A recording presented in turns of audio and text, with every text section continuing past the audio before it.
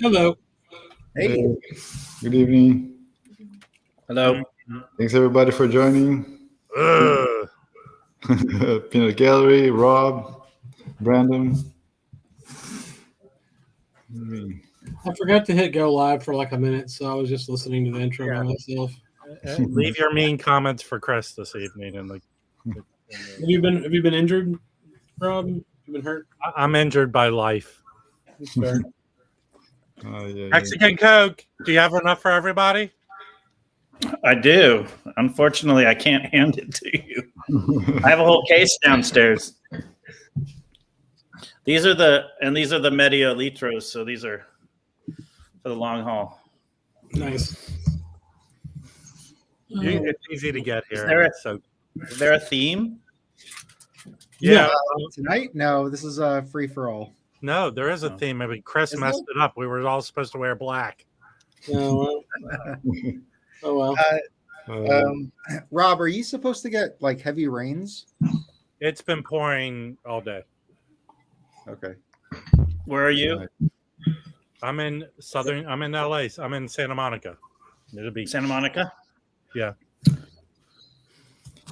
I used to live in Hermosa for a little bit. Ah, nice. Not too far from you. Yeah. The Strand. From you. Huh? The Strand. The Strand. Yes, I would sometimes ride my bike all the way to Santa Monica. Yeah, the Strand is what connects Manhattan, Hermosa, and Redondo. Redondo. Yes. Mm-hmm. Oh, speaking of which, my mom actually worked at a restaurant in Santa Monica a long time ago. Back in the olden days when there was horse and buggies, right? Yeah, in the 1980s, she worked at a restaurant called Cafe Katsu. Do you remember that one? I wasn't here then, but I think Jack Tripper had his restaurant around that time here. Wasn't that Did you ever go to Legal Beagle? Jacques' place? Or yes, it was Jacques' place. In comedy ensued. There was a misunderstanding and things happened. And... What's up, Mazzy? Come save us from this horrible shit. Yeah, our banter sucks tonight. So, Rob, have you been out this week, Rob? Have you picked up anything? Dude, I was straightening my apartment yesterday and crying. How did my life get this bad? But I did pick up. I got the I showed you the I found that elusive Sam Records Barney Weiland. Oh, that was nice. Let me see We'll if I show everyone on the stream, man. Come on. Yeah. Oh, look. Yeah. Listen, dude, you wouldn't wear a black shirt, so. I got a Bill Evans shirt on, so whatever. Okay, so here, I found 2 mint unplayed copies. Oh, that's it. Jack's Bistro. Okay, those are good. Yeah, my local store has those guys. I almost picked them up too. You should have. Hold on. I'm just trying to. Actually, those were my backups. I got to swap out. I just saw a sweet stack that Jazzy Mazzy has. Yeah.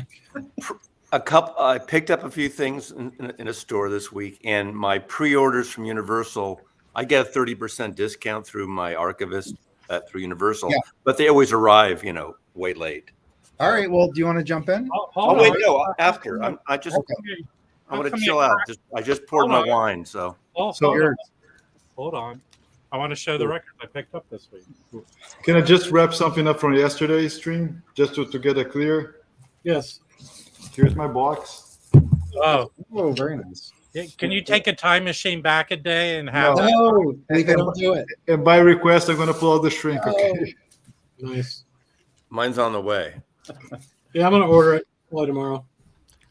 So for anybody that doesn't know, Rob and Mike, Felipe, and Notes and Tones Mike did a review stream over for Rob's channel. Yeah, it was really good review, guys. Whoever missed that, if you didn't get this box, it's really good. It's really good. Watch the stream. I'm not obnoxious and I don't make stupid jokes. So really, what's the point of watching it then? That's.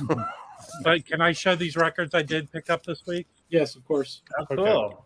From Pablo's. Right. Well, these are the one. Remember, Chad did a video of the ones you should get because they sound great.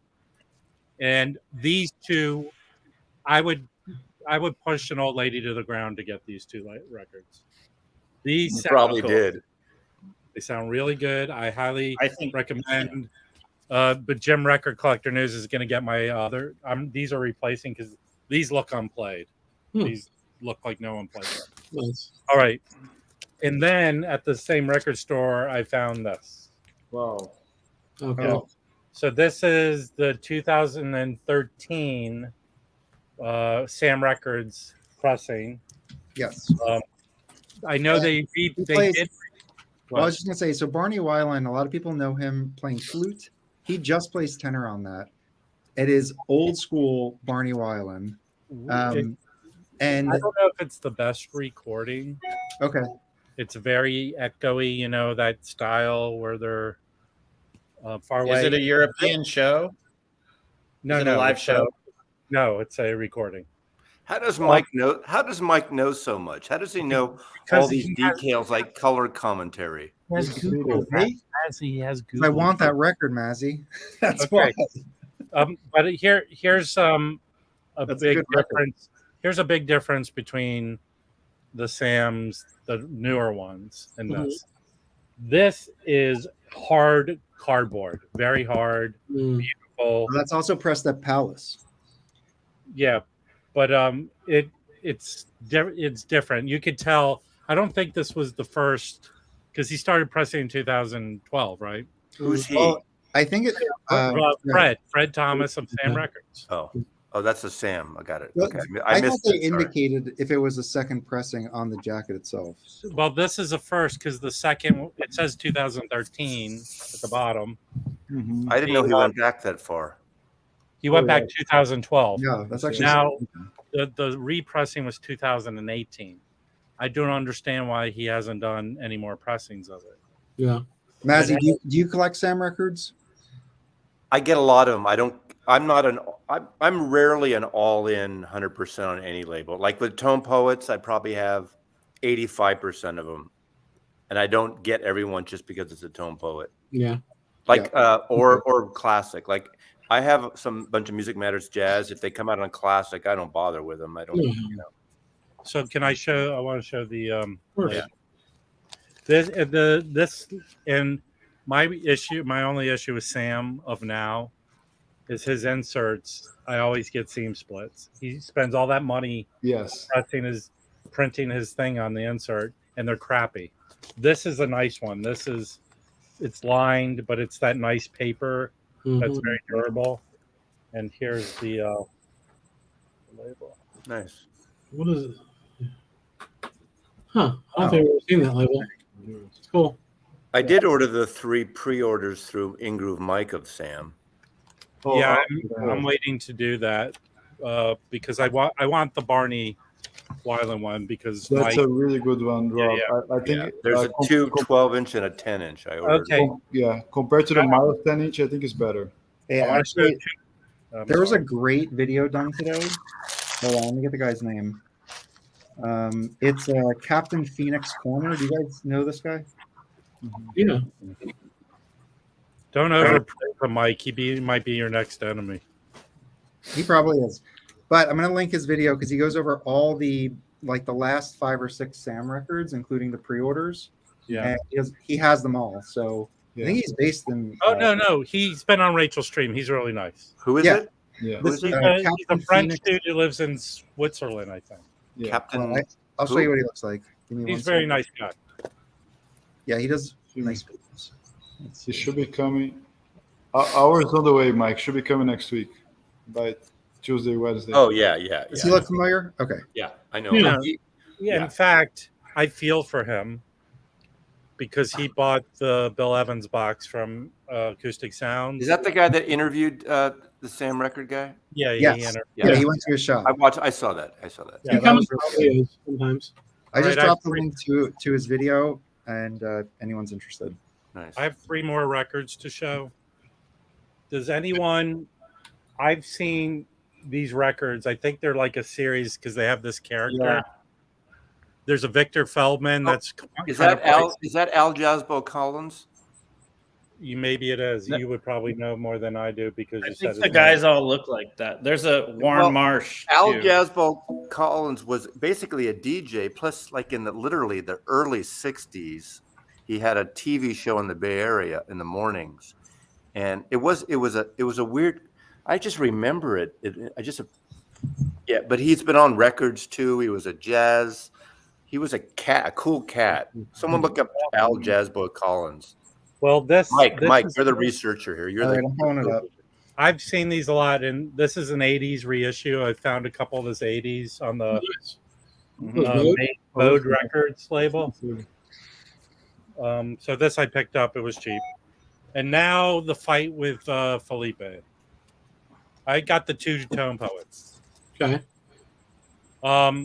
I had a credit guy by Amazon credit card, which I recommend. You don't need any of your financial structure in buying record drop. Just tell us, talk about the music, stupid. Listen. Hey, Mazzy, you might not wake up when. Never mind. I was afflicted this morning. I couldn't stop laughing for an hour on Rachel. Well, everyone couldn't. I lost it. So I had credit. That's why I got both of these with my credit. But I wasn't gonna buy. I was on the fence about buying both of these. This, I'll do that for a second. This is outstanding. Yeah. It is. I'm getting more and more in Andrew Hill. In that collection I picked up, tons of Andrew Hill, and I'll be selling some Andrew Hill tomorrow.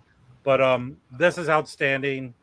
Great mastering, musicality is great. It just everything you would expect from an Andrew Hill record. Tolliver and Joe Farrell kill on this. Billy Higgins. Great out. This is really good. I highly recommend this. Now on the Carmel Jones. Okay. Music-wise, outstanding. It is not like hard bop. There's some. It kind of. Maybe it's the difference between West Coast and East Coast. It feels dangerous to me a little bit, but I wish it popped more. I was hoping for a sound like the Art Pepper, Chet Baker Sound of Heath that came out. I was expecting something that just reached out and grabbed me. It's the music. And this just is like a hair not there. It's the music, stupid. Well, I'm gonna push you off. No, this is good. So I listened to both Well, of those. is the picture of Heath a mono? Yeah. When the telescope hit it, I don't have it. Oh no, it's stereo. No, it came with stereo. That's It's how- a stereo. But that's the one that was mastered so hot it made people's turntables skip. Yeah. Right. Yeah. Oh no! Now we're holding all hell. No. So so I feel like I listened to both these today, and I think these Pacific Jazz tone poets are some of the best sounding records in my collection. The bass on this for a jazz record sounds incredible. Like you just don't like. I listened to Andrew Hill Dance with Death right afterwards. Sounds very good. I think this beats it, Rob. It's sonically. I'm talking like in terms of dynamics and range. Yeah. I've only listened to it once. To be fair, I've Yeah. listened to it once. I've been cleaning. There's also a different sound in those West Coast, like the Hollywood studios in New York. It's It's got to be. It's got to be. I the said. studio. I haven't listened to it yet, so I haven't. A lot of those No, Pacific jazz sound, they just sound great. The originals sound great. And What's up, Mike? But it's a great record. It is. Don't get me wrong. I was just wishing that it was as punchy as the. Dig a little deeper, Wax. Like take some of your boxes off I know the you're, floor. It you're might turning sound me. better. You're tuning me off, Mazzy.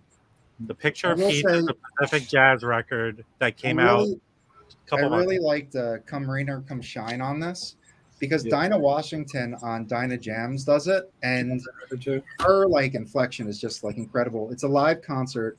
When she gets halfway through it, they just start applauding because of how good she sounds. Mhm. So anyway, so hearing Carmel do it, I was like playing that in my head. So that was probably my favorite track. I think on it. everyone here has almost like 80% of the squares that have that record right next to them. So Yeah. I haven't bought it yet. I want it. I haven't listened to I it. don't. It's good. Here's a question from Loki. Yeah.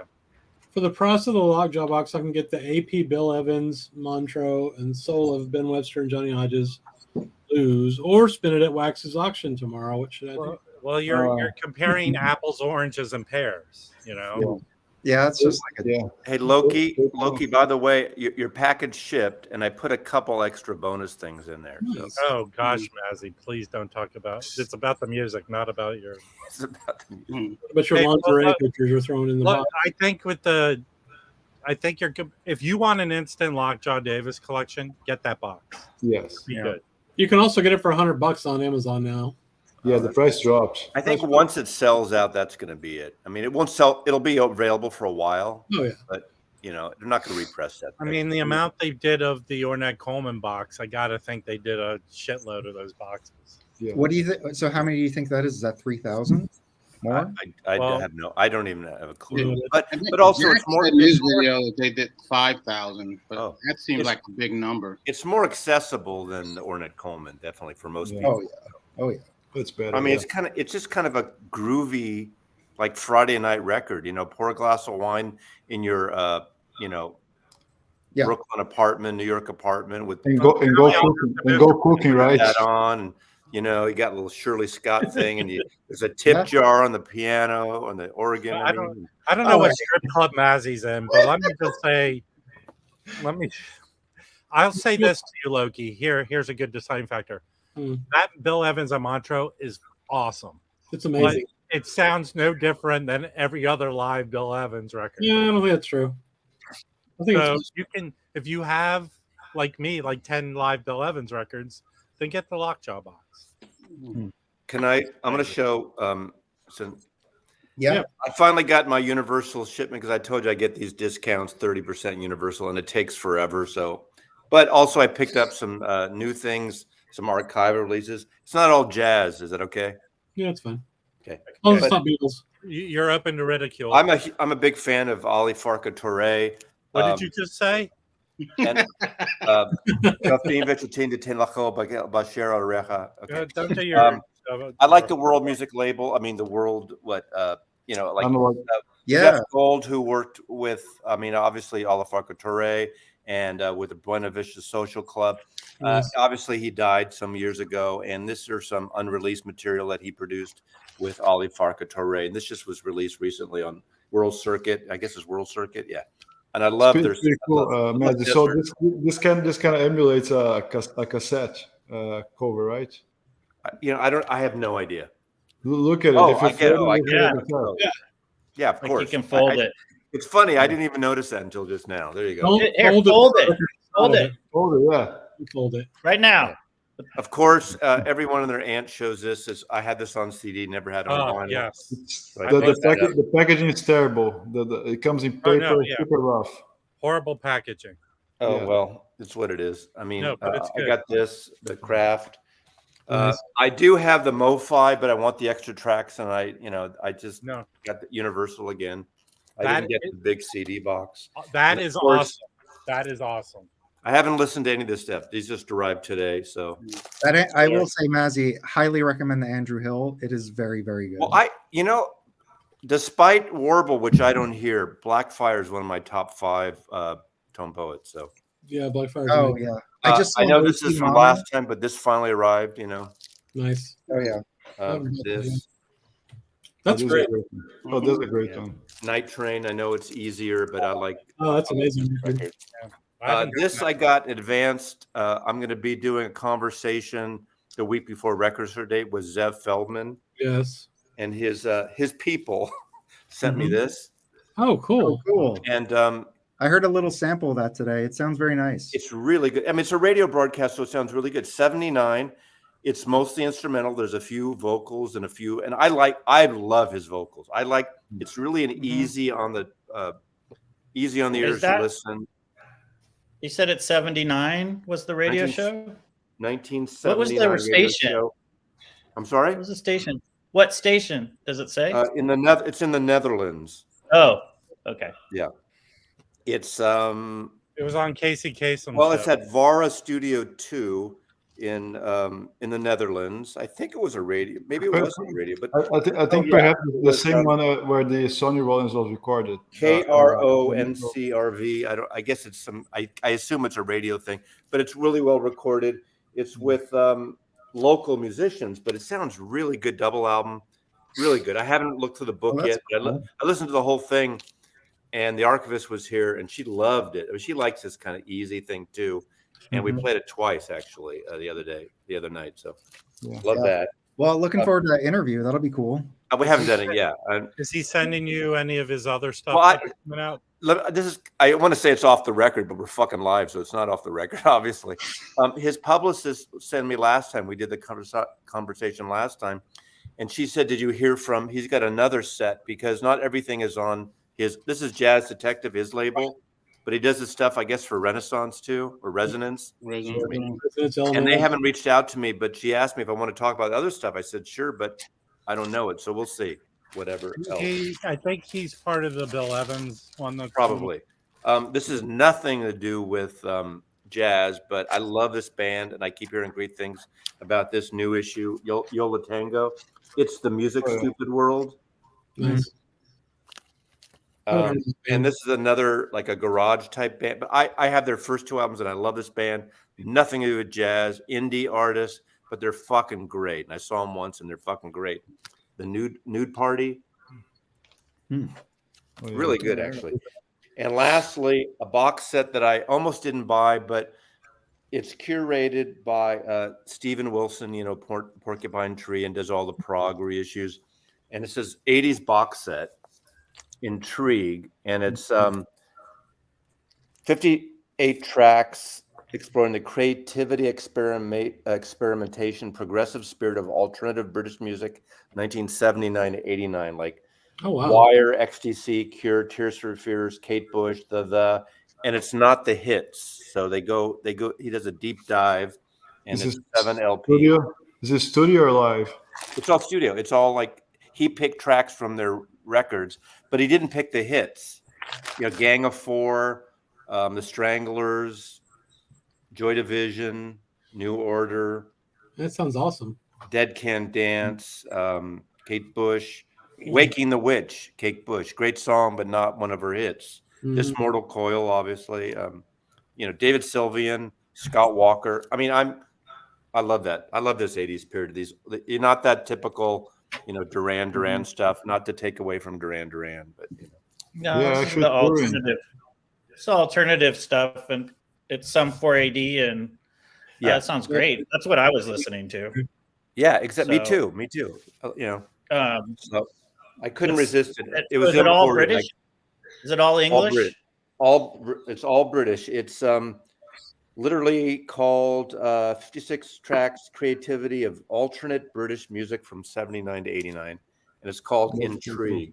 Stephen Wilson curated it, compiled it. Oh, that's pretty I haven't even opened all the stuff just arrived yesterday and today. So nice. I ordered that a month or 6 weeks ago, and it came in a box, and both sides of the box were literally a piece of cardboard open.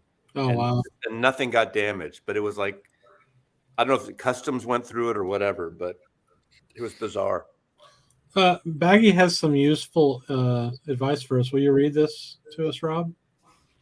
Give me 1 second here. I'm not paying attention to the stream. Let's see. Hold on. I do have a job. Loki, when you deposit tuppence in a bank account soon, is that one word?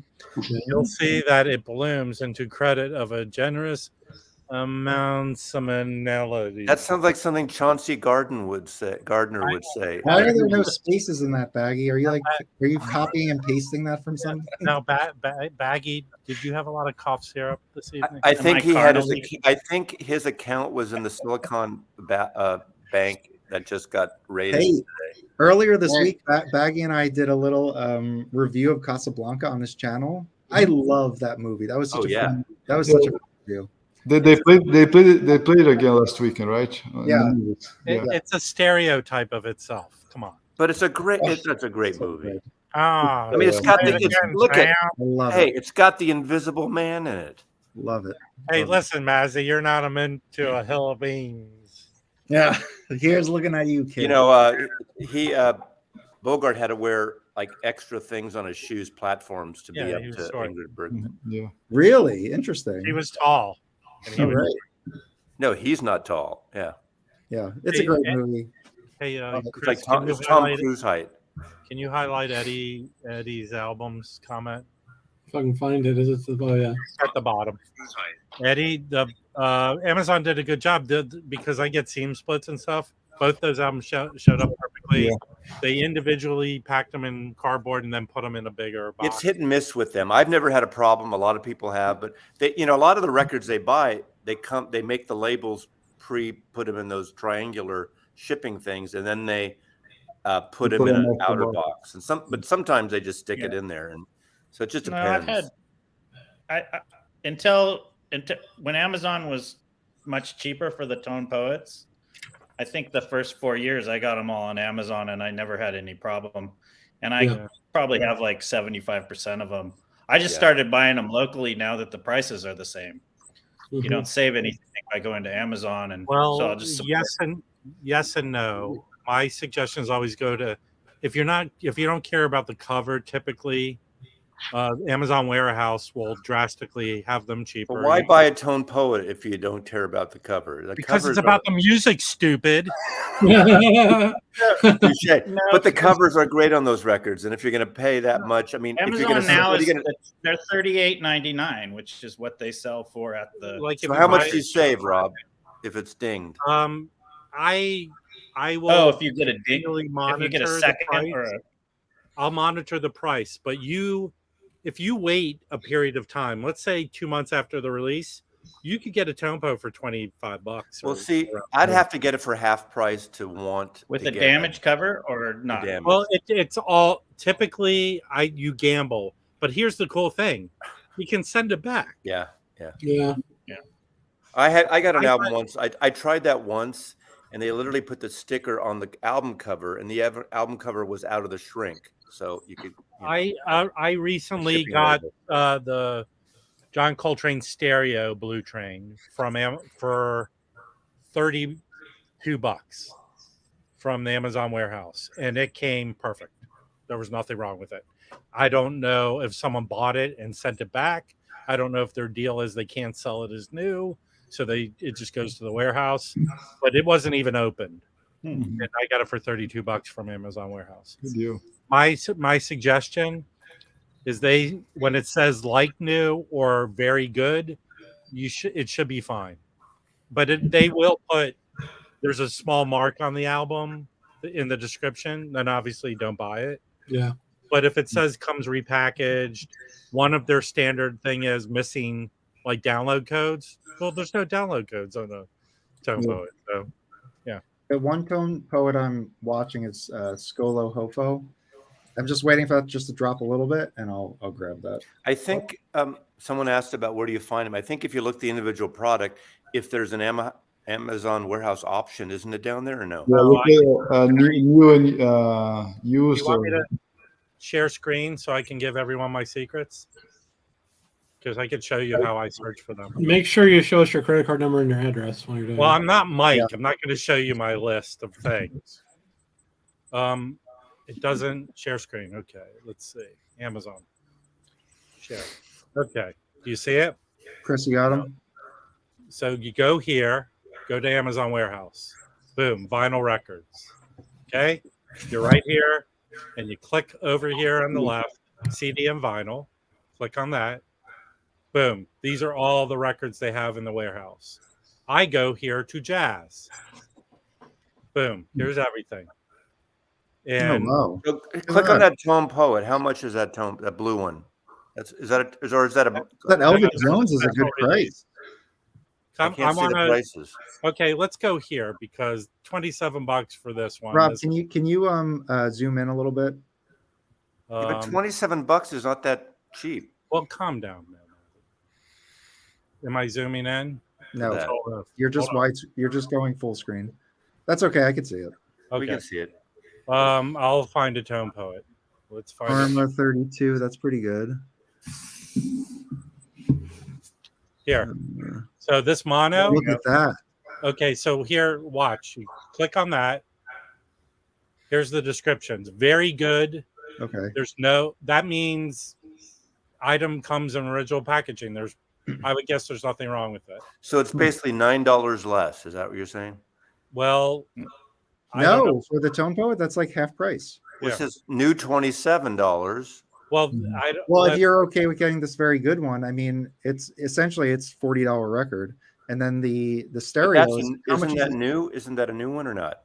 That's a new mono for 27. So it would years. be 39 new. Okay, we're here. Look here. We're But here. from the original price that I Hold on. purchased it at, Hold on. Let's go here. Look. it's half. The key Okay. is waiting and not ordering new, basically. Okay, so right now, Mazzy, look, it's $50. Oh, I get it. Okay. Right now, you can get it like I did for 32. Okay, so $20, right? But it's That's a- look, that's a this stereo? one. But see, look, we learned our lesson a long time ago. This is from Blue Frog. I wouldn't buy from Blue. I don't know. All right, here's a question. Yeah. If it didn't come with extras and it was the exact same thing as the mono, so you just had a stereo gatefold or a mono gatefold, and you were to get one of them, would you prefer the mono or the stereo Coltrane? That I'm looking okay from owning both of them. It's apples and oranges. It Yeah. really is two different things. Yes, completely different presentation. Yeah, I Completely like different. stereo. You have- I'm a you have a stereo second guy. A disc. lot. Okay, so here's the deal, Mike. That's after getting it, I was on the saying the mono is I probably will prefer it. That Okay. second disc of extra stuff is Yeah. so good. Mhm. They're two different albums. Two Yeah, but completely different albums. The cool thing about like when you guys are saying it's two different albums, that's not a fold. That's not a stereo fold down, right? It's like two No. separate recordings that were Yeah, each at the exactly. same time. Yes. But So that means there's different mics. Like, how does that?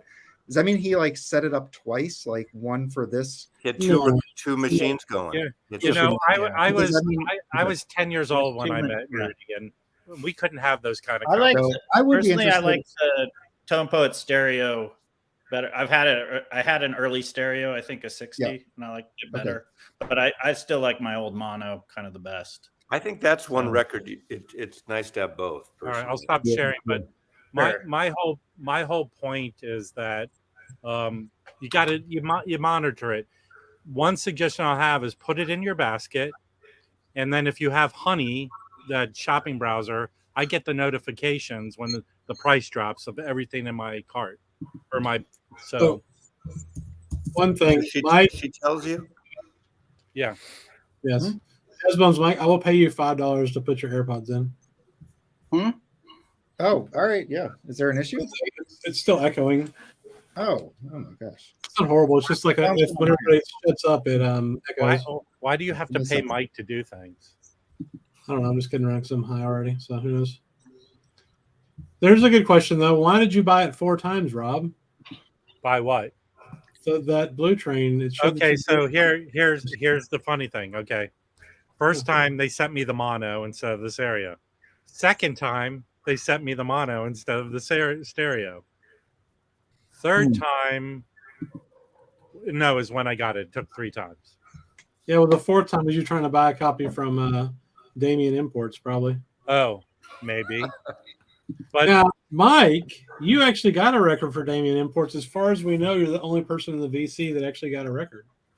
Yeah, they definitely have not the greatest logistics system. So You think? they canceled everything. They They literally canceled have- everything. They're literally sent me named after Satan. Yeah, Satan's son from the Omen. Which record did you get, Mike? I don't remember. Do you remember? Yeah. It was the Blue Mitchell. thank you. Yeah, Blue Mitchell, and it sounds fantastic. Yeah, that's a great record. Oh, it's so good. And it was Like with just Blue. that was recorded. I can't. Oh, the Tone Poet, right? Yeah, the Yeah, tone. what The was recent that? tone. Yeah.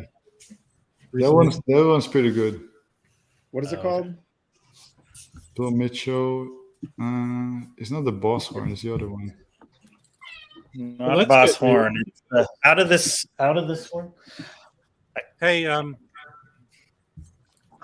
can you make me big so I can destroy their whole lives? Yeah. Why the echo's still there? It's weird. Oh, good God. What is happening? Yeah. We've lost the viewer now. Well, we always will lose it if I'm involved. That's Lose fair. it. I think it's fair, though. Nice hat, Elvis. Nice hat. Yeah. That album, I'm letting everyone know that is so good. Yeah. I've listened to it twice. I'm curious because I have the MoFi of which sounds amazing. Yeah, I have that too. They don't put it on the hype. Ryan K. Smith did the mastering. It sounds really good. Yeah, I've got the deluxe box coming because I wanted all the extras. Yeah. And it comes with a nice book as well. Yeah. I used to do that all the time, and I kind of in the last year have just scaled back a bit on those. But even though I love it, I probably should have. But whatever. Yeah, but with Costello, you're gonna get your money's worth. So it's not gonna be like crap. It's not gonna be like stuff that they originally planned to leave on the floor. Well, I literally bumped into each other once. His birth. I'm 2 days older than him, and in your neck of the woods at the Spotted Pig, and it was so crowded. Like I rented an apartment for 2 months there by Union Square. I was working, and I went there a bunch of times, and I knew someone to work there. And I bumped into him. And he said, "Excuse me," and right behind him was Diane Krall. They had a table ready for them. Everyone else was waiting. Were you upstairs or downstairs? I was down. That time I was downstairs by the bar, but I used to go upstairs too. But mostly I was on my own because I was living. I had a walk up on right across from the W Hotel Union Square on East 17th and Park Avenue South. It was great. 2 months, January, February, 3 years in a row, same place. I have a related story that's not really related, but have any of y'all been to downtown Denver? yes. Yes. Yeah, it's cool. They got Driven through it. They got an old train station down there, and you can just ride, from the airport to downtown, and it's really cool. It's got all kinds of little shops and restaurants and stuff in there, and it's just a neat place. Did you bump into Elvis Costello at one of the shops there? Yeah, totally. Is that the tie-in? Tie-in, yeah. No, train station was a tie-in. Union Station. That's what I remember anything about. So, That place, I know they closed down because Ken Friedman, one of the guys, got Me Too'd. But what happened? It just it was hot for a while, but it was a really good. Their burgers were fucking great. Not just Ken Friedman. Mario Batali. Oh, was he part of that? Yeah. Oh, of course. Yeah. I know Mario. Yeah. And he was a big investor in Italy, or at least a face of it. Well, my favorite place where I was staying was a block from that Spanish tapas place on Irving. That's Casamano. That place is fabulous. If you I ever come to New York, would go there. I would go there twice a week and sit at the counter there. I love that fucking place. I just want to warn you guys that we're in a battle with a channel that mixes food with jazz. I think that battle's been won and completed. I love eating in New York alone in restaurants in New York. I went to his seafood one, Esca. Yeah, I think what it was called. Yeah. I went there once. People were really nice. It was before any of the shit hit the fan. Well, here in LA, he partnered with there's a woman restaurateur called Moza, and there's still lines at this place. Wow. Yeah. What's the name of that? The pizza place. Pizza place. I've been there. There's an Italian restaurant down. Was that with Nancy Silverton or? Yeah, Nancy Silverton. Yeah. That place is great. Yeah. Got it. There's an Italian restaurant kind of down near where Tower used to be off of Broadway, around the corner, and it's still there. There's like a balcony in the back. You walk in, and the market is on the right, and there's like high tables in the beginning, and the seating areas in the back. There's a staircase to the right upstairs. Really cool spot. It's near. Oh shit! I went there last time I was there, in like just 6 months before the pandemic started, and I've been there twice, and I always forget the name of it. It's so fucking good. I guess it's in the village or edge of the village near. I know we're off topic. Sorry, guys. Can I just foodie bum? That's my big joke right now. All right. So who's got records to show? Let's get back on track. Jazz records. Here we go. Okay. Novice Nick, you're the foodie. Come on, you're a restaurant guy. We want to support you. Exactly. Oh yeah. We're cooking. Since last night, we're all cooking here. I picked up quite a bit of stuff, actually. But I got some cheap ones. Cheap ones are my favorite. Sam Rivers Waves. which is a late 70s. Mhm. That's on Tomato or Tomato. Who else is on that? I think it's 79. And with the exception of Dave Holland, it's got, I don't know these guys. Joe Daly on tuba and Thurman Barker on drums. Yeah, Thurman Barker is a familiar name. It's pretty good. I really enjoy it. Tuba can be really kind of fun. I like tuba. It's not, I would say, it's not really that out there. I think by that time he's kind of coming back sort of down to earth. So it's not crazy free or avant. But it still has a lot of elements of, it's still Sam Rivers. So it gets pretty wild. I also got, this was kind of my happy one, is this Marion Brown on ESP. Oh, cool. So there's a collection that's at one of the shops I go to that, the guy passed away, but I think the records had all been in a garage with the wet box. So they're a little bit cheaper, but the vinyl is fine. So who's on that Marion Brown? I would assume it's really I'm not cool, too familiar actually. with Marion Brown. I have one record of his Wayne on Shorter's Impulse. brother. Alan Shorter plays trumpet because he was more of a free jazz trumpet player, and Benny Maupin, Reggie Johnson on bass, and Rashid Ali on percussion. So it's pretty cool. That does sound and cool. it's in really good shape. Hold on, let me just build on this because I got this from last week's stream. This was mentioned as a really good ECM, and it's Dewey Redman Quartet. The Struggle Continues. This is a great record. It's not that hard of a listen at all, and it's like cool. Jack DeJohnette. Well, no, it's Ed Blackwell. Yeah. Ed Blackwell's on this. So wasn't Ed Blackwell the drummer on the box? They were all in the from the Ornette groups. Dewey Redman. He was on a couple of Ornettes. Blackwell. Oh, that's right. Yeah. And they were in Old and New Dreams together too. That's it. Yeah. That's pretty cool. And then Charles Eubanks and then Mark Helios. But anyway, this is fantastic. So. Oh, cool. Dewey. Great ECM. Dewey's a great player, and he's like those was a great player.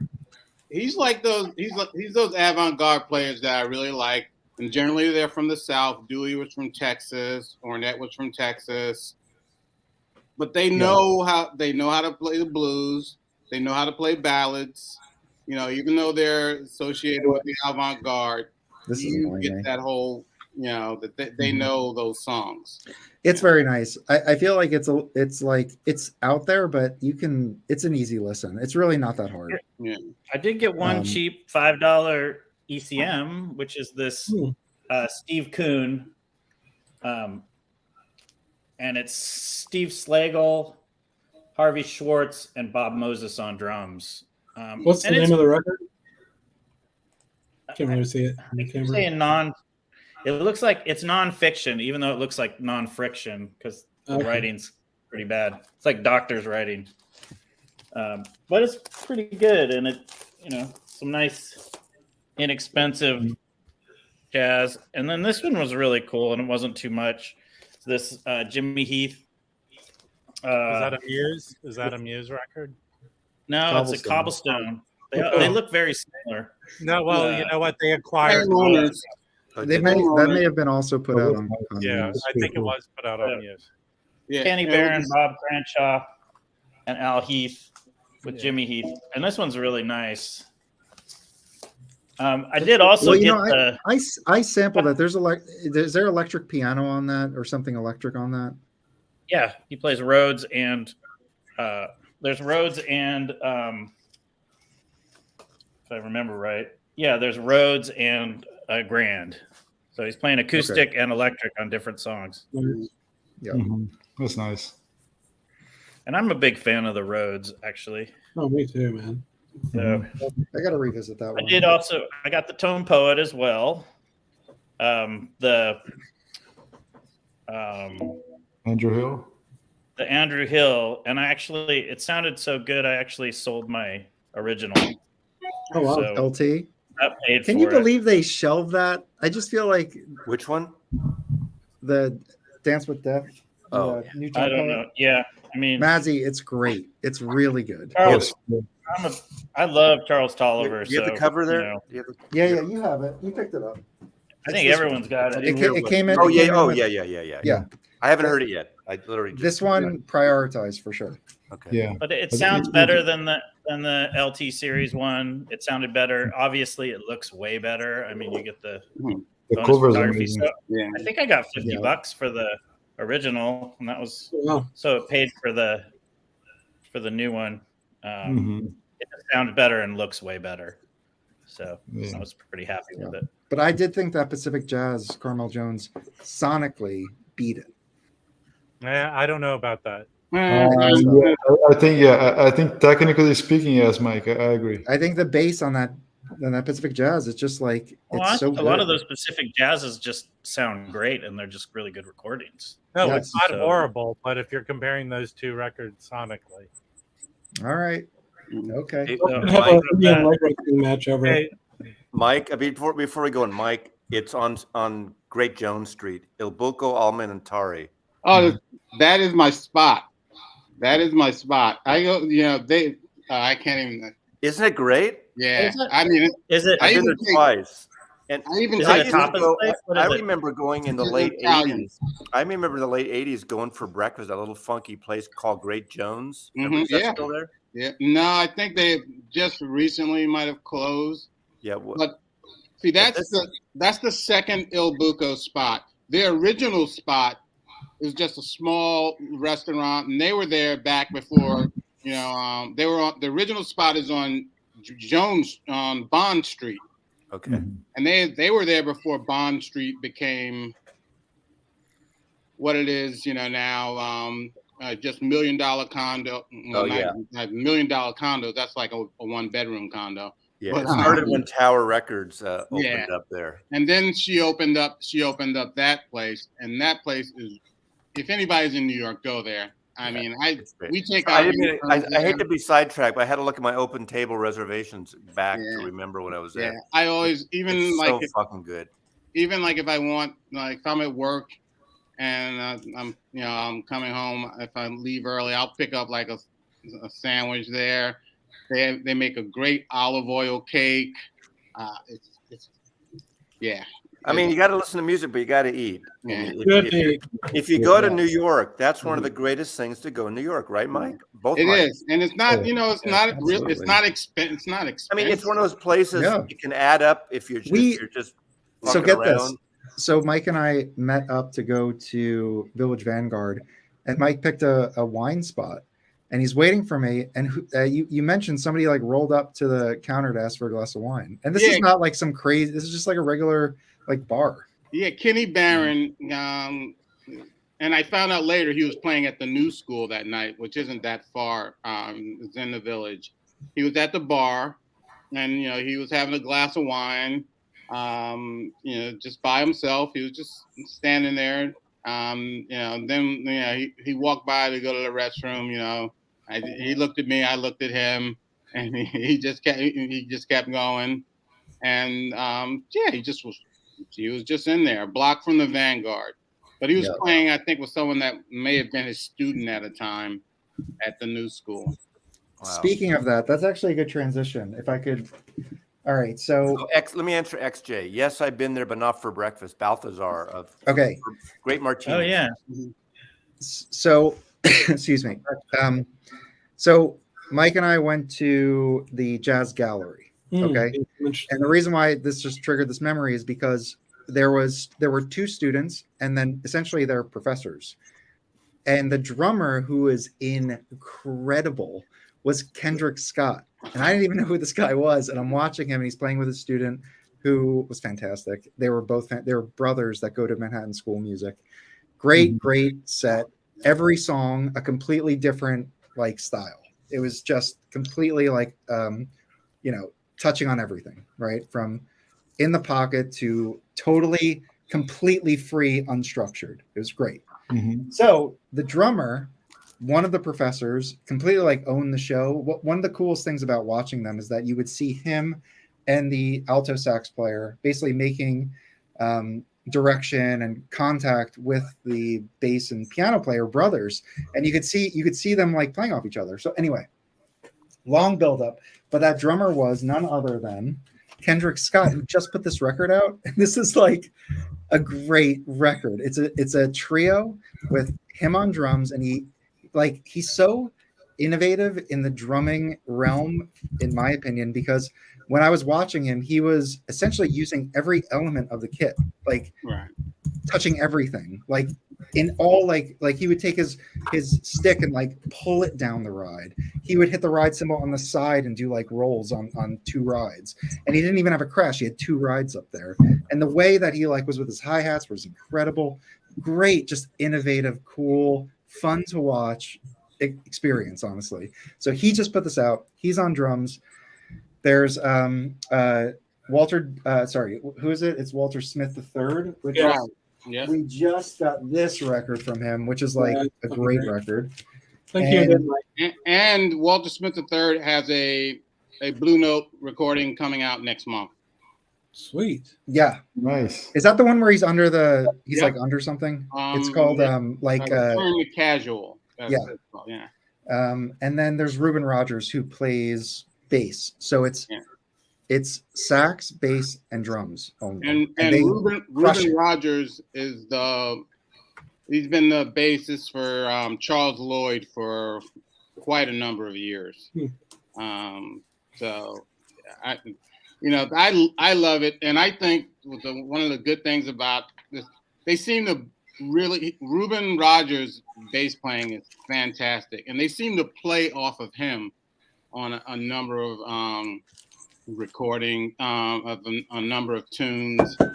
And what's really interesting also is all this came about. Mike mentioned we went to the Jazz Gallery. This album came about because of a commission that Kendrick Scott got from the Jazz Gallery, and the compositions were written as sort of his reflection on the pandemic. So you get the whole like feelings of solitude and all that stuff. And there's also one song on here called "Isn't This My Sound Around Me," which is a Bobby Hutcherson composition, and it was on this album that he did with McCoy Tyner. And what's funny, I was looking through the notes. This was actually an analog recording. So, Joe Harley. Oh wow, I didn't realize that. Joe Harley, if you're out there, this was on Blue Note, so you got the analog tapes. I'm gonna drop a link. There's like it's not live, but it's like them playing in like some really hip place, and they're playing Threshold. It's the last song, and I shared it with the guys. It is an amazing. They like even like how they film it is really fun. So check that out. I just dropped it in the chat. You definitely want to check that out. This will give you a sense of kind of the energy of the record. That's nice. I got my tickets to see Charles Lloyd next Saturday for his 85th birthday concert.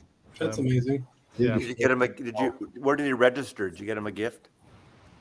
I got him one of your stupid ass Beatle books. Say hi to Joe Harley for me. I bet you he'll be there. I'm sure. Yeah, you probably will be. Oh, totally. Where is it? Because he lives south of LA, a couple hours. No, it's in Northridge, so it's in the valley. Well, but I bet you he's going to be there. I mean, I bet you he's going to be there too. Hey, I just got a. You guys know Tashin Publications, right? Yeah. I just got an email from someone at Tashin. I want to tell you about an exciting opportunity, Norman.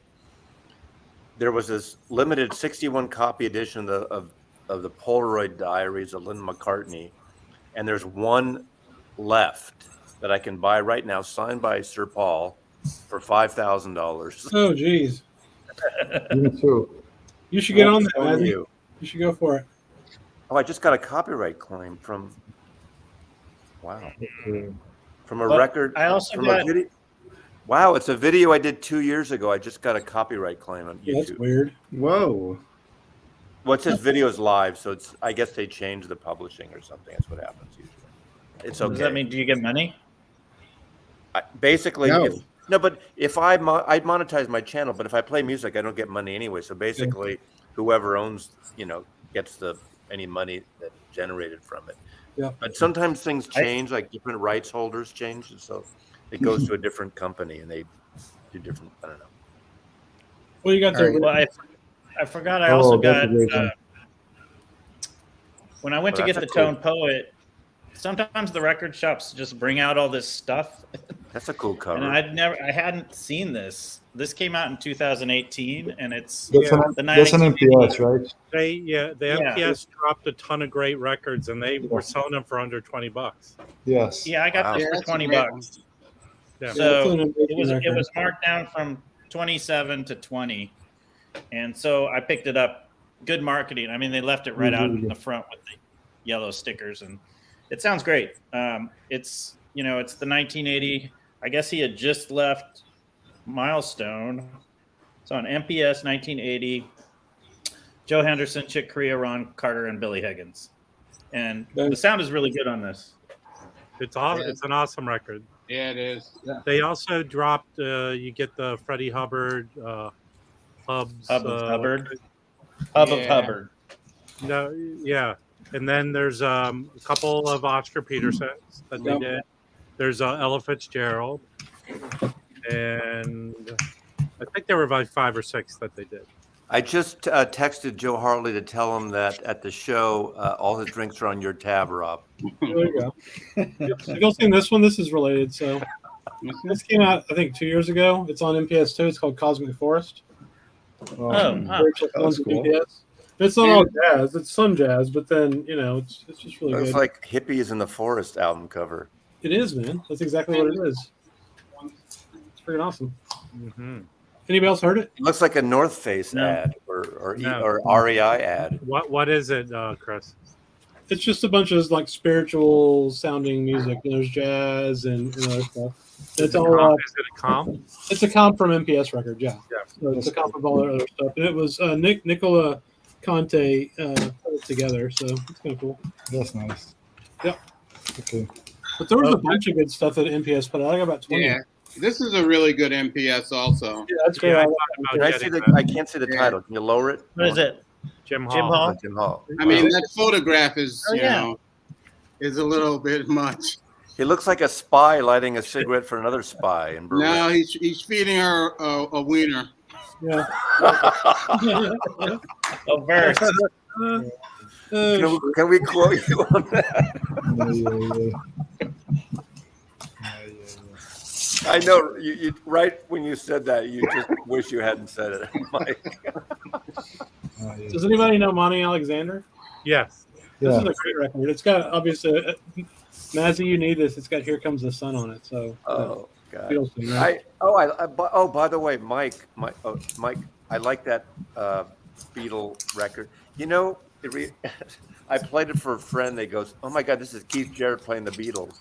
Not quite, but But that's funny. When Brad Mehldau first came on the scene, there were those like Keith Jarrett, Bill Evans, comparisons, and he hated it. I think he maybe even addressed it in one of the liner notes to his earlier recordings.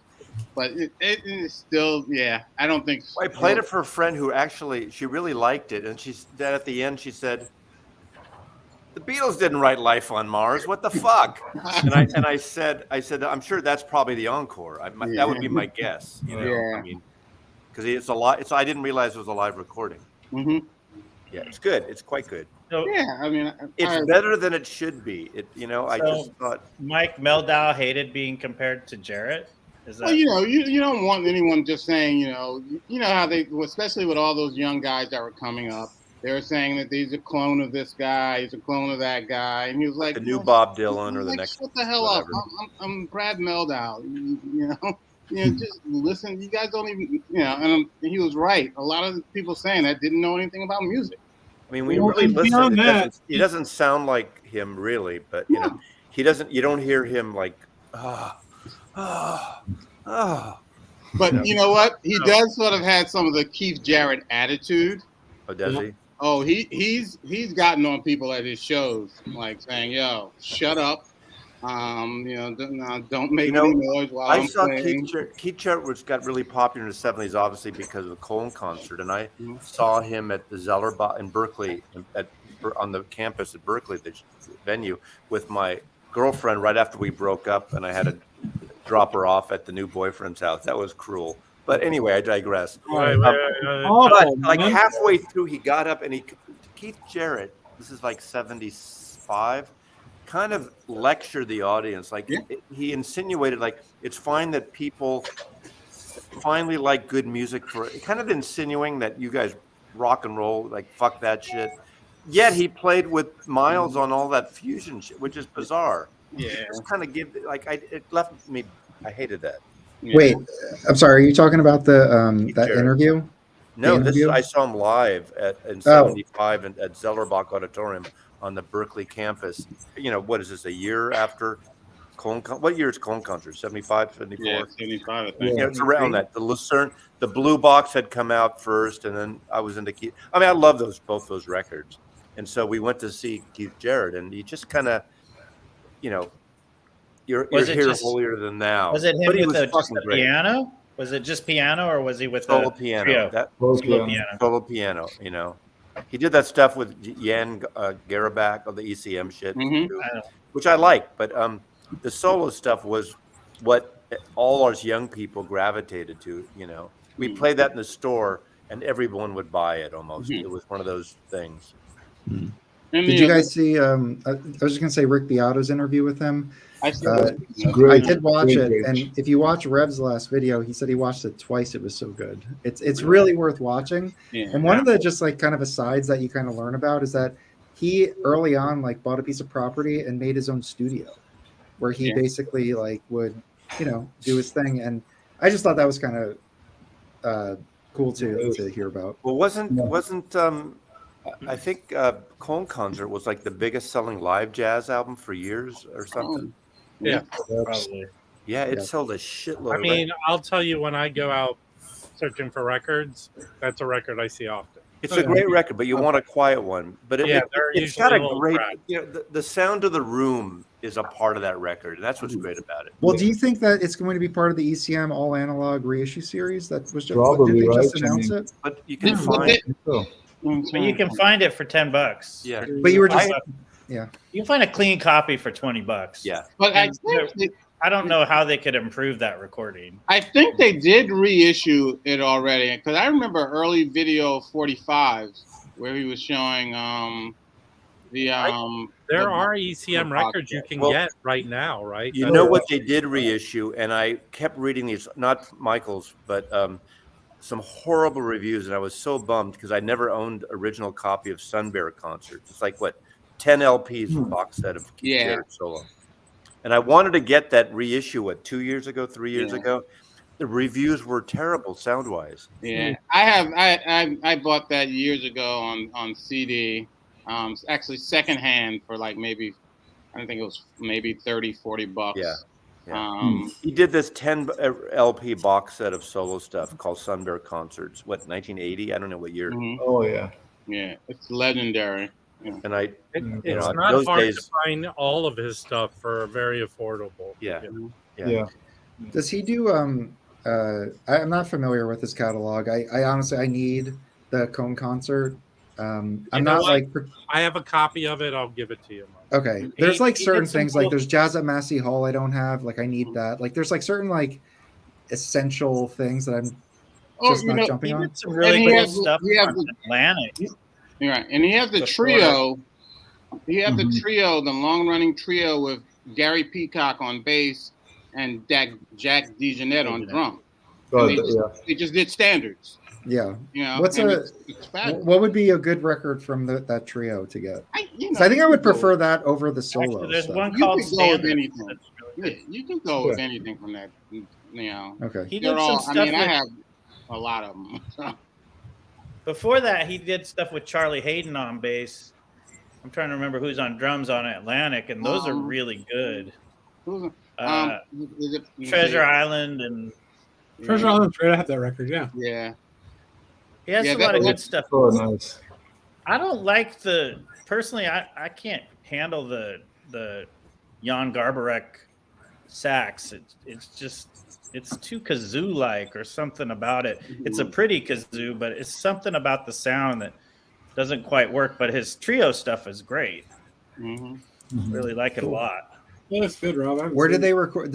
You said they recorded for Atlantic? Was it the trio? Yeah, I'll find him. The trio stuff is on ECM. Ooh, Donald Lee. This is on Peacock.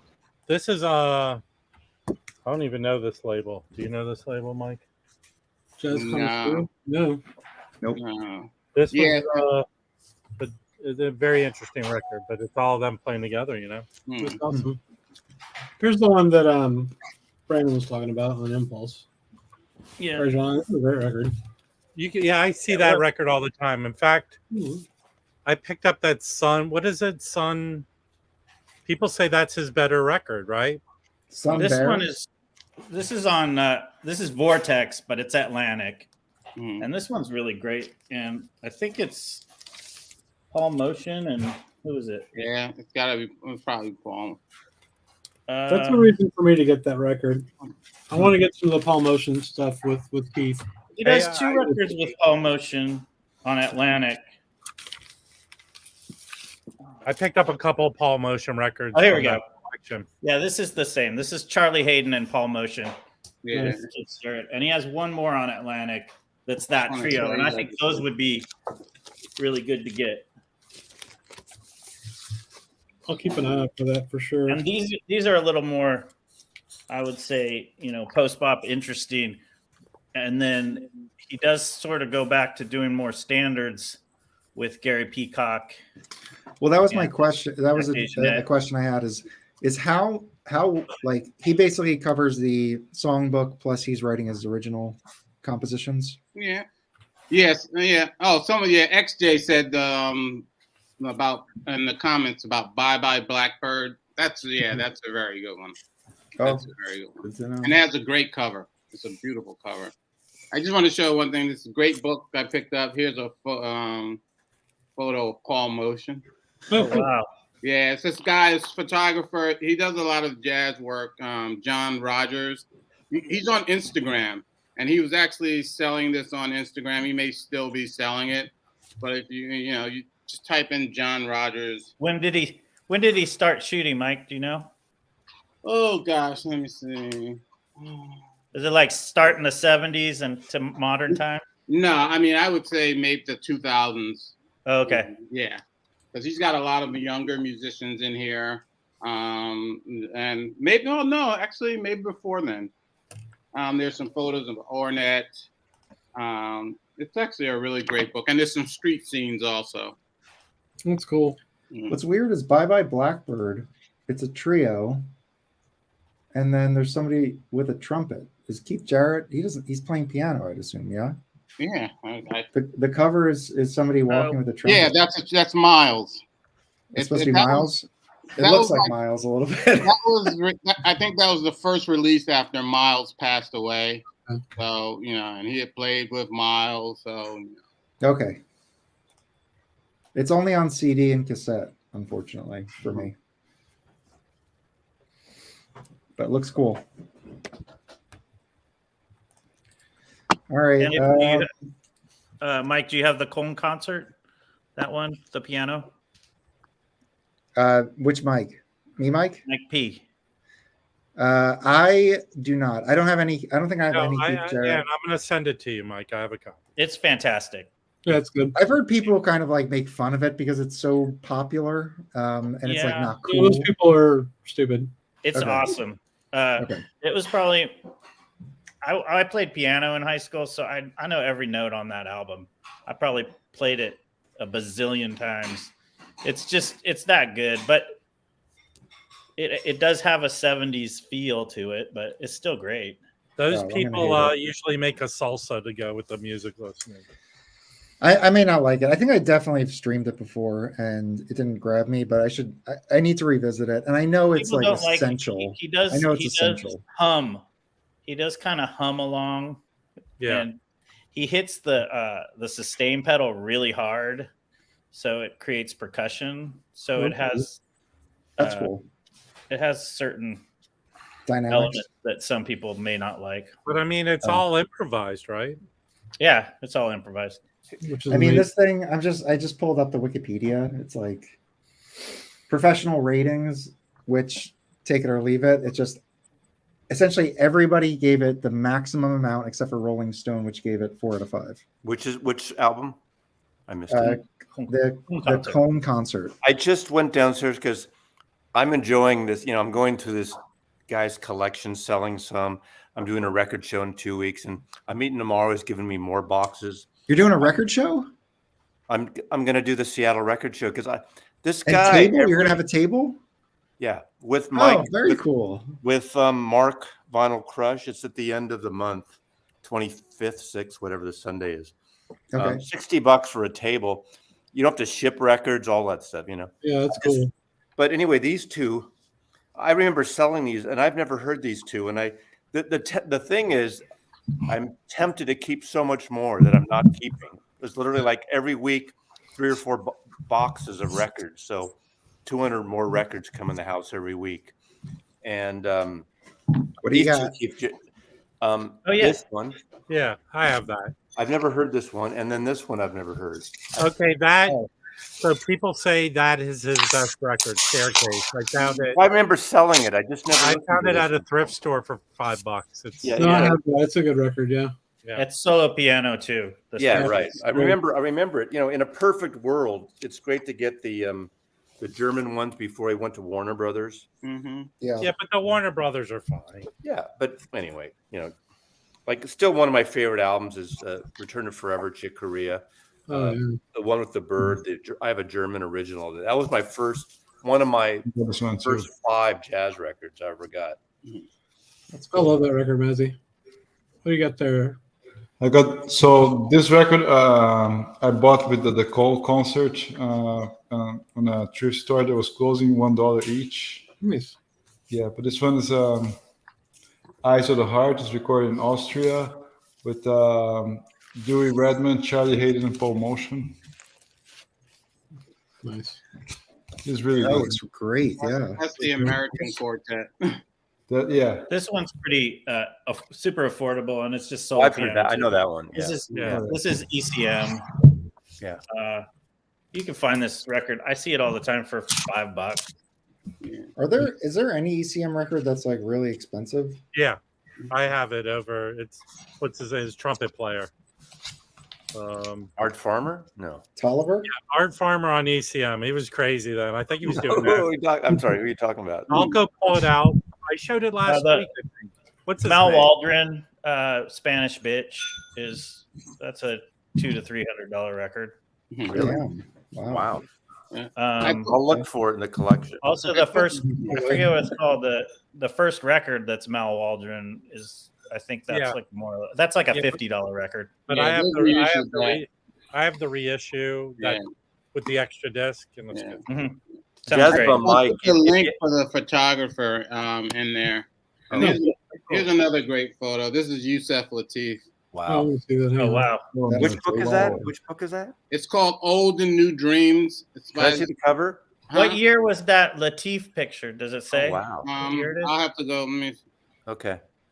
Let me see. It has it in. Does it say what year it is? No, it doesn't actually. No. I bet he probably has it in the index there. Hey, No, Jazz that's not Bum the Mike, day. I if you just happen, checked it out. Jazz Bum Mike, if you're in Seattle, you can dig in my downstairs room if you'd like. I won't be. I wish I could. I'll I do it. wouldn't. If I ever I'll came, do it. Mazzy, if I ever crashed at your place, I would not sleep. I would just be going through Oh, records. I have a guest room, and I'm going to have straight a through. He You know, would be there's no standing way. over your bed as you. After said. 3 years, the archivist moved out April 1st with her boyfriend. They're renting a house south of me, and so my guest room comes back. My full guest room.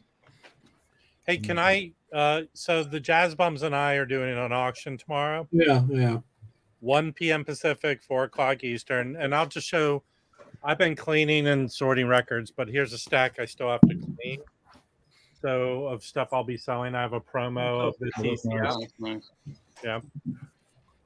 And then there's a Friday night. That's an amazing record. That's cool. Well, all three are amazing. Yes. I don't have any of those. I'd like to get a couple. Well, you can come to the auction tomorrow and buy them. Yeah. Look, I'm not you have. buying anything. I have records. Do you want me to? I'm Put going this through. aside? I'm gonna have a few records that are going to be pretty good. Do you want me to put this aside for you? Possibly. Yeah. I have a There's feeling. it's a yes or no. I'm going to sell it. Well, then sell it. Whatever. This is I think this is a Van Gelder. These are like the early 70s, late 60s. So Oh yeah. yeah, So great. what songs are on that? it's the same one with the Andy Warhol cover, right? Yes. Hold on, I'm looking it up right now. Yeah. Because that's like a third pressing or whatever. Right, but Of like this a really is expensive record. this is It's from '67. Hold on, I got it right here. the Blue Label. It's from Oh, '67. it's Blue Label. Yeah, It's hold on. What's the All original versions. record though? The original record One is with moving out. Monk and Moving Out. It's moving out with Kenny Dorham and T Monk, baby. I have this stereo. This I think is a French pressing of Jimmy Jeffrey pieces. That's a good one. Oh, That's a great. Yeah. 49. Yeah, I- I already have this. So What pressing is that? I Is need. that- Oh wait, maybe I don't. it's a 70. Oh, Dropped it. It's great. No, joking. are you selling that tomorrow? Yeah. That's a good record. That's a good winner. one. Yeah. Yeah, that's good. This Wait, did you get that from my collection? Nah, What are you, you fucking free selling shit? definitely I sent not. you? I got it Definitely not. from the Massey. I have a bit. I know you don't watch my videos, but I did a video with the Hall from a jazz. I saw it. I'm just kidding. I'm just. Okay, so the one I have of this is this kind of version. Yeah. This That's is a good record. I think it's Gene Ammons next to Boss Tenor. This is an amazing record. Yeah, that's really good. Rob, how many songs are on that? On this, Yeah, I'm pretty sure it's a jam session. it's like 4. Yeah, Yeah, that's- 4 songs. So 2 tracks aside, meaning each track is like 12, 15 minutes, and they just and No, then, that's like there's good. like multiple altos on that. That's Oh, a killer record. really good. This is good. this is Rob. amazing. No, come on. This is a good auction, guys. Yeah, okay. So I think Is that the OJC or is that full the disclosure, OJC. that's an OJC limited, which means it was a No, it's not digital limited. because It's regular. no, I think the Hype Cigar on it made it a limited one. I was looking into it recently. Okay. Anyway, it's still an expensive record, but I think it's digital. That's a great record. I haven't even listened to this, but I'm this a is big a limited. Melee fan. This is a limited. You should keep that, Rob. I have that. It's great. Okay. Have this.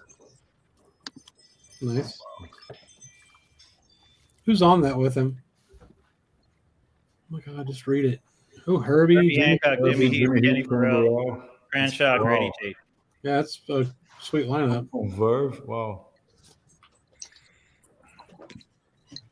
This is great. What records are on that? Do you know? This is just this is a concert, so it's not really. Oh, okay, cool. Oh, okay. So I mean, throughout the stream, maybe I'll pull some more to show. But That's some good stuff, Rob. no, this is. I'll show you the 2 that I think are the best. Okay. Okay. I haven't pulled everything, you but guys- I'm definitely going to sell I'm going to put up for auction my contemporary Way Out West OJC. Mhm. I have the acoustic Good, yeah. sounds version of Art Pepper and 11. I'm going to pull a few. I have a Dave Brubeck from Analog Spark, which is an all analog reissue label. Jazz Goes to College. I'll probably put up. So I'll have a few things that are pretty good. Hey, Mark. Did you guys Okay. ever do? I know I was late to the party, but did you guys? Oh, are you selling another 1-to-1? That record is so good.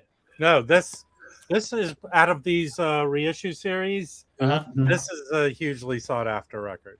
Yeah, that's like a $50, $60 Oh. record easy. I thought you said you had 2 of them. You should, if No, I have. This is the one I'm selling. I have one. I'm. you should, one of you guys should buy that. That is one of the best Andrew Hill records on Blue Note. All right, period. I might put a It's 3 bid in. sessions. And then this Herbie. This is. They're coming out with another Herbie Nichols. This is basically just both the classics in one. Yeah. Right. Nice. Nice. And my little tiff on the jazz group is I think this sounds better than the classic, but Ken McCullough thinks differently. Well, that was a whole thing where he had to put a correction video out when he Yeah. reviewed that, and I honestly don't even know what the final verdict was because it was a little confusing. No, I have this You already. gave me a shout out This last is week. awesome. Yeah. Well, Oh yeah, I saw that. Yeah. Yeah. Did you guys? Well, you gave him a shout out, Mazzy, in your you Yeah. did a video that you the OJC video. You gave him a shout I out. gave both of you a shout out, but no one watched my Who cares about shout My outs? mom gave you a shout out. Record, yeah. All right, Brandon, what do you got I there? gave Jazz Bums a shout out No, once. I don't know. If, Those are cat- great. Thank guys. the you check for that. bounced. Thank you for that, by the way. recently I picked That up was a these 3 Ryo Fukui, This is great stuff. Yeah, I want to Really, get really that. and it's what's the label called?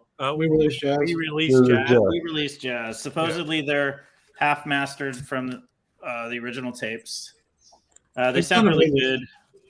I have the I have There's the a live in New York, which is great Yeah. too. I have that one. It's good. It's It's really good. And he It's was. not Do you guys know his these are the story? 2 70s ones that I like the best. Yeah. Brandon, have you they're looked into trio. his have you looked into his biography? No.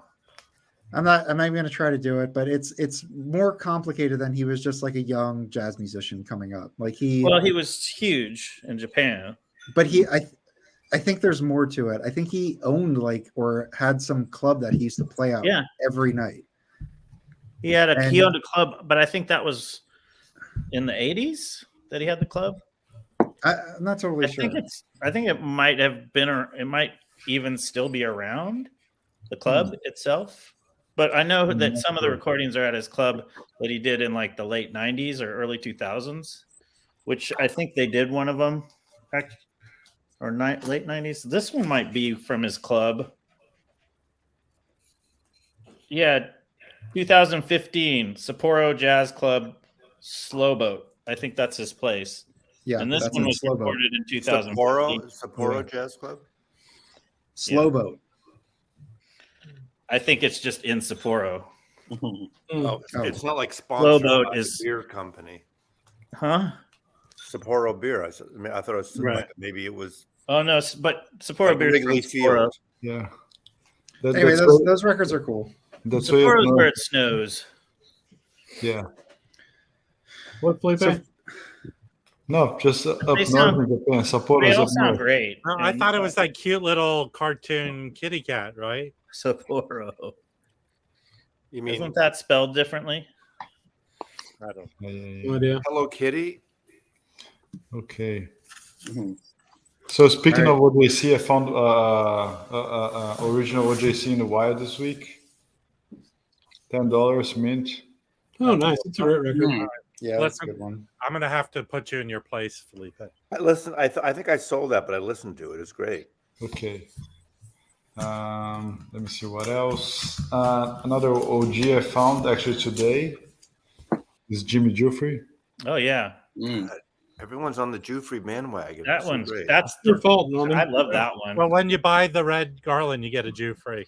Yes, Uh, Jufrey. Yes, Is that the Atlantic Black Label? yes, yes. Yeah. Hey, Felipe. Felipe. Just Here, wait. What do you Is got? that an OG? this is the OG. This looks like it was a library copy because they chopped up the cover Oh my god! like I that. say that's Oh no! You just got the worst mildew and mold into your house, Rob. that This cover is looks from like that jazz collection I got. That's You're gonna, get looks like leprosy. it's- You're gonna get leprosy from that. the that's cover quite looks excellent creative. to near That's- mint minus. Quite creative. I would never allow that record in my house. I'm sorry. Well, I'm bringing it with me when I come to visit. Hey, look, wait! It's got the library card. They used to No, call it no, cooties. hold They used to on, call it cooties, and now it's leprosy. Look, no one checked it out. Look, it was checked out once. in That 1990. record's gonna Oh, give my you, goodness. that record is Oh, my gonna God. give you the AIDS. I'm sorry. Now hold on. But, hey, what a hold on. bad joke from the 80s, Mazzy. Thank Hold you. on. So, Rob, is that a Deep Groove Mono New York address? What's the deal? Sorry, don't spit on it. No, it's 71 13, Mike. Should be I a don't know New if they Jersey. did it as it's a Bergenfeld. 71. If I ever make it Okay. to Manhattan Yeah. again, we're having dinner at the Two Mikes tonight. Yeah. Oh, that would be great. This Is is that a, is there AB in the dead wax or no? Do you know? So many questions. I RVG. want to see what I'm looking at. Yeah, Yeah, this AB. one has this It's one's AB. All right. This is an OG original. That probably sounds real good. OG. Well, I'm gonna clean it. It doesn't look the best, but I will let you know. Are you selling that? Okay. Hey, look. Do you want this? That cover is terrible, so therefore it has to be at least like $15. Okay, Mike, you do this really well. Go look it up and tell me how much this goes for. Okay. Visually, it looks like it's Oh man. it's G plus maybe. But I'll clean I'm it. saying, okay, so I'm gonna guess that's a $50 record. I'm Go gonna look it up. Elliot Cruz, you're absolutely wrong. My friend the archivist has mold. There's a mold issue thing and mildew. He had to test my house before she could visit me. Seriously, some people are very afflicted. It's called SARS, not SIRS. It's called SARS, and it's affliction, a mold that gets in your system and your brain, and it can be very serious. So Elliot Cruz, I know you're a history teacher, so learn the science part of history, Elliot Cruz. Yeah, Elliot Cruz. Okay. So keeping on the OG side, I got 2 OGs this week. This one I posted. Oh, that's gonna be a tone poet, right? I think so. This one. Is it? Yeah. That's good. Great lineup here. And this is cool. I posted my second pressing this past week, but I finally got an OG of this guy. Mm-hmm. Oh, hey, Mo. Oh, nice. This is Who's a on great it? record. Who's with him? Blue Mitchell, Jack McLean, John Hicks, Bobby Crenshaw, and Billy Higgins. So Jack McLean and Hank Mobley. Okay, so just to get back to Rob, that is not a first pressing. So it Yeah. was first pressed in '57 with the New York City address. Yeah. If that's a second pressing, it's like $100 record. In the form it is G. plus. VG, the cheapest VG one is 100, and then there's only one before that, and it like doesn't even have a cover, and it's G plus. Yeah, this one's strong VG. So you could probably ask for $50 for that, 50, maybe a little bit more. Well, if you wanted to want sell it, if I clean it up and it sounds good, do you want it? Nah. Why? You're All of very that. picky. After all that, Maybe I'll let you know. I've got the AP45 of that. It's fucking awesome. Why can't you be like Chris? Because if it, Dude, what do you mean? I'm saying he's happy with a Lionel Richie record. Am I wrong, Chris? I do. You I gotta do have want a minimal standard, I think. I do want that record though. I will say, but there are OJCs of that. For No, I that have. probably I sound have great. the OJ. I have the OJC of it. It sounds wonderful. Yeah. Now, Felipe, did they not do that one as part of the Prestige series? No, Kraft has a current reissue. I'm not sure if it's available, but Kraft has. Yeah, I have it right here. I have it. Yeah. I think they just did the weather. What is it? Oh yeah. Yeah. Oh, the one with the blue cover. I have to look. My favorite is a garland of red. That would be my favorite of the Red Garland trios. I was listening to Red Garland's piano with the red cover. Mm-hmm.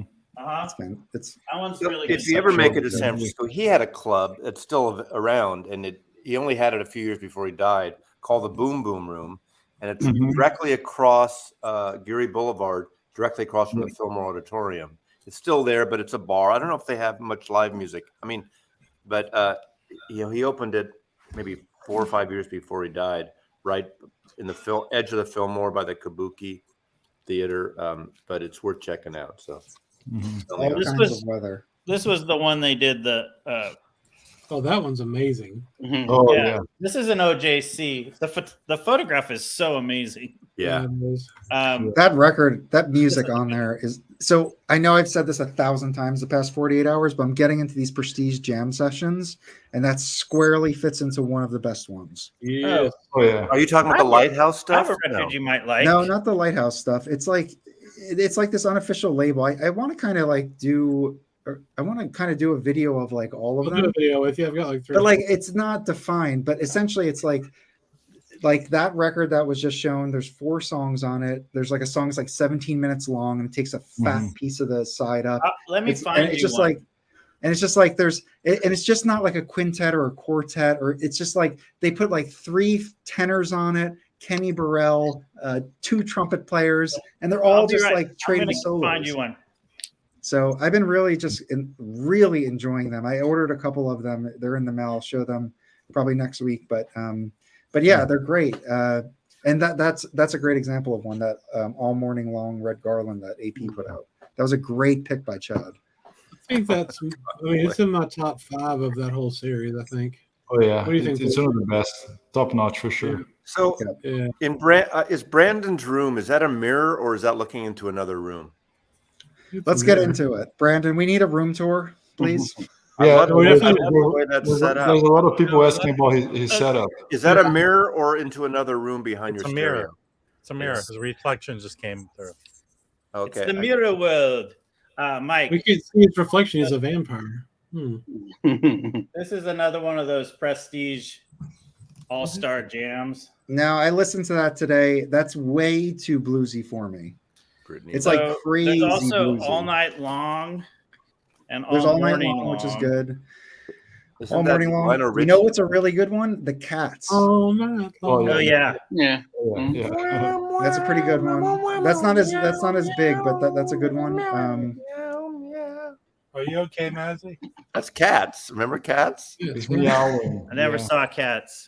No, Cats is an old man who eats like this. Cats on Broadway, man. There's nothing better.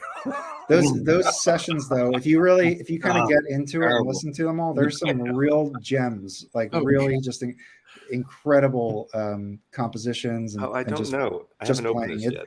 Let's see. Some, I mean, I'm really into that This is right big now. band. That one is big band.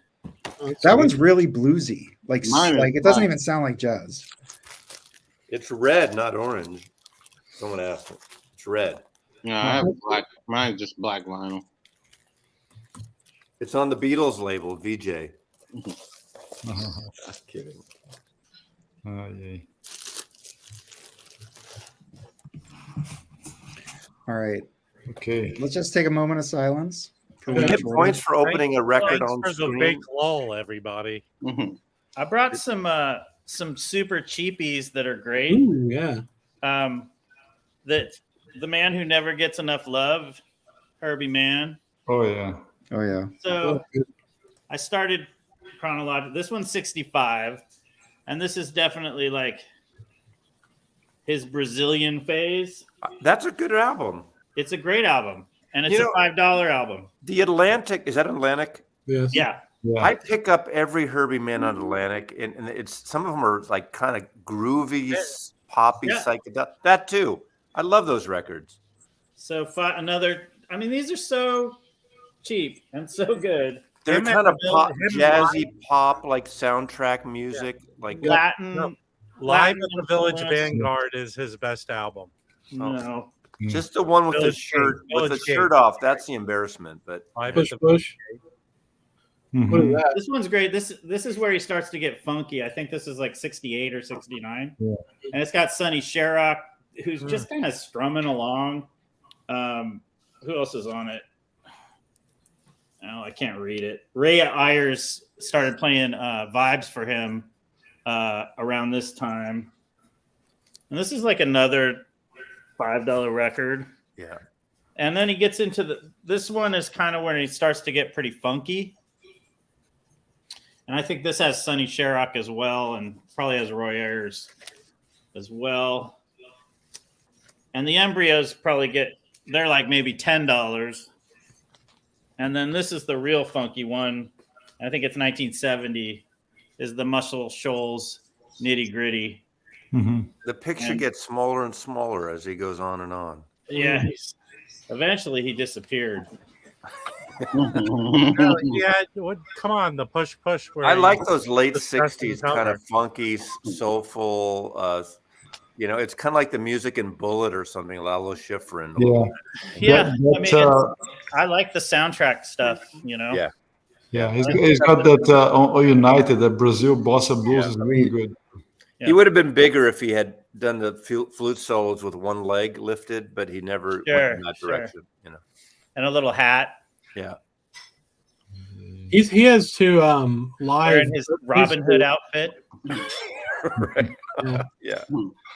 Have y'all heard his live records on Atlantic? No, I told you, it's live at the Village Gate. Yeah, one and two. Live at the Gate. I think that record is like, I think you get paid to leave the shop with that record. It's literally 50 cents. Yeah, but it's a great album. I have another live album with Sonny Chirac on it, not on Atlantic, where it's their picture photo on the cover. It's really good. Yeah, there's I never see Sonny Chirac records. I'd love Memphis to. Underground is one. Yeah, that's a Herbie Mann with Sonny Chirac on it. Memphis Underground, which is really funky and good.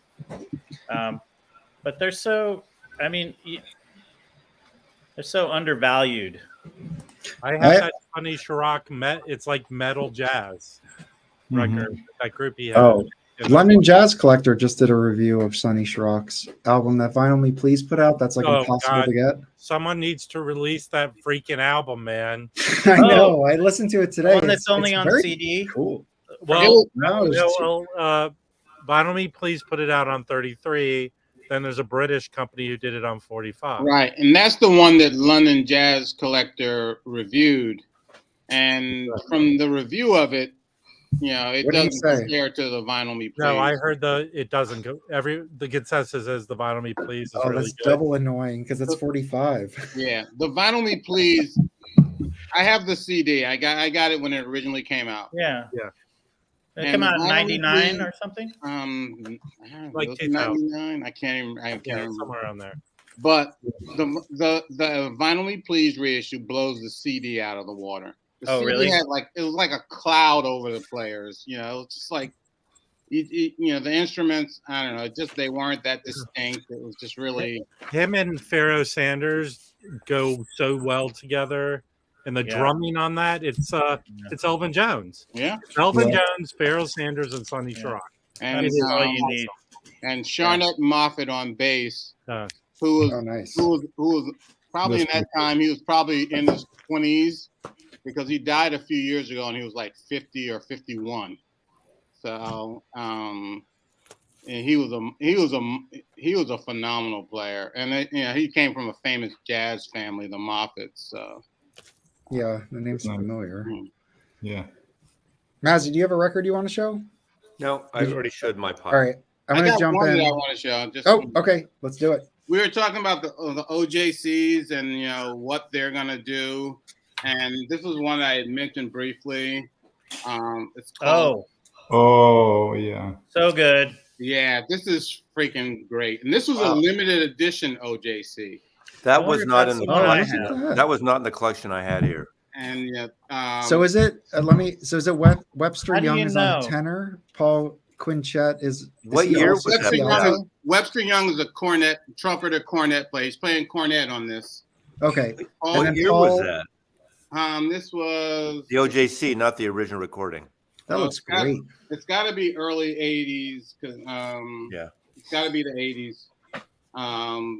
But it's Paul Quinchette on tenor, Mal Waldron piano, Earl May bass, Ed Thigpen drums, Joe Puma guitar.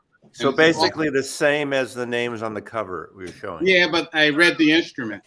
Yeah, that's important, Mazzy. I wanted to hear that. Now I'm an asshole. They're doing all Billie Holiday. All songs associated. Yeah. Wow. Except for one. I think there's maybe one original on here. Is it Life on Mars? No, I think The Lady, actually. That must be a really good record. Yeah, this is the guy. Supposedly, Miles Davis had heard him and said, "Hey, dude, you should move to New York." Oh, and that's the same. By the way, that's the same wall that Joe Henderson's Page One is photographed. Yeah, it looks like. Yeah. Cool. And and it says in the liner notes, supposedly he's playing Miles Davis's French cornet on this album. And the original, the original of that record starts at $1,000. Yeah. There's not even any available on Discogs. I'm looking right now. It's so expensive to get it. I've seen a couple. My dealer friend, but it's always way out. Why, of my price Nicole and Mike? Why did the OJC? Why would they do a limited edition series? I don't even understand. No, well, it's they weird. did. See, some of the limited editions, like the we had talked a couple of weeks ago about the Sonny Chris limited edition, Sonny's Dream. Mm-hmm. That was in the limited edition series, but it was never on vinyl. It was only CD. Limited edition series was like primarily CD. Right. Which is why when they put it out on vinyl, they use the CD master, I think, because it says on it, like promoting it, that the fact that it's digital, because at the time that was a marketing point. Yeah, everybody did it. CBS did all the Miles Davis and there are some. So what I was reading is that the reason why it's limited is they put that out because it was the lesser known and popular titles. They didn't expect it to sell, so they bundled it and made it like its own sub series. That's what it says, at least on Discogs. So. What's the main artist listed on that? Webster Young. Yeah, he's the main guy. Okay, I got a Whitmire record. Yeah, this only has a selection of people until they get to the listing at the end. Lester Young. Yeah, 7106. Yes. 7106. Yeah. Mm-hmm.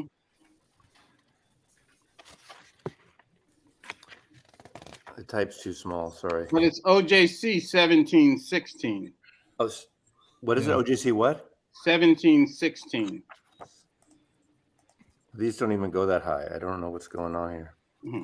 Isn't it just a 3-digit number, OJC?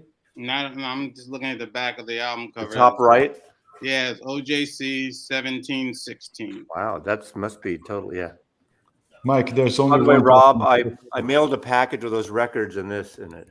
Thank you. So here's a description. So Terry Hinte, who is Fantasy's director of press and public information, shared the following information about the series.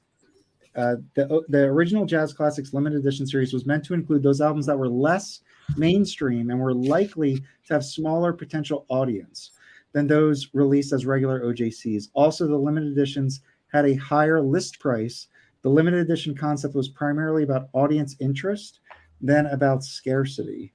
So anyway, a lot of them were CDs, and then they did release like the one Mike's showing as a Well, OJCs, people don't want to. I mean, OJCs was a budget label. Right. They were like $2 to $3 less than what new records were coming out at the time. Mm-hmm. Right. They're $5.98, $6.98 lists throughout the 80s, and new records at that point were $8.98, $9.98 lists. Yeah. Right. But I feel like the thing is, and this might be a misperception by me, is that it was before like people worshipped these tapes and they just had them and they would just go and cut them. George Horn and Phil Delancey, and they would just put them out like no big deal. Yeah, but it was done right.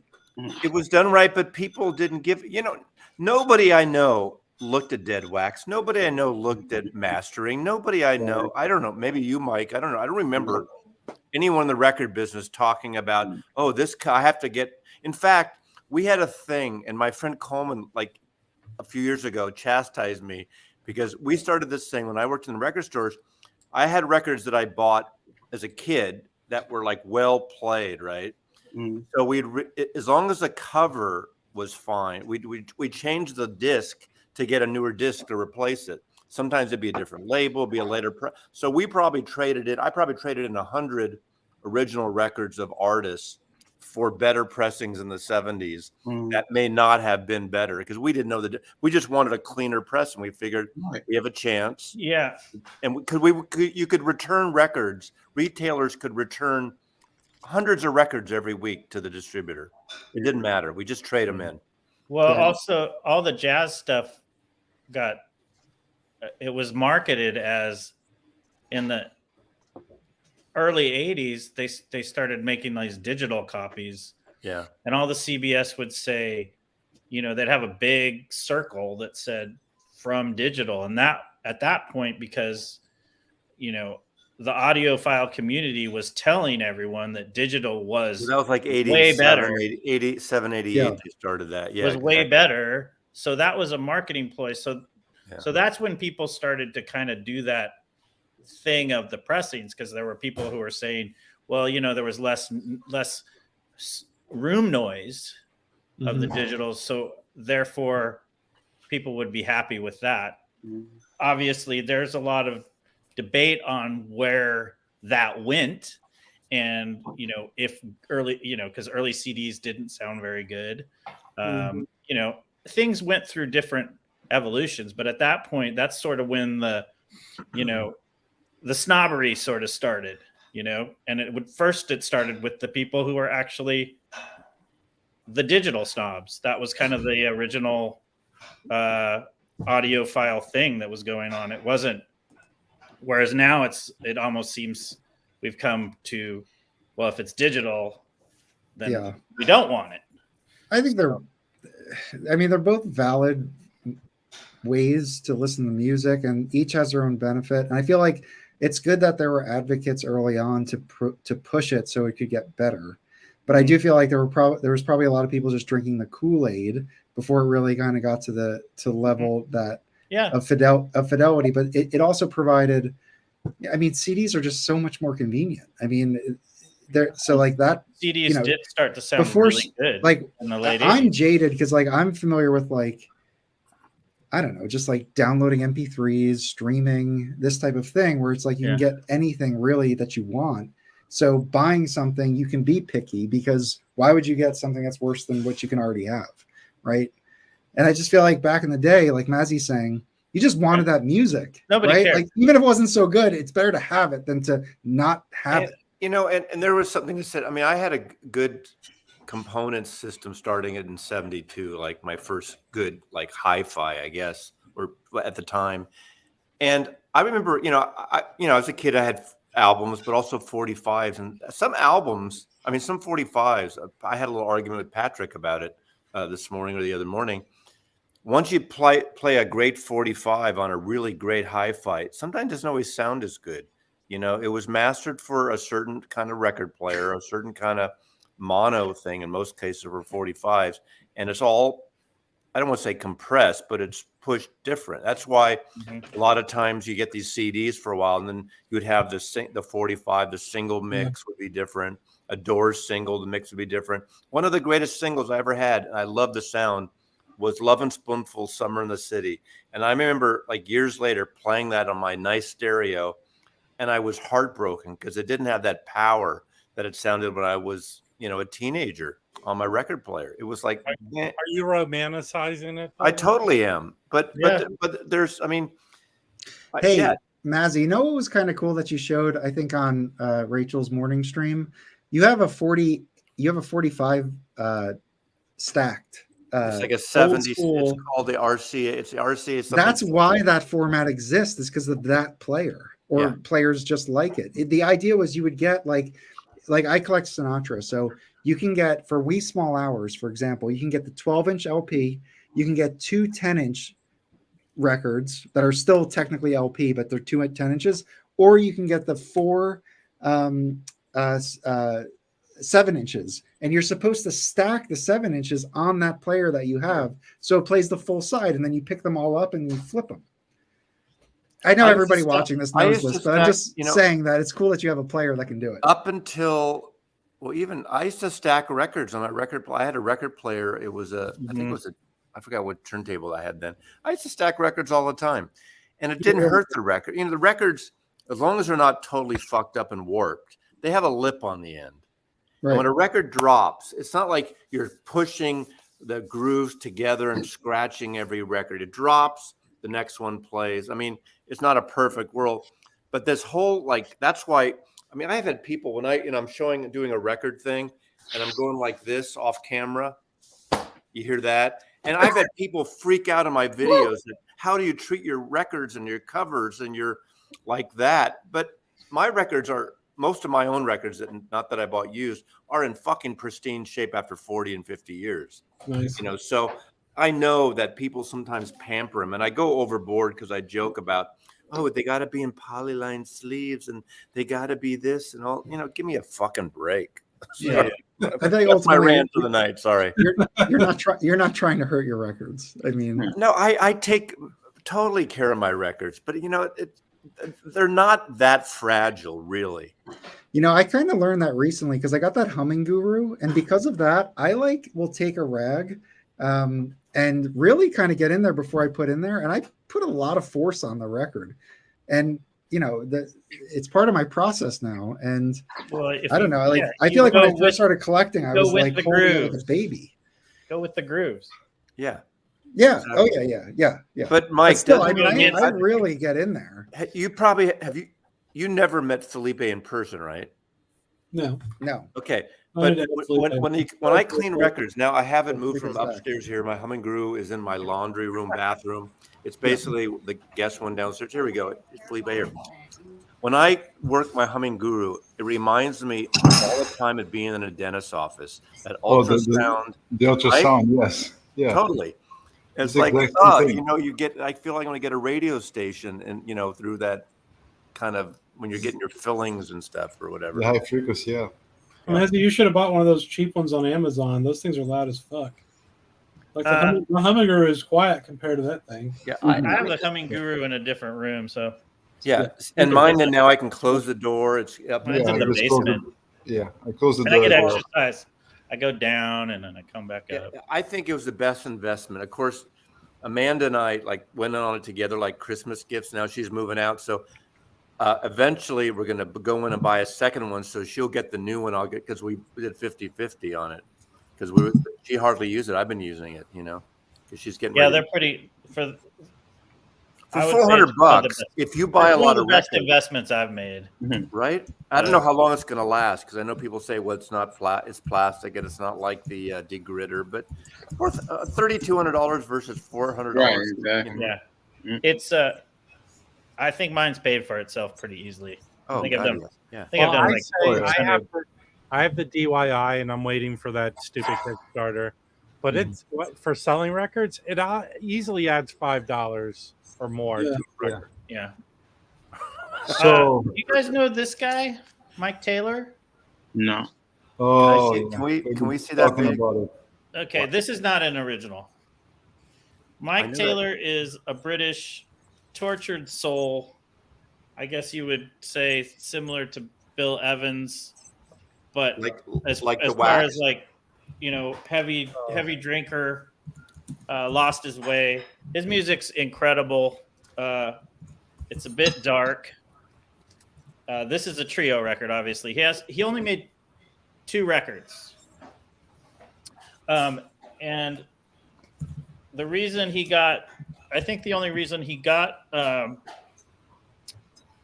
signed or on a record deal was he knew Jack Bruce, and Jack Bruce plays bass on this record and Pendulum, which is trio plus sax. And these are really good. This is a Russian digital copy, because the original it's $2,000 if you can find one. Oh, good grief. It's so hard to find. Actually, a friend of mine gave me this one, but you can find. I really hope somebody reissues this and does it nice, because I know the tapes are around, because they use the original tapes to do a British CD in around 2000. So I would be really happy if someone reissued this. Wow. And they did do an RSD a couple years ago where they included some of his stuff. what was the label, Brandon? This RSD is, I guess, Sunbeam. Oh, yeah. Sunbeam Records. That's So cool. he was kind of this British guy that was doing some, coffee pots. I guess the only thing I could think of is maybe like Joe Harriet, who was doing stuff in England at the same time. What was the John Cameron Quartet? Mm-hmm. So it's a little avant, it gets out there, but it's just really good stuff. And, if you can find this reissue, it's even hard to find the reissue of this, even on Discogs. but it's it's a trio record, so digital copy sounds pretty good. Sounds decent. I found the cover amazing. Huh? The cover is beautiful. Oh yeah, and Pendulum has an equally. It's the same artist on Pendulum. A friend of mine actually has both of those, and they're pretty amazing to just to look at. But they're impossible. I don't think I've even seen one on Discogs in about 3 years. So this is an interesting point. Matthew bought one of those DIY vacuum machine things, and he says it's very labor intensive. That's what I like about the Humming Guru, because I have the same DIY one that Rob has, and you have to take them off and dry them and all that shit. It's just a pain in the ass. That's why I The Humming never Guru changed does the whole records. thing. And that's the only reason I went with like a Humming Guru. You push a button 2 or 3 times, and that's it. Well, that's the trouble with you young folks. You're not into a good hard day's No, work. exactly. Look I'm at the my- Tom I'm Sawyer. Alice Rob, from the Singing Record. I'm like Tom Sawyer. Or It's someone else to clean my records. Exactly. Oh, it's really great to paint this picket fence. This is an OJC that was from the club. I'm going to keep this. This is probably too lightweight for you jazz bums, because it's probably too lightweight. And it's a great cover by Milton Glaser, Kenny G. the great art director Milton Glaser, who did the famous Bob Dylan poster. This one. Oh yeah. Nice. It's a fun record. It's like guitar trio stuff, a little Latin-y, but anyway, really good record. This They nice do a one. version of Charlie more. Bird records are dirt cheap. They're totally cheap. You can find them They so do I Left My Heart in San Francisco. It's totally schmaltzy, but I love this record.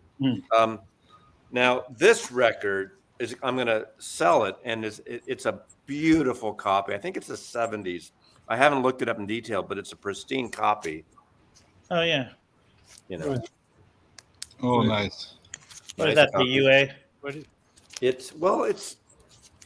I have to look it up. It doesn't have a UA number. I don't know. Yeah, it'll say United Artists. Looks like No, it's not. It's not a United Artist. Oh, it's a Liberty. It should say on the label, It'll say. Liberty. I know way too much about Blue Notes. Okay. Blue Note Division of Liberty. It's a Liberty. Yeah, really. Do you have the Music Matters, man? I have the Music Matters. Yeah. Mhm. Which they fixed the first track digitally because there's an issue.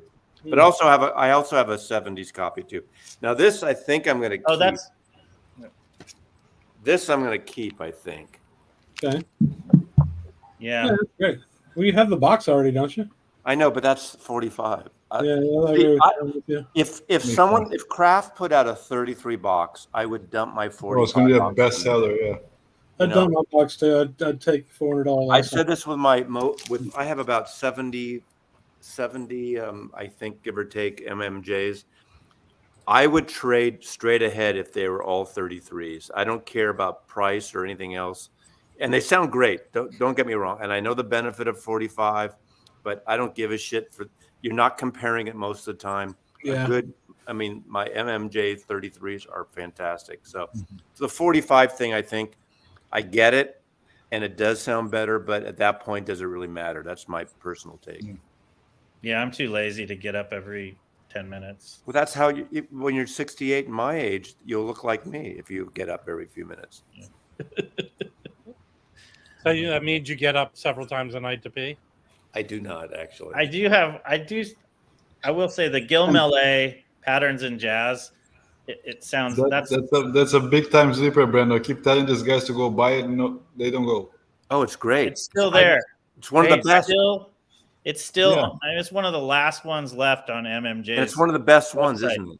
It Yeah, is yeah. fantastic. Oh, I have It's some like new a stuff. Hollywood composer, or I just looked up the price on that OJC I have. I'm keeping that. What is it? It goes for like $50. Which one? The one I showed you here, this one, I thought about selling. I do have 2 new records. See, hits keep coming. Oh, cool. Oh God, yeah. Oh, Wow. nice. Let me see the cover on the orange one or the. Let me red, take them whatever. out. Because, I love that- I'm I one of love those that people cover. that keeps them in the. So this is I like one of the the. cover. These are the early. There we go. New faces. Wow, that's wild. 5,000 series. That's really cool. Oh yeah. I have a few. There you go. Nice. Nice. This one's definitely much cleaner. I have that, Rob. It's great. Right, but this goes for money. I'm keeping it. Sell it if it goes for money. I love melee. I really do. I keep thinking I should lock the door when Rob stays here over the. And you should hide all your pillows. But the problem is my record room doesn't have a door on it. So. Hey, Ostifer, there was a gas leak.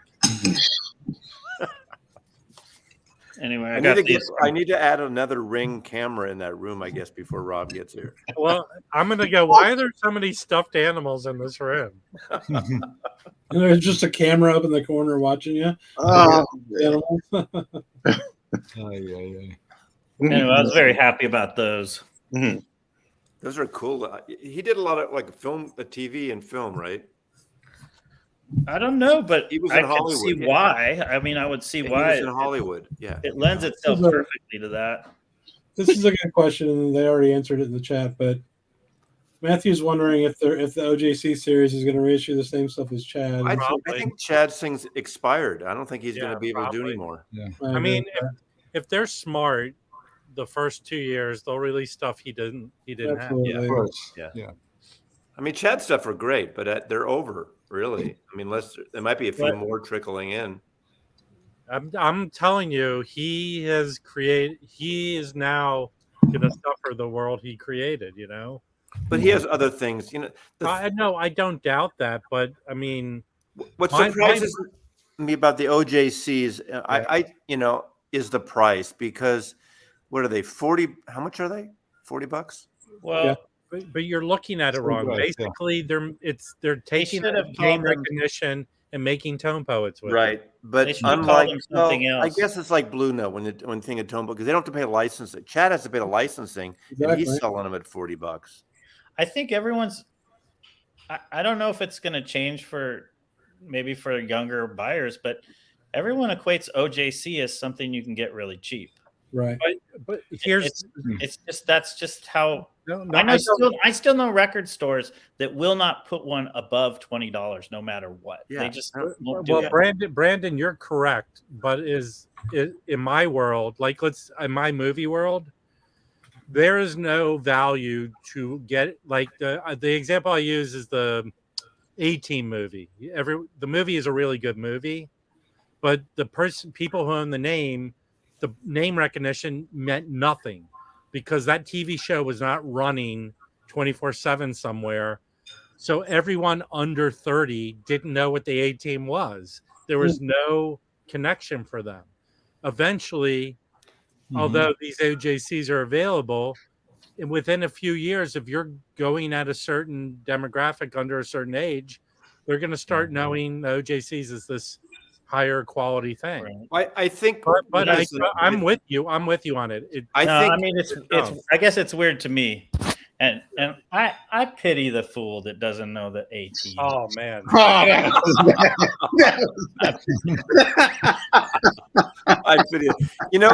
I mean, reading the Hoffman forums, what's happening? This announcement for Kraft doing the thing is, I think what it bothers me about it. I think it's great they're doing it.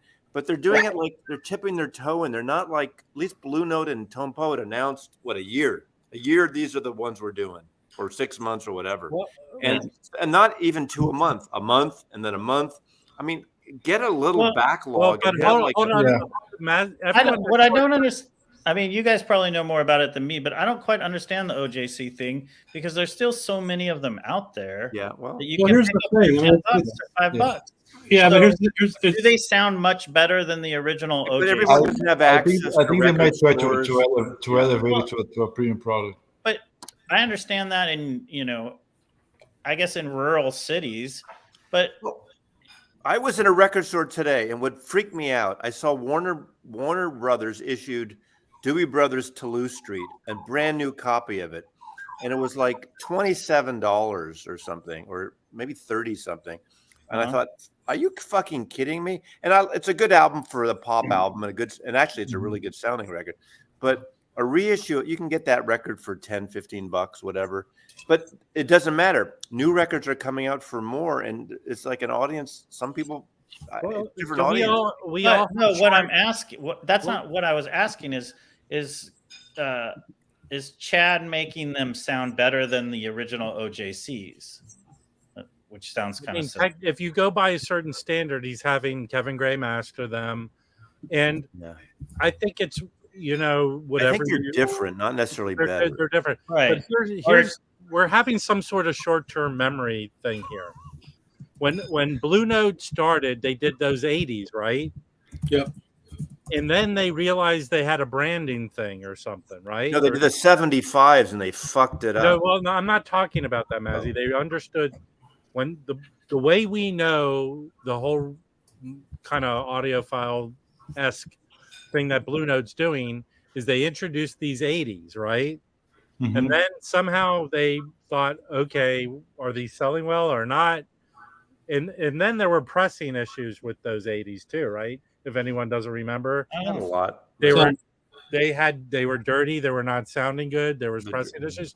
Then they rebranded them as these classics. Well, right? The reason they rebranded them because the 80th anniversary was over. Yeah, it was gone, but they almost 85 now. That's not why they rebranded them. They rebranded them because everybody was saying, I want Soul Station. I want the Sidewinder. They wanted all the hits. But they couldn't. Everyone wanted those records. They couldn't issue 80th anniversary in 82, 83, 84. Exactly, 75 you did. You did 80. And then after a while, the hardest headed. I think those came out as 75s as well, right? Right. A lot of them did. Yeah. But and they were digital. Some of them sound okay, and some of them are pretty compressed sound. The hardest-headed marketing people are in the music industry. Mm-hmm. They have to be hit over the head.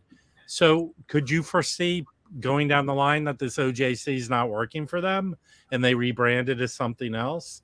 Yeah. That can always happen. So, but I think that the reason the classic series came out is because Music Matters obviously had the rights to. They couldn't tone poet them.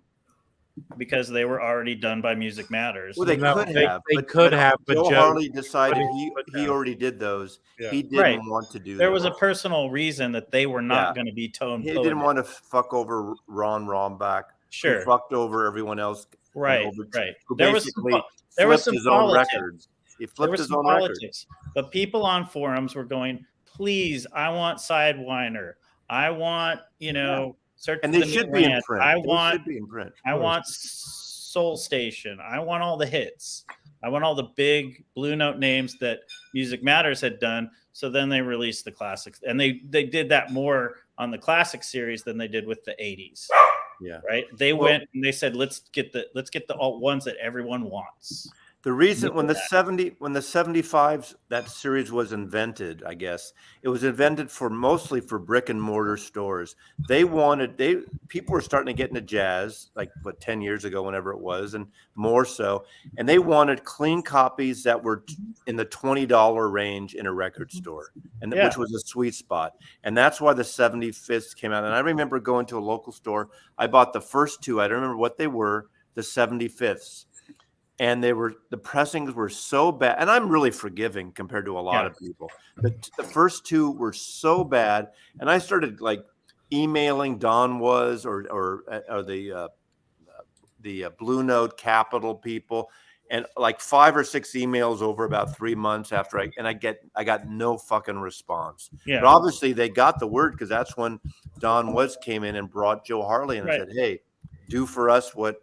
You did for MMJ. You did for MMJ. And I remember buying a couple of them, and I ended up sending them, to my dad because he usually doesn't care. He's just like, "Oh, cool. I just want to have it." So, but they didn't sound very good. Well, there's a few I got. Generally, yes, but the I'm going to be selling mine. The one that's coming out next month is a classic, the Herbie Hancock. Mm-hmm. That one sounds good, but Lee Morgan sounded good. So, and you can still, they're dropping 75th ones in record stores. Yes. I don't know if they were already made or they're continuing to press them, but you can still get some of them. Okay. The 75ths that were done in the United States are bad. Yeah, the You get German the one. ones that are done in Europe. I don't know if it's the Netherlands or Germany. Those are better. Yeah, I think they were German, Mike. One of my very first records I bought was Blue Train on 7th. Was not bad. Mm-hmm. But then I tried to get Green, the Beatles one. I bought 3 copies and I gave up on that one. Yeah. They're really bad, really, really bad. I remember, I think I got Night Dreamer and it sounded okay, but it wasn't something special. Okay. But anyway. So speaking of MMJ, I have some cool ones that I got this past week. I have a few of them here, not all. See 'em. That's a good one. Yeah.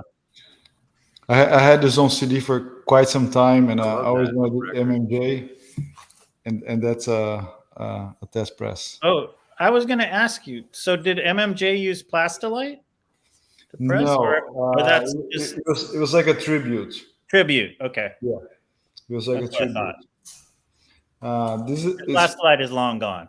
yes. It's no longer there. Another cool one. These are hard to find, but this is amazing. So it's Hank Mobley, Donald Byrd, Herbie Hancock, Butch Warren, and Philly Joe. This is phenomenal. I know it doesn't go for cheap. It's hard to find, but it's an amazing record. How many tracks are on that? Let me pick it up. Is it like a full session or is it a short? Yeah, no, six tracks. Yeah. Okay. It's a full, yeah. It's really Felipe, good. when you posted it on Instagram, Joe Harley said it was one of his proudest accomplishments. Yeah, this sounds pretty fucking highly. Yeah, this sounds really good. It's a Let me hard see the to find. cover. I missed the.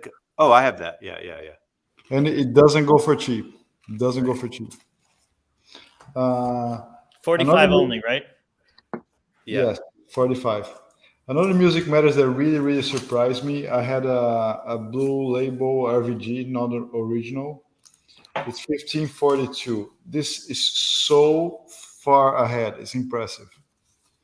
Volume 1. Oh yeah. Mm-hmm. This sounds so much better than my. It's Van Gelder. It's a blue label, but it's just amazing. And I think he has one of the best photography sessions. I'm disappointed the cover art on that one. That color there. I don't know why that orange always bugged me, or that. Yeah. Are you gonna sell your old copy in the auction tomorrow, Felipe? Perhaps, yes. Nice. I'm considering that. Another cool one. Also, this I think was a King pressing originally, only in Japan. Yes, King pressing. Graham Greene, Sonny Clark, Sam Jones, and Louis Hayes. Goodness Corner. Yeah. Man, I really need that. This is an amazing record. I don't have that one. Yeah, that's one I want. This is an amazing one. This is a test pressing as well. This is really cool. Yeah, those music matters. I was kind of saving and planning to get those titles, and I'm really happy that I finally got them. Especially Unamas. Unamas is one of my favorites. I bought early in my collecting years as a CD only, the Van Gelder series, and I finally got it on record. It's just. Have you found a Happenings for me yet, Felipe? Happenings. I have 2 copies, Mazzy. Not 2 MMJs, do you? I have an MMJ and a blue label Van Gelder. No, I want an MMJ. I have a blue label Van Gelder. It sounds great. I don't want to pay. I don't want to pay $400. Doesn't sound bad. No, the MMJ is amazing. It's a test pressing as well. The version I got, and the Van Gelder is not bad. It's not so far apart, but there's more extension, more room. You can kind of hear the vibes going everywhere. It's beautiful. Yeah. I mean, I remember when they announced the first SRX series, right? Mm-hmm. The first year they did that was it 2017 or 18, and you could buy the entire set. I think it was 12 of them. I don't know, maybe. And they were like $600 or $700, which is a lot of money. But when you think about it, it ends up being what, $45 to $50 a piece. And you could buy the whole set, and they were available for 10 or 11 months. You could buy the whole, and I finally, like 8 months in, bought the whole set.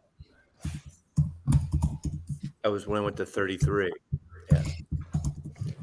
Do you have That was a good that? investment, Mazzy. I'm sorry. So that was a good investment. Well, again, I never thought about investment, but it just, I mean, I wouldn't buy them at the prices now, Right. ever. I Me I either. don't believe in paying $200 for a record like that. I mean, I get why people do it. I don't diss them. Mhm. You know. Yeah, I don't really like it either. Yeah. But I mean, I'm pretty much done with the one steps and the UHQRs. Honestly, like I don't care. Until one comes out that you want. I skipped the Thriller and I really wanted it.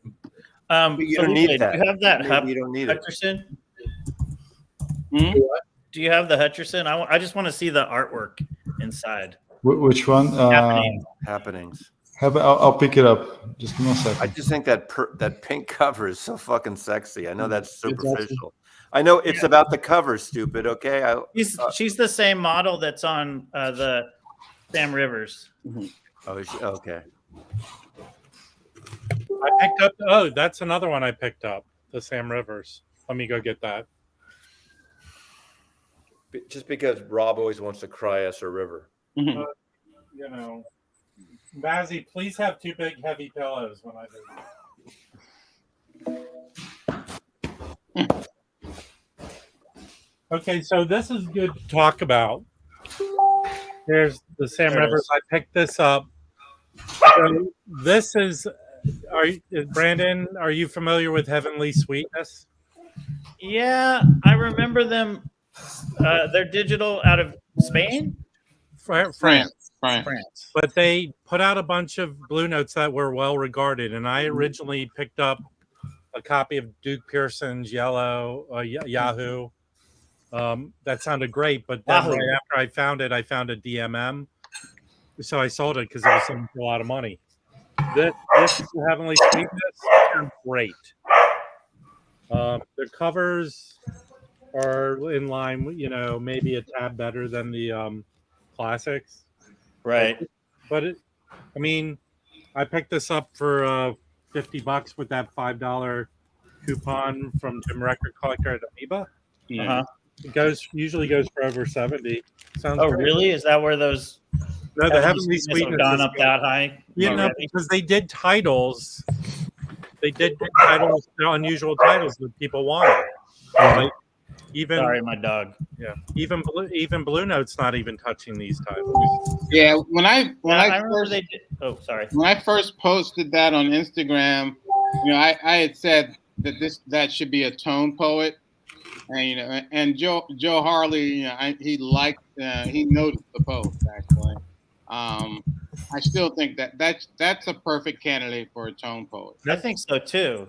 I really do. But it is a little weird. He's doing the standards, but he has his weirdness in it.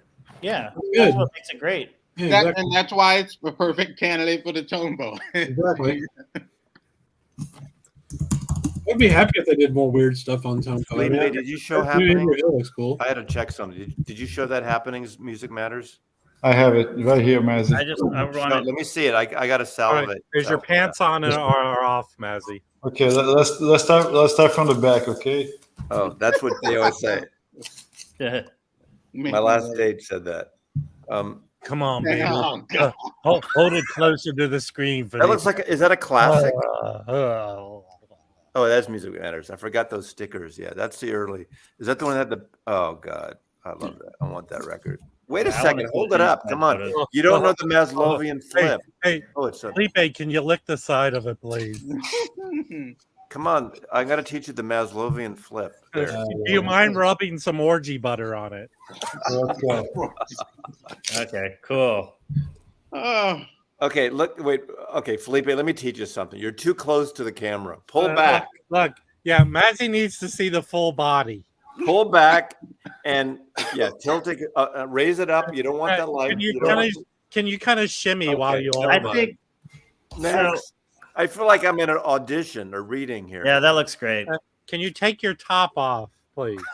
I used to work at Roger Corman in the casting. I know you did, of course. Next door, they used to that side. Did you ever see do you guys ever watch the IT Crowd? No. Yeah, occasionally. They did a geek one. I have a Liberty, but I think that's one I'd like to get the Music Matters of. I have the 70. Seems like the sound would be really good. This is killer. This is really good. Hey, it's the kind of recording that could use a little. I think that record has really good vibes. Oh yeah. Oh yeah. Stop. Hey, do you want to highlight Christopher's comment? Yeah. Thank God Mike is muted. I don't understand what you mean, because I don't sell my records at a record store. Like, I don't bring them into trade. But I honestly don't know what the going rate is, who gives you the best deal. But a majority of the record stores I go to buy records. Is that what you're asking? And Or Christopher, it would cost you $10 for Rob to tell you the truth. So no. But also, I do know you can get tables like at the Pasadena Flea Market, which is on the first Sunday of every month, or the Orange County Record Show, which is on the last Saturday of every month, I believe. Wow, I haven't heard of the Pasadena Flea Market in forever. Well, it's not the one at the Rose Bowl. It's the one it's at Pasadena City College, and that's where a lot of the same record sellers who go to the Orange County show. But every time I go there, I find records. So, yeah, Rob, you should take your whole stock and go down there and sell your records, man. Well, I there's a chance I might do that, but why don't you just go on the side of like Ventura Boulevard with do a car boot sale and sell like bags of oranges? Yeah, I'll do it right next to the fentanyl guys and the flowers and nothing like getting high and buying shitty records. I can see Rob. I bet you when you moved to Hollywood, you were one of those guys selling maps to the Hollywood stars. Not even close. On Sunset Boulevard. Hey, I have the OJC I got from Mazzy of that record. What's that, man? I picked this up. This is the contemporary. I don't think. No, it's not the OGJC. I was really impressed with this record. I didn't know much about Chico Freeman. I kind of got it because Elvin Jones was playing on it, and I thought, and I like contemporary, but it's a really good record. Mm-hmm. You know what? I'll say this, and I think this is thrown around too much. Truly underappreciated. You can get. He has about 5 records that are expensive, but a majority of his records are so affordable and they're good. Yeah. Hey, Rob, do you remember the addresses of the Gabor sisters? You know what? You're trying to be funny, but I have an Ava Gabor story. I waited tables for years when I moved to LA. Really? I worked at a popular restaurant. She came in and sat at my table, and I waited on her, but I said to her, "You know, you smell very nice." And she goes, "I always smell nice, darling." Where did you work? Hamburger Hamlet. Oh, God. Is that on Sunset? No, they were a chain of restaurants around LA. Is that the one on Sunset? No. There was one on Sunset. Yeah, I know that. Yeah. The one I worked in Westwood and then in Brentwood. I remember Hamburger Hamlet. Yeah. Did Red Buttons come in every Sunday? No, but they were. I knew of them because they opened in 2 other cities, and one in Chicago, and they were in DC. So that was one in DC. Yes. How many years have you been there? I moved here at the end of '93. Were you there when Blowfish Sushi moved there at the end of? They're from San Francisco. The end of Sunset, just before it hits the Blowfish out of San Francisco. Yeah, it was a restaurant. I think I've heard of that place, but I never went there. That was not my scene. Yeah, you know what, Joe? That's a good one. You know what, Joe? Can you take a screenshot of this? This is really shiny. Oh, man. Oh, that was good. Did you know Delmonico's on Santa Monica? Listen, Mazzy, you're dragging the stream back into food and jazz talk. That's one area we will not go into. My first job when I was way underage was at the Hamburger Habit, which is another Southern California hamburger chain. But they're opening all over the country now. Now they're all over the place. Wow. The original one was in Isla Vista, I think. I thought it was in Santa Barbara. I thought it was in Santa Barbara. Well, that's Isla Vista. Isla Vista is where UCSB is. I think the original one was in Isla Vista. Yeah. Which is where the college is. Right. And then they started moving around. But I worked there, and I worked at the Isla Vista one when I was 12. Good Lord. So, wow. Wax, did you go to Barney's Beanery much?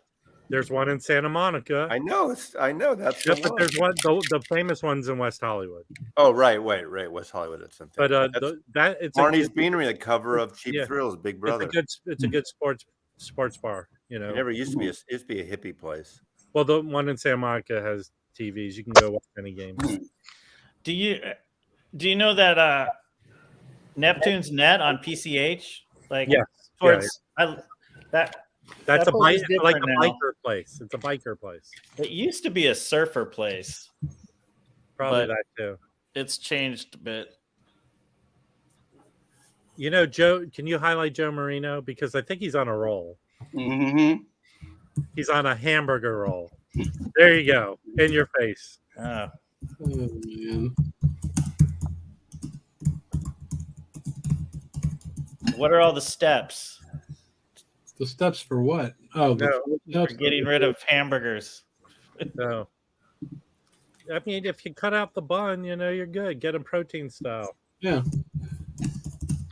Exactly. But there's the famous steps in Santa Monica that people walk up and down to exercise. Oh man. I mean, I did pick up some other records. I'm trying to think what I got the other day. So what should I put on when I hang up here first out of this collection? Happenings. Put on Happenings. I don't have it. I know. It's happening. It's happening. I found a cool one today too. Was sealed. I pay below Discogs price. Oh. It says a 5 record box. Oh yeah, this looks good. So this box comes. Every single record comes with the picture of one of the musicians. Oh. That's record 1. Nice. That's record 2. Wayne. Record 3. Herb. Record 4. Mr. Carter. Ron. And record 5. Tony. Okay. So that's the only vinyl pressing. That's the only vinyl pressing actually. And let me see the cover of the box. Yeah, that's nice. Oh yeah. Yeah, I have it on CD.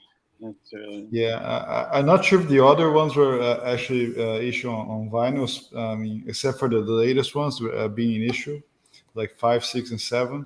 I'm not sure if all the early ones, but this sounds amazing. It's music on vinyl.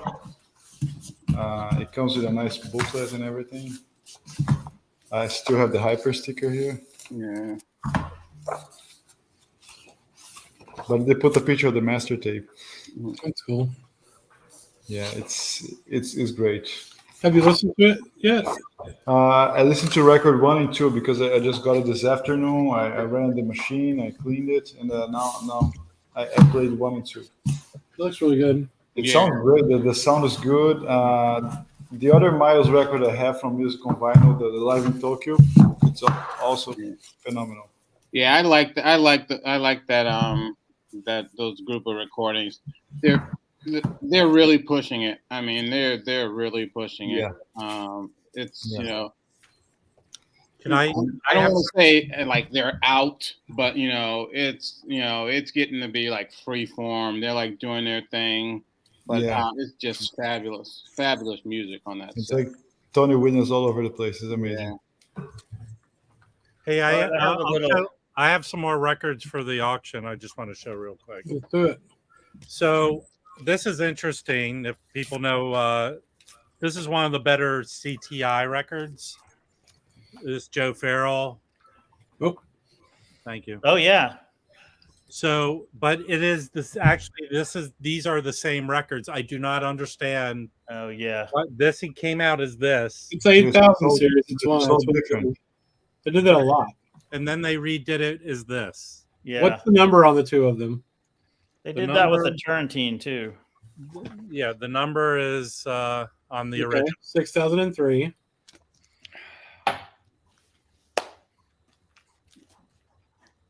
$6,000. Who knows? 7. Oh, that's weird. So, That is but weird. these are the same record. So I have both. This might be a one for someone. This is a 1970 reissue. Mhm. Oh, Beautiful. I mean, I have the reissue. I'm fine with that one. But this is beautiful. Yeah.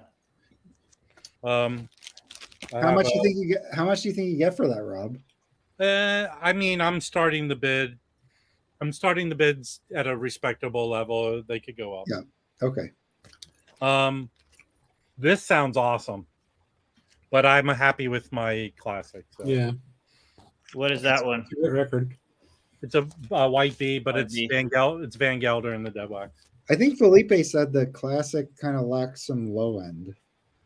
This OJC sounds excellent. I have it already, so recommend this album if you don't have it. You should do a video like all the Abbeys, like Abbey Lincoln, Abbey Road, Abbey Just a Normal. Why don't you exactly. do it? Don't get. I don't need You your idea. gave me an abnormal brain. Abbey who? I have the Vinyl Me Please reissue of this, but this is a great album. I think it's a Jazzland reissue with a different cover. And then I think this would be sought after. This is a Mosaic Oh yeah. CD box. So Yes. That's, Yeah. Mosaic. That is session. nice. That's great. That's, Mhm. Oh, that's a cool one to have for sure. well, thanks for your help selling it, Mike. Are you selling it for sure? Oh, 100%. Okay. I mean, I'm just gonna rip the CDs, and I have with Fuchsia comes out next month. I'll have Mike, before the auction, before you talk to Rob tomorrow, call your credit card company and extend your limit. No. Yeah.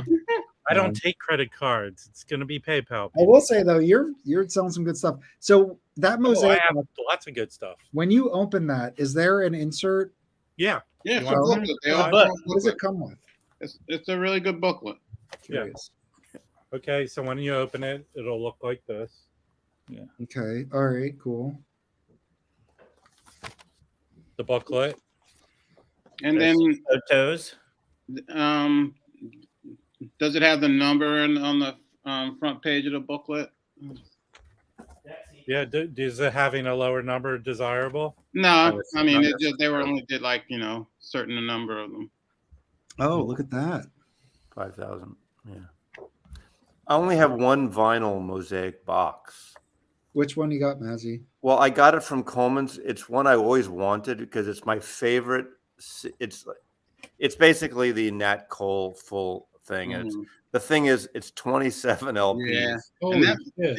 that's the one reason I didn't get that one. I have the CDs. I have the CDs too, and I had it for years, and I never. But when I got the Coleman collection, my friend passed away. He had it, and we used to always talk about that because I used to kind of kid him. I'm jealous because I love those recordings. I just Is it love essentially Nat Cole. his complete Capitol catalog?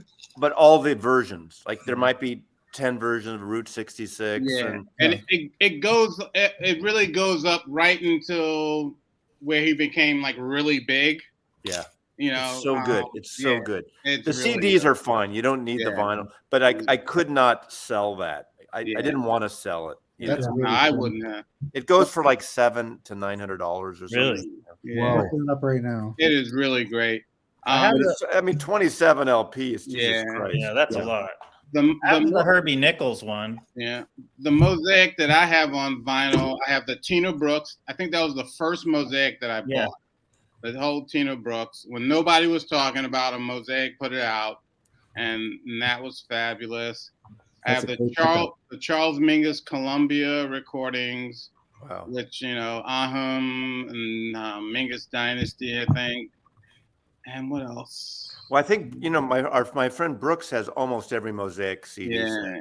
Yeah. I have Bud Powell on vinyl also. They did I got a few more on vinyl. I have Django Reinhardt on CD. Those, Yeah. I like to, you know. Yeah, I'm looking at. So there's one copy of the Nat King Cole, and it's $690. Ships from Japan. Yeah. Yeah.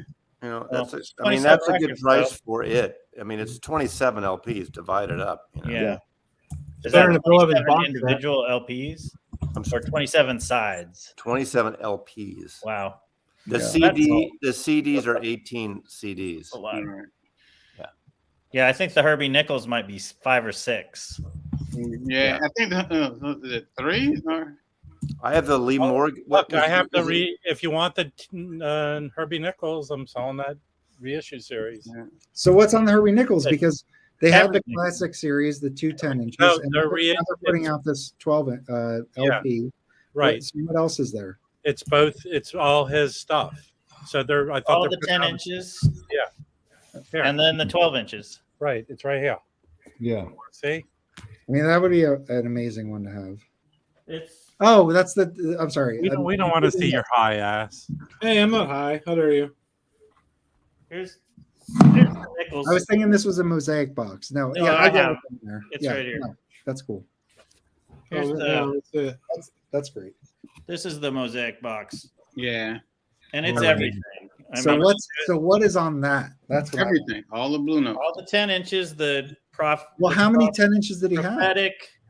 the prophetic volumes 1 and 2, then the one that's just Herbie Nichols, which is the 12-inch LP. I mean, it's 5 records. So it's all of his Blue Note stuff. Huh. So all the 10 inches, which I think there were 5 of, and then the 2 12 inches.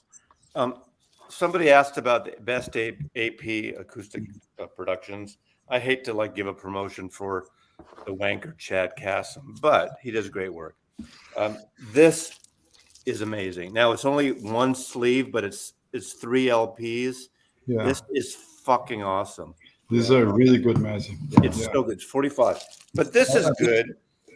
This is really good. And this is like Kevin Gray and Steve Hoffman cut this. It comes in and out of print. I don't know. Maybe it's too late now.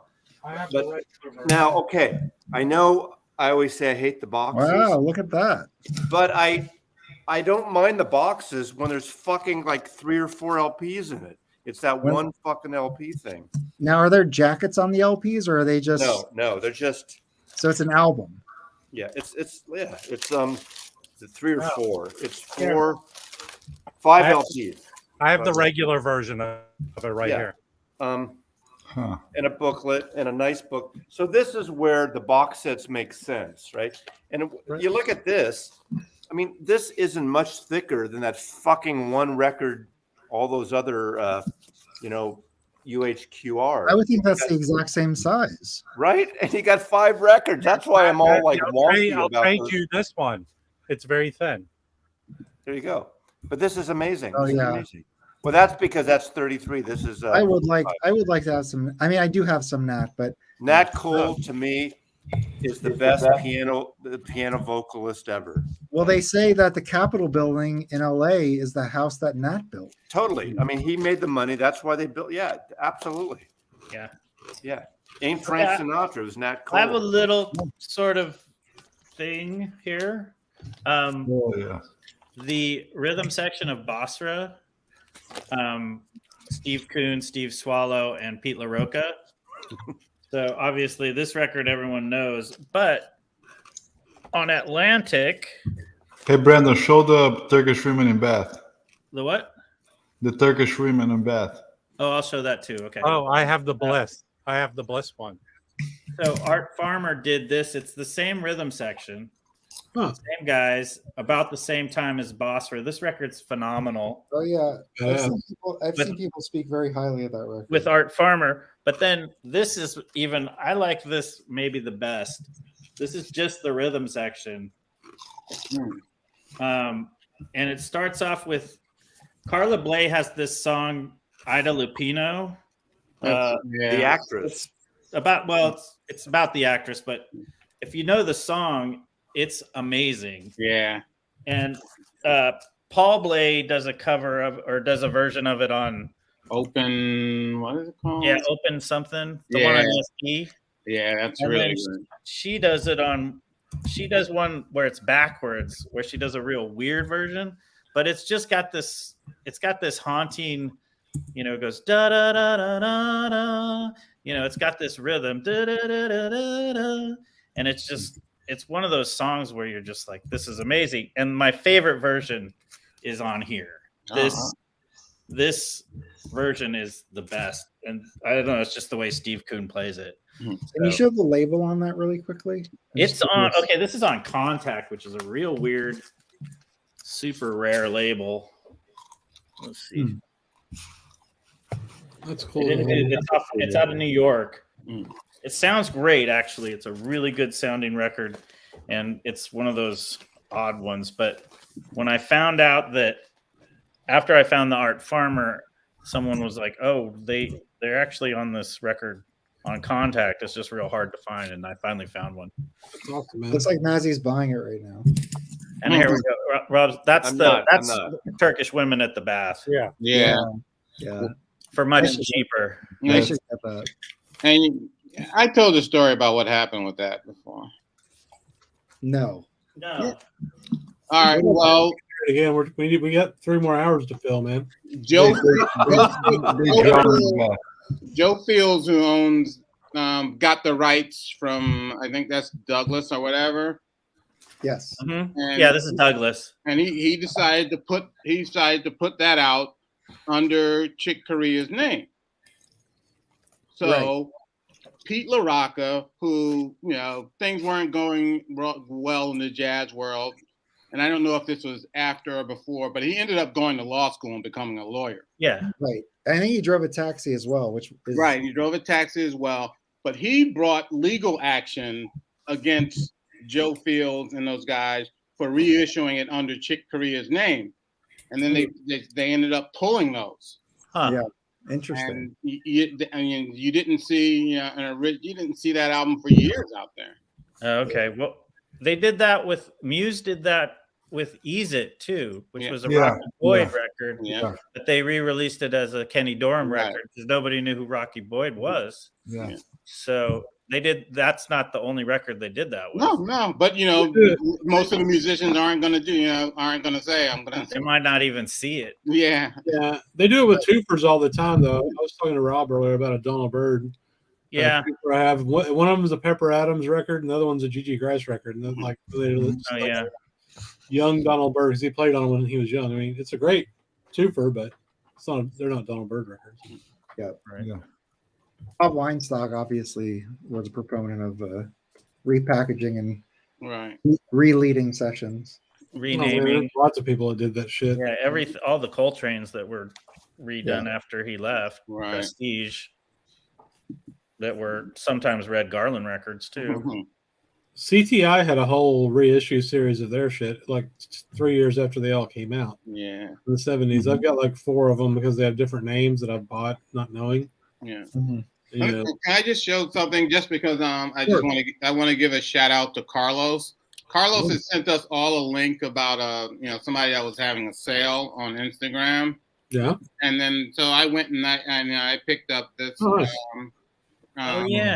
the seller for $20, and it was, the guy said it was, I think he said it was VG plus, and it's actually close to near mint in my opinion. And I mean the vinyl. So, and I had wanted this for a while. I lost out to the Jazz Shepherd and for the Japanese edition of this. But yeah, this is but he offered a free cappuccino with his. Oh no, Mike, can you show the old Delmark label on that one? Yeah.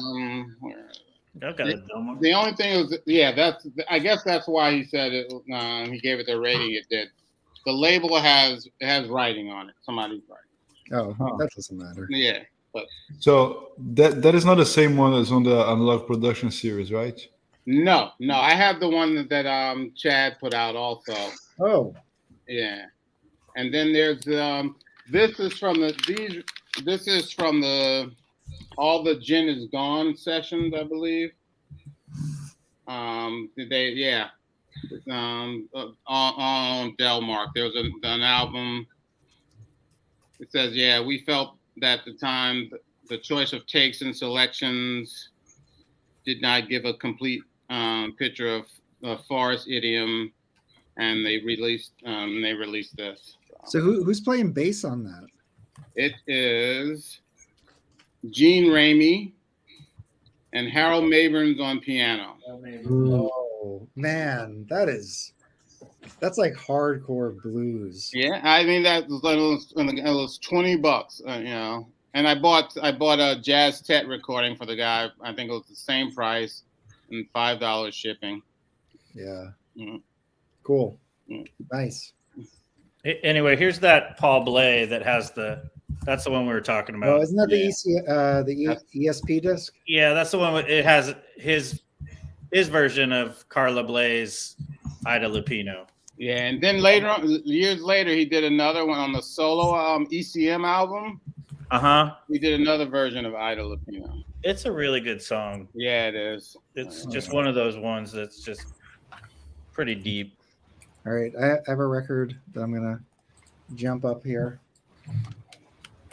So this was mentioned on a stream, and I grabbed it, and it's a library copy from a neighboring town, and this is Woody Shaw.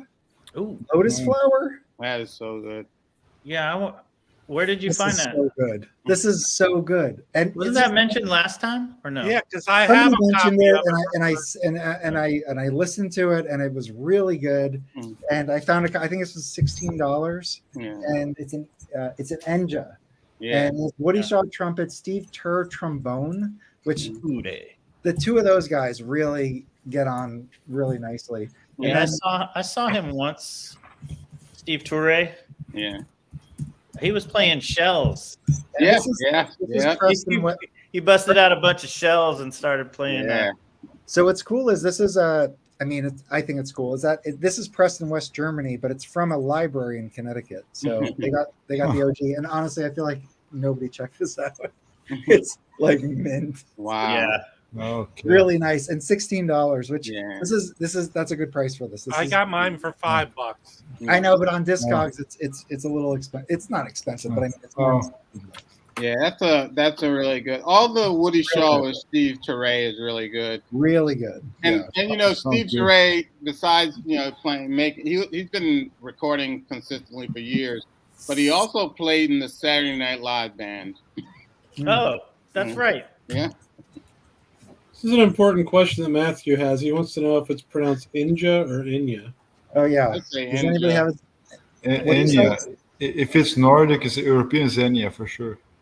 Oh, apologies if I mispronounced it there. I just said Inya because of like the artist from the 90s. Yeah, but it's a German label. So He's with a Y. yeah. It's Andy and I Elliot. think I have three. I have this one. I have a Mal Waldron one. That's Giant Steps. Oh no, Tommy Flanagan, Giant Steps. Tommy Flanagan. Oh, yeah. And I have another one somewhere. And I have a couple Mel Waldron Enges. live at the at Domicile. Yeah, I have Lacey. There's one with Steve Lacey. Yeah. And then Up Pop the Devil, which is which is really good. It's a trio. Yeah. Mike, I sent you the Abby Lincoln one. Yeah, that's on Eng. Yep, that's right. Yeah. Yeah. I mean, Engine, Engine was a really. Hang on. Yeah, that's really good. That's excellent. That's Chris's find. Yeah, when did you get that, Mike? I think I got this about a couple weeks ago. I think you showed it, and then I went and streamed it and grabbed it. And this is my only Phil Woods record, and it's really good. I really like it. And that's a bargain. A lot of his I got. bargains, I mean, I'm sure. I forget how much it was, but not all these, but I do feel like the Enya, there's another like ECM, like you can find like really good deals on those right now. Oh yeah. So And I know the whole catalog isn't for me. I know that, but like there are definitely like some really good records on. Well, whether all these ECM labels. is for you or not, some of it can be new agey, but the recording quality on those records is outstanding. Yeah, they got the It's like engineers. some of it's a little boring, but it sure sounds great. But here, that's what that whole announcement that they're doing didn't ring for me, because the records are well recorded and well pressed.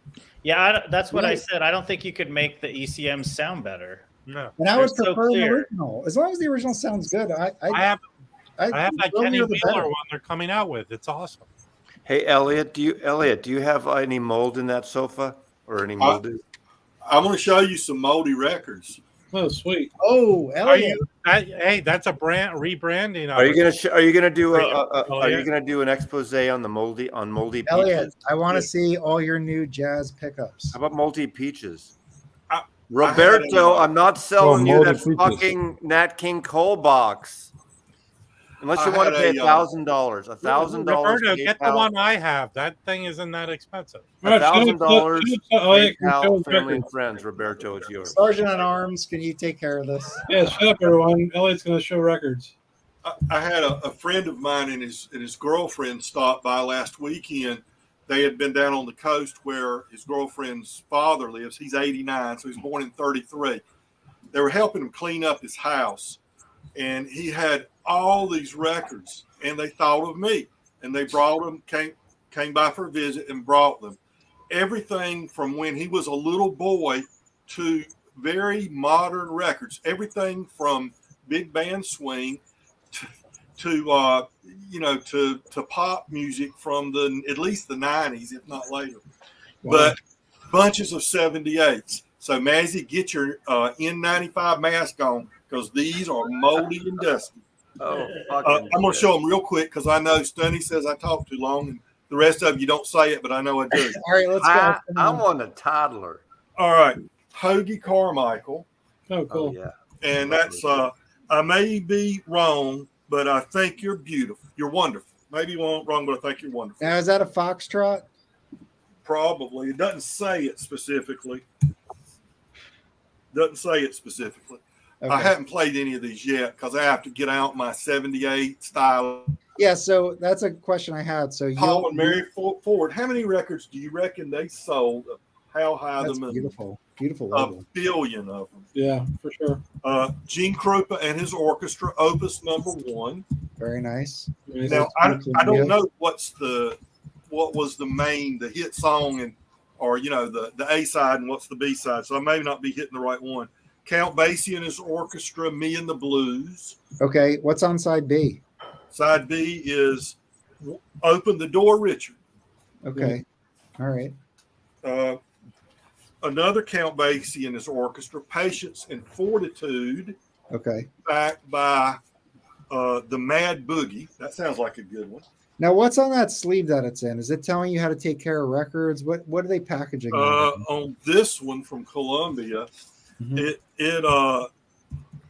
tells you about the quality material that they use, and you can hear the world's greatest performances on Columbia Records. It's not really instructional; it's more bragging about how good they are. Mastering the sound in every home. Masterworks that should be in every home. I've heard some. Mike, who's the guy on Jazz Vinyl Lovers that has all the 78s that he always plays? Oh, there's I saw that. Is it Matt? It's I think it is, right? I'm blanking. Yeah, I think it is. But I'll show this one and one more. Yeah. Okay, cool. This is the King Cole Trio. They don't use Nat on this. King Cole Trio, and it's "Oh, But I Do," and "You Call It Madness." Is it? Are they instrumentals? I haven't played any of them yet. Like I say, there's 78. Oh, you're one of those people. So you're one of those people that like Michael 45 that buys records but never listens to them. No, I'm kidding. Michael is always watching every stream, so I'm kidding. Yes, but I've got to clean them first, and then I got to get out my 78 stylus used for 78s and do all that. So it's a major. You just pick a nail off the woodshed in the back. Oh, look at that! It's a little 7-inch. No, these are 7-inch. These are 45s. This is a little album of 45s. Great record. I thought this was really cool. J.J. Johnson. Now, I don't know the other guy here. Wendy. Oh, yeah. They did a million records together. Look. Oh, yeah. You got 145 here. Nice. and then you've got in the middle another 45, and then at the end another. So I think it was Mike talking about stacking. Instead of buying a 10-inch or 12-inch, you would come like this, right? And you would stack them. I'm assuming that's what this is. And double LPs are the same thing. Side A's, and then flip them over on your record changer, not turntable, but a record changer, and play the other. I will say though, I do kind of want to spend $100 and get that weight that Patrick was showing this morning. Yeah, right. I think it's really cool. I have to say, I think people should bring back record changers. Fuck this preciousness of playing one record. Stack 5 records. You know, you're gonna enjoy Razzie, can you take out all your Music Matters and stack them and do it with them? Do the 45s. I would do it just for the sake of people's heads exploding. I know. This is an opportunity for me and Chris to promote our dual turntables. I have a dual turntable. Dual turntables from the 70s and 60s were built with record changers, and they also play 78s. Not yet, but not mine. This is. So they're great vintage turntables. Yeah, this is the dual 5. This is what I thought this would be the last turntable I ever bought. I bought it in '87. Yeah. I don't know if you can see it here. This dual turntable. It's fucking great. It's awesome, and you know. Does it play 78s? It does, actually. Good. Well, see, they kept that going for a long time then. Yeah. Mazzy, do you have any 78s to play? I think I have like 5, but I never play. I never pull them out. Now, Moby Grape, their second album, the last track on side 1 is introduced by Arthur Godfrey, the old kind of vaudevillian guy. And you have to change the turntable of 78 to play the last track, which is called something about a foxtrot. It's like a parody, kind of old, like Rudy Valley type thing. Yeah. That one track on the Columbia record, Moby Grape, wow. Now, Arthur Godfrey's the one that had the radio and then television, Arthur Godfrey Hour, where he would feature new talent, didn't he? Little talent contest type things, if I'm not mistaken. Am I? And, Chris, you were referring to Scott Baldwin, I think. No, it's different. I mean, but yeah. So the point was that this guy has a bunch of 78s and he posts videos on Instagram and stuff of him playing them, and they sound amazing, right? Like I think we have Dr. Robert in the house. Robert Hart here just commented. Robert Hart's my buddy who helped us with the auction. Yeah. I think that's the right doctor, right? I guess. Why did you got to change the stylus for one thing? The stylus won't work one for the other, so that's one reason you don't see the 78s on a lot of the turntables. I'll tell you exactly why. It's format wars. Number one, they moved from shellac to vinyl, and it sounded better. And then Columbia invented the LP, and then RCA invented the 45 7-inch.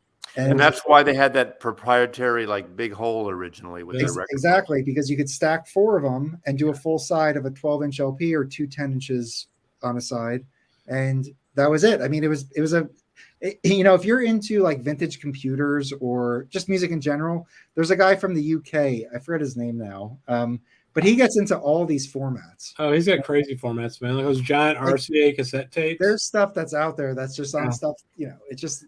But my father bought this.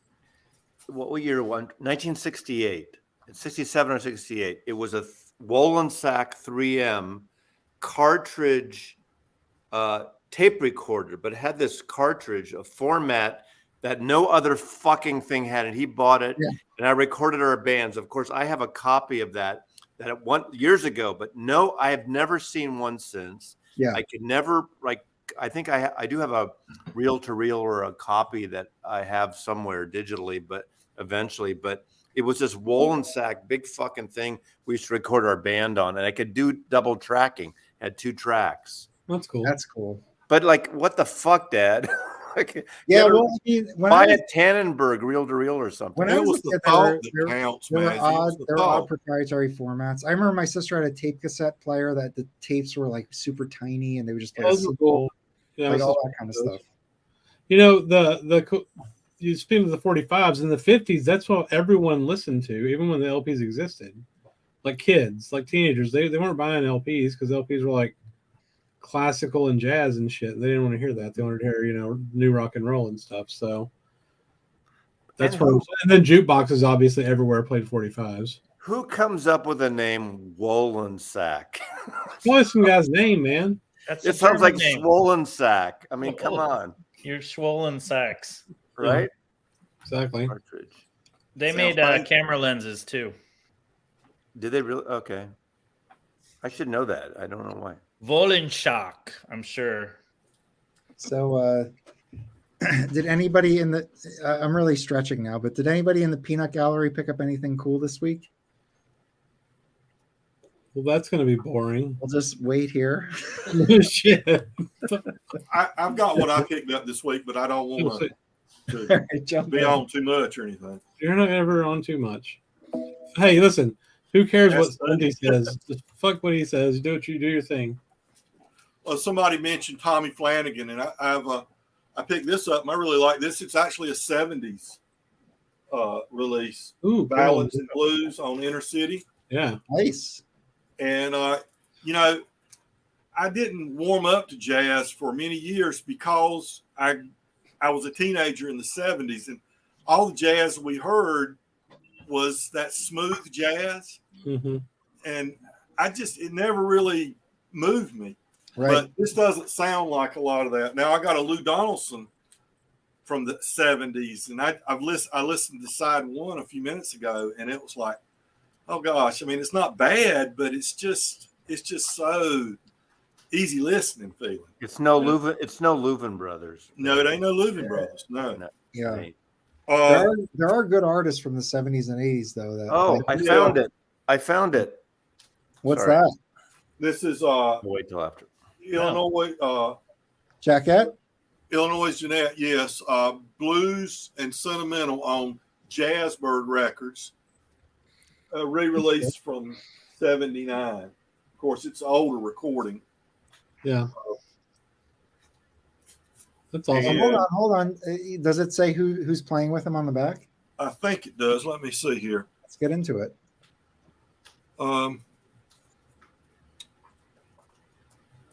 Actually, it does not. It does not. It just says the tracks on it, and that's it. There's no inner sleeve with information. What's the album name? Was he what? What's the name of the album? Illinois Jacket. What is it? Blues and Sentimental. Elliot, if you come on our show, it's like being in the Spanish Inquisition. Yeah, that's all right. I like that. The analog production Illinois Jaquette record's fucking fantastic. He does it's really a great record. He does. Here's one I got that I think is from France. Is that Ben Webster? No, this is Lester Young. Yeah. Lester Young. But look, I almost didn't recognize him. He doesn't have his hat on because there's nothing on the record. Oh, weird. It's Queen Disc 001. And here's the only thing with it. And I'm assuming this came with the record and somebody didn't type this up themselves. But look, just a hand typed on a small letter piece of paper.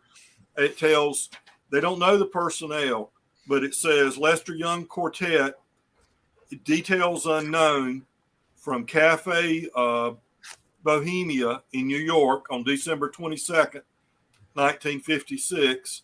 And then Olivia's Patio Lounge in Washington, D.C., I'm assuming, December 8th, 56. And then on side 2 is the Royal Roost in New York, November 27th, 1948. They do know the personnel on that one. Jesse Drake's on trumpet, I guess it is. Ted Kelly on trombone. Lester Young on tenor sax. Freddie Jefferson on piano. Ted Briscoe on bass. And Roy Haynes on drums. Oh, wow. Goodbye pork pie hat. Yeah. And that's all it is. He does Lester Leaps In on here. A Ghost of a Change. Just You, Just Me. Sweet Georgia Brown.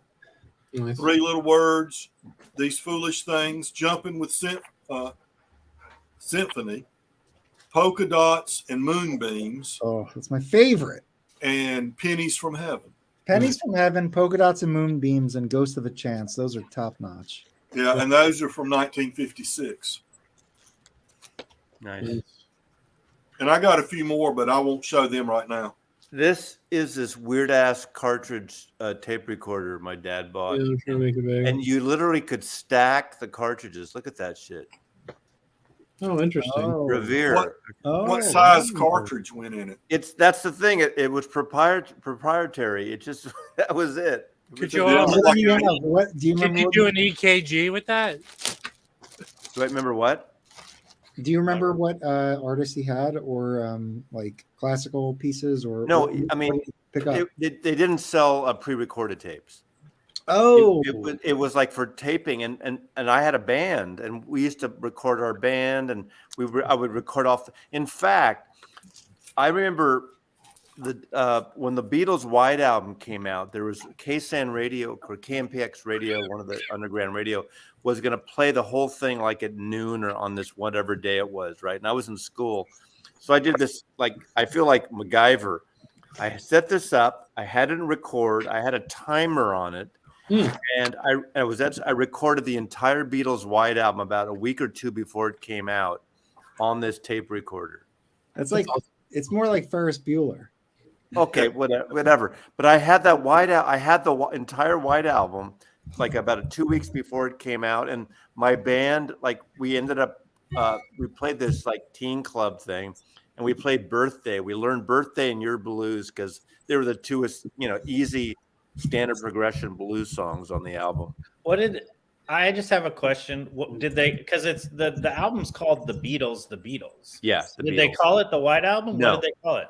That was nickname. It was no, but when it was about to be released, what were they calling it? It was just called The Beatles. It was self-titled, no title. No title. That album. I know we're switching gears. People hate when we talk Beatles here, but the Beatles were going to name that record a Doll's House, and they had this different cover and everything.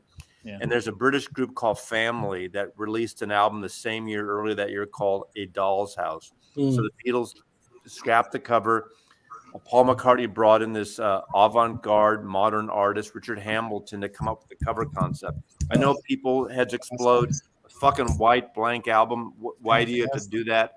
But that was his concept. That really was a good idea. Yeah, it totally was a good idea. But it was just called The Beatles, and it became known as the White Album just because that's what it is. Yeah.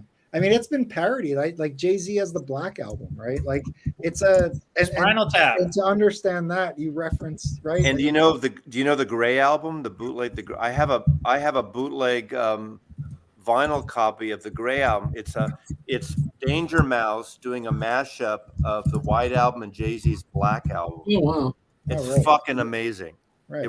They should have released it commercially. It would have brought people are into it was during that mix. What do you call it? Mashup period. Yeah. In the 15 years ago or whatever it was. Now, do you think Mazzy I never mind. I was just gonna ask. I don't want to bring the jazz bumps to the Beatles here. No. All right. Okay. Let's keep moving. All right. So keep that shit on Rachel's stream, man. Yeah. I'll keep that shit on Rachel's I got something. All right. Let's get it. We're talking about ECM. This is one of my favorite ECMs. Let's see the cover. Stanley Cowell Trio. Oh, I don't know that. Oh, nice. Oh, I've been blacked out. This record is beautiful. Absolutely, dreamy, piano like raindrops. Just gorgeous. It's just a trio. Nice. And it's one of my favorite ECMs. So I think it's still affordable. I think you can still get it for $30, maybe 25. It's really, really good. I'd put it up there with my favorite ECMs, which is probably that Mal Waldron. Hey Felipe, are you there? Yes, I'm here. Hey, could you show your Eddie Higgins Venus one? Yes, I'm gonna go pick it up, Mike. Just give me 1 second. He meant not your nickname for your.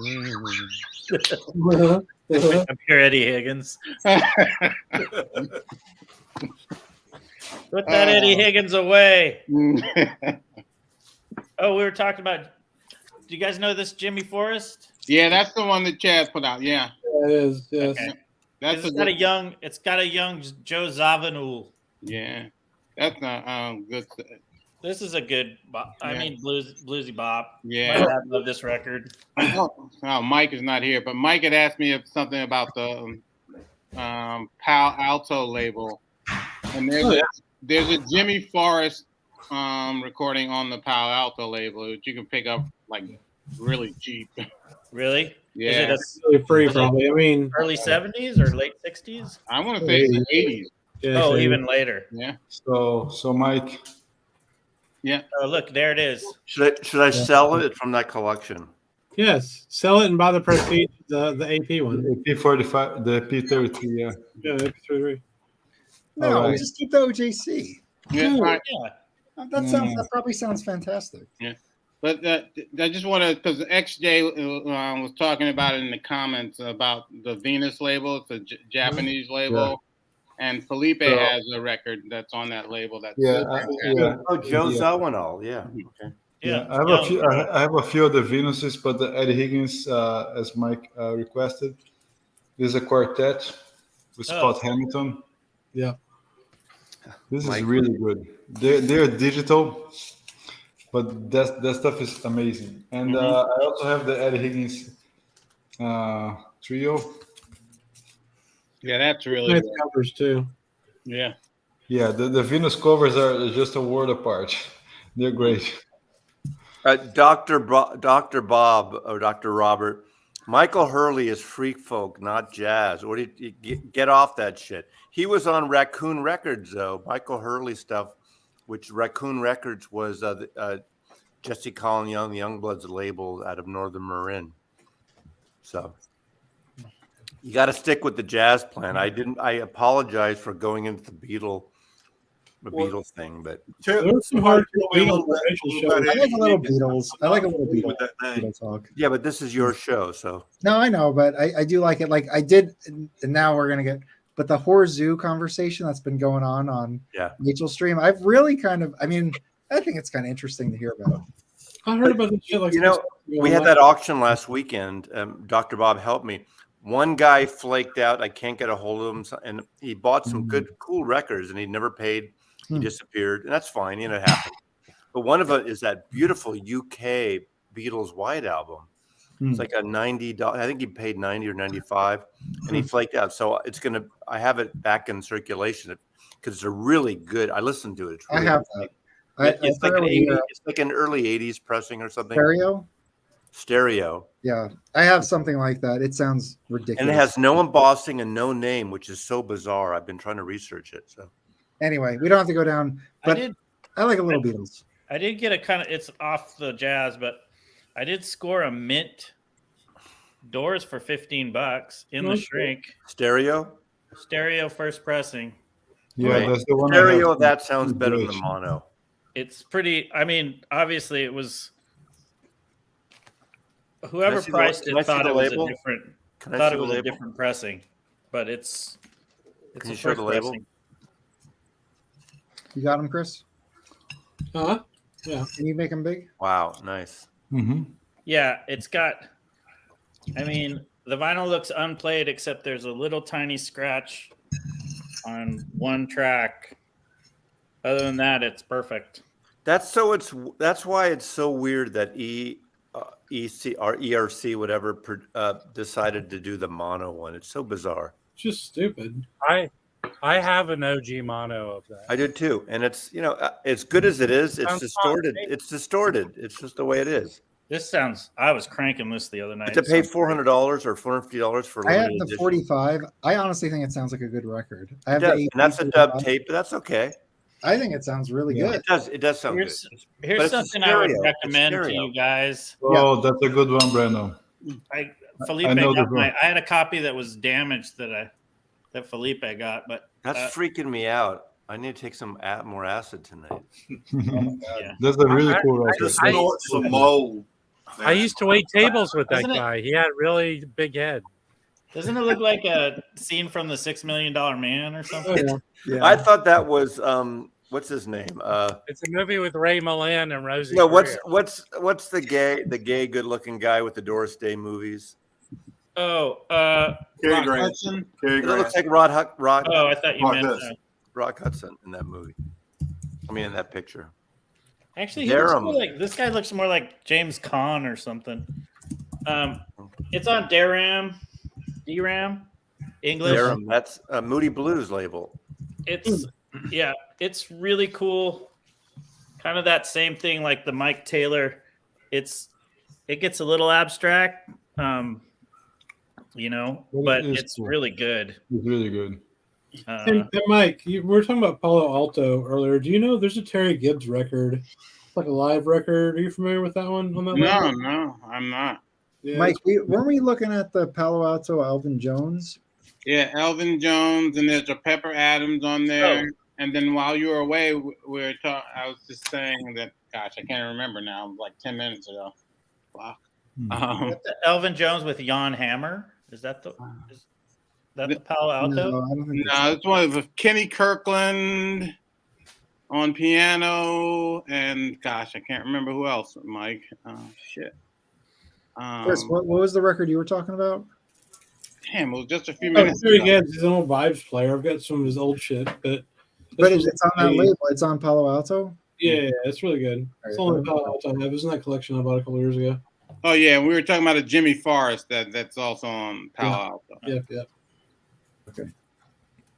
Oh, Yeah, it's like a live recording. It's pretty cool because they were he had this quartet that was touring and went to Europe and stuff like in the Jimmy 80s. Forrest. Right, hold on. Oh yeah, did somebody already show this? It's Heart of the Forest. I feel like it looks like the same cover that somebody just showed. What? Hold on. Oh yeah, I've definitely streamed this before. Hold on, I'll share my screen. Out of the Forest is probably his most famous one. Yeah, He's got one most much. So this one here, what's Palo Alto? this Palo Alto jazz, that just looks like Inner City to me. Like it's the same. Yeah, they weren't affiliated with each other. Maybe No. they were. I mean, it looks No. very. Will you look up that Terry Gibbs record? Inner City was Irv Kratka's label, who started Music Minus One. Remember those records that would come out like if you were a clarinet player, would have all the parts except the clarinet and the music, and you would play. Yeah, I along have with a it. couple of those. Is Terry Gibbs two I have Bs? a Mal Waldron Yeah, record. it's 2 Bs and it's on Palo Alto, not Oh, Inner Palo City. Alto. Sorry, yeah. Can you pull up the Palo Alto and look at their little biography blurb there, please? First time together. This one here. Yeah, We're Airmail special. no, the first one. Hey Nicole, who runs the orchestra now? I mean, what? Yeah, I've got that one. It's pretty good. It's cheap too. Cheap. All right, Terry Gibbs, Buddy DeFranco, Jazz Party, first time together. Okay, here. So Buddy Who's DeFranco, who's the signature? What does that say at the bottom there? Jimmy Smith on drums. Yeah, Right. it's good. Yeah. Anybody get the new Van Morrison record today? Skiffle record? No, Mhm. this is a jazz stream, Mazzy. But he's jazzy. His records are jazzy. He does Kind of some bluesy jazz. jazz. Does he have any Trump-based record songs on the record? I skipped the last one. Where it was like, stop pointing your Hey, vaccine. I heard there's a song on there baby. called "Go White People." Yeah, exactly. Oh man. I've continued my search for Carol Sloan records and picked Okay. up a couple more of hers. Nice. Show you one of those. Yeah. Looks nice. Hey, Elliot, you look very youthful. Can somebody make Elliot big? I'm trying. Not me, please. Is Carol wow. Is Carol Jerry's daughter? Oh man, you're horrible, Mazzy. Carol Sloan and Ben Webster. This Ben is Webster. actually, she was playing a Rhode Island club in Pawtucket, Rhode Island, Mhm. where she's from. And Ben Webster was, this was in '64. And So Ben what Webster songs did it- was playing the next night. And he came in a day early and he came in and sat in with her. And somebody just had, I don't know if it's a board tape or somebody in the audience copied it, but it didn't come out till about 15 years later. She didn't even know anything about it. But evidently they gave her. Elliot, is it PO? Is that the name of the club? Kings and Queens. Okay, because there's another Ben Webster recording from a club in Rhode Island.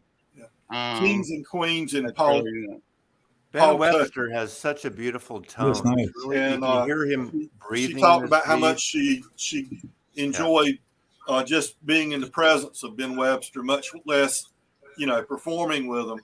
And just it's a good out. It's poor, it's poorly recorded. It's obviously, not studio quality or anything, but it's on a label out of New York called Honeydew. Never heard of it before. Never heard of that. Well, and it's got a bunch of Ben Webster and Elvin Jones records on it. There's a honey something that's one of those European mafia labels. You're thinking about Honey Bucket. You're thinking about Honey Bucket. No, I know what you're talking about, Rob. Yeah, this is New York. Those portable potties. A lot of portable toilets, honey buckets. Honey buckets. Well, Hey, Elliot, is this what it's going to be like to visit you, Mazzy, listening to this? Elliot, can you tell us this? Can you tell us the songs they do? Because if they didn't have rehearsal time, they must have done standards. Yeah. Yeah, Just Sitting and Rocking, Ellington tune, Danny Boy. That's a solo by Ben Webster. There's no vocals. She doesn't sing on that one. I Got It Bad and That Ain't Good. That's a good one. And then on side B, Mood Indigo, Honeysuckle Rose, When Your Lover Is Gone. Nice. Sorry. Nice. But it's a nice. She's just a great vocalist, jazz vocalist. And I don't know if we got any recordings of her doing it, but she scatted also, and that's a pretty rare. Matt, Elliot, who would you compare her to? I'd compare her to Ella Fitzgerald most. That's her biggest influence. Ella Fitzgerald. Sarah Vaughan also. Wow. Ella Fitzgerald. She did say something, read something she said about somebody told her she sounded basically said, you sound too much like Ella Fitzgerald. Called her on it early in her career. And she made an effort to have a more distinctive personal sound than when she was. And she said she had never been aware of it. She figured it was just the exposure to Ella's music. Of course.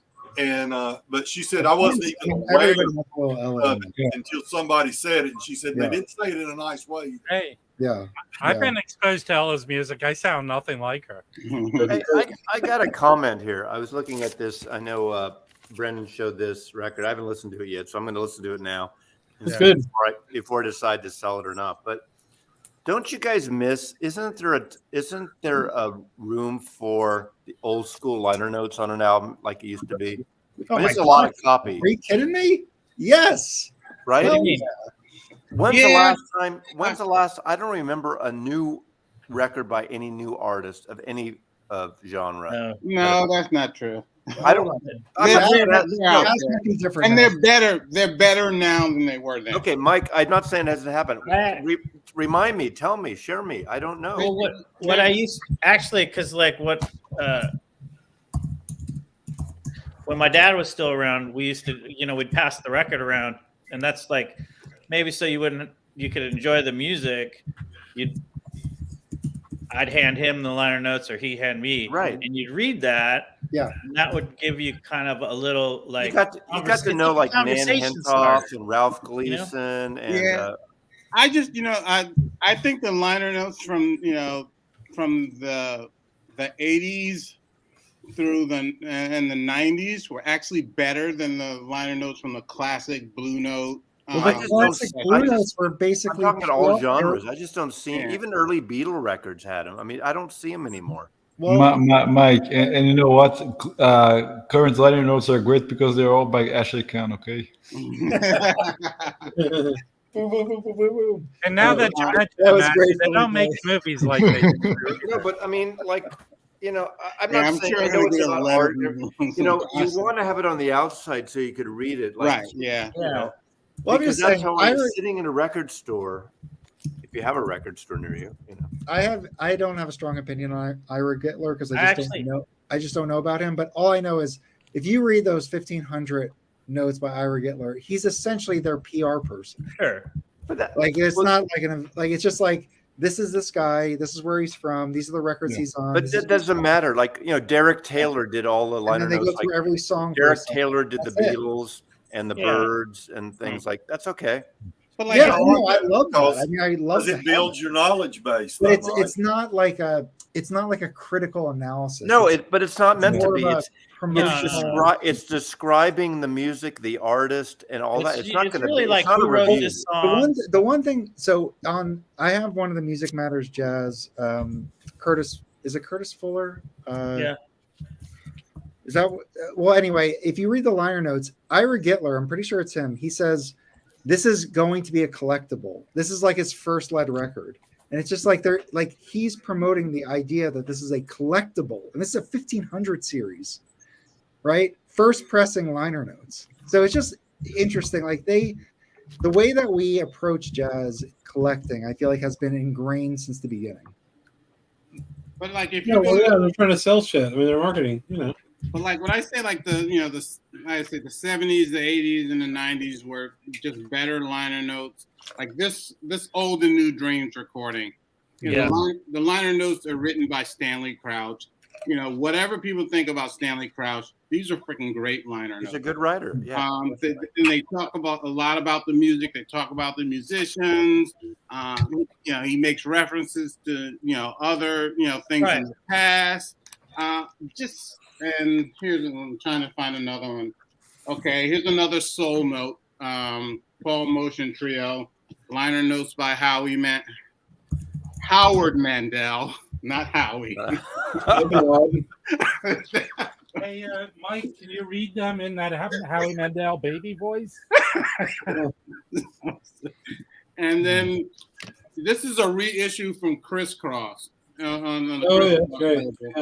But originally, the liner notes were written by this guy Michael Bourne, who was a DJ. He just passed away recently for WBGO. But are they on the inside? Are they inside? Yeah, they're there.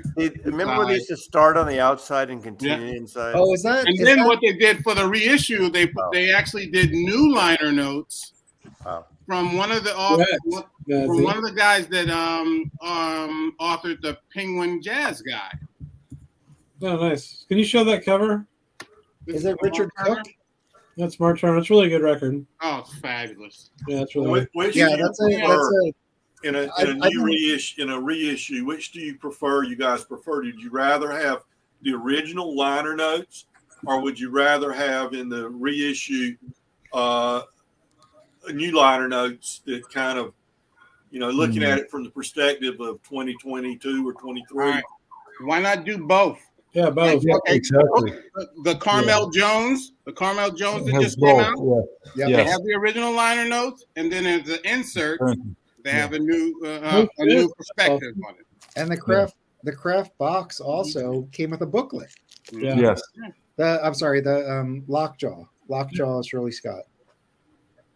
It came with that booklet. Look, I realize it's not like a hardback thing, but I don't think it's necessary. But you have images of the master tape box, the tapes, the studio session photography, and then details around everything. It's a really well done. Yeah, you also had his cholesterol levels. They were on there. They tell you exactly, Rob. Thank you. I have to hang out with you for by Ashley Can as well. All right, so I'm hip with my humor. Can I just show one thing? Because Elliot had showed the Carol Sloan, the vocalist, and I posted this on Instagram, and this the Cassandra Wilson Blue Sky. Oh yes. What year is that? This is 1988.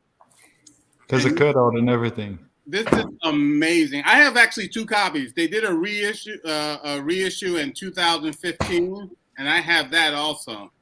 Which is better? Which just sounds better? The reissues slightly sounds better. Nothing major. If you can get this for cheap, I say go ahead and get it. Now what's that? Sandra Wilson. What label is that? It's on JMT Records, and it's all standards. And look at that 80s design too. Yeah, for sure. Is it done traditionally or like in her style?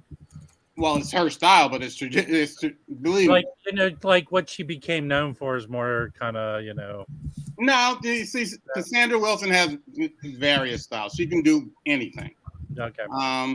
This is in a classic style, I would say. But what's so good about? I remember when this came out in '88. This was like a breath of fresh air. Everybody, the people were like, okay, oh shit, jazz standards actually sound good. Mm-hmm. And someone's doing, someone of our generation is doing jazz standards. It was just amazing. The whole, everybody got behind this thing. I don't understand, and I do understand this, but I just feel like the standards are kind of cool.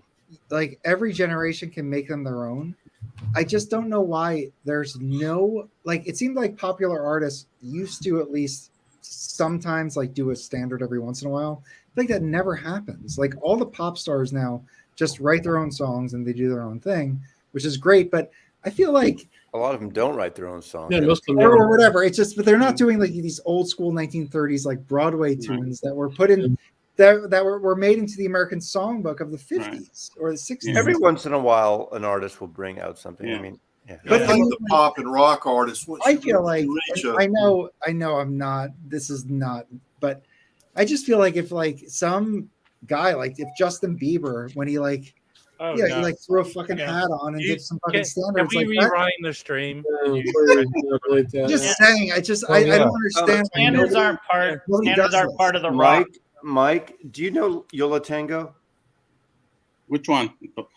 I'm sorry, Jazz Bum Mike. Do you? I don't think so. Okay, they've been around a long time, but you have to get this album. They're kind of indie, psychedelic, Americana, hybrid.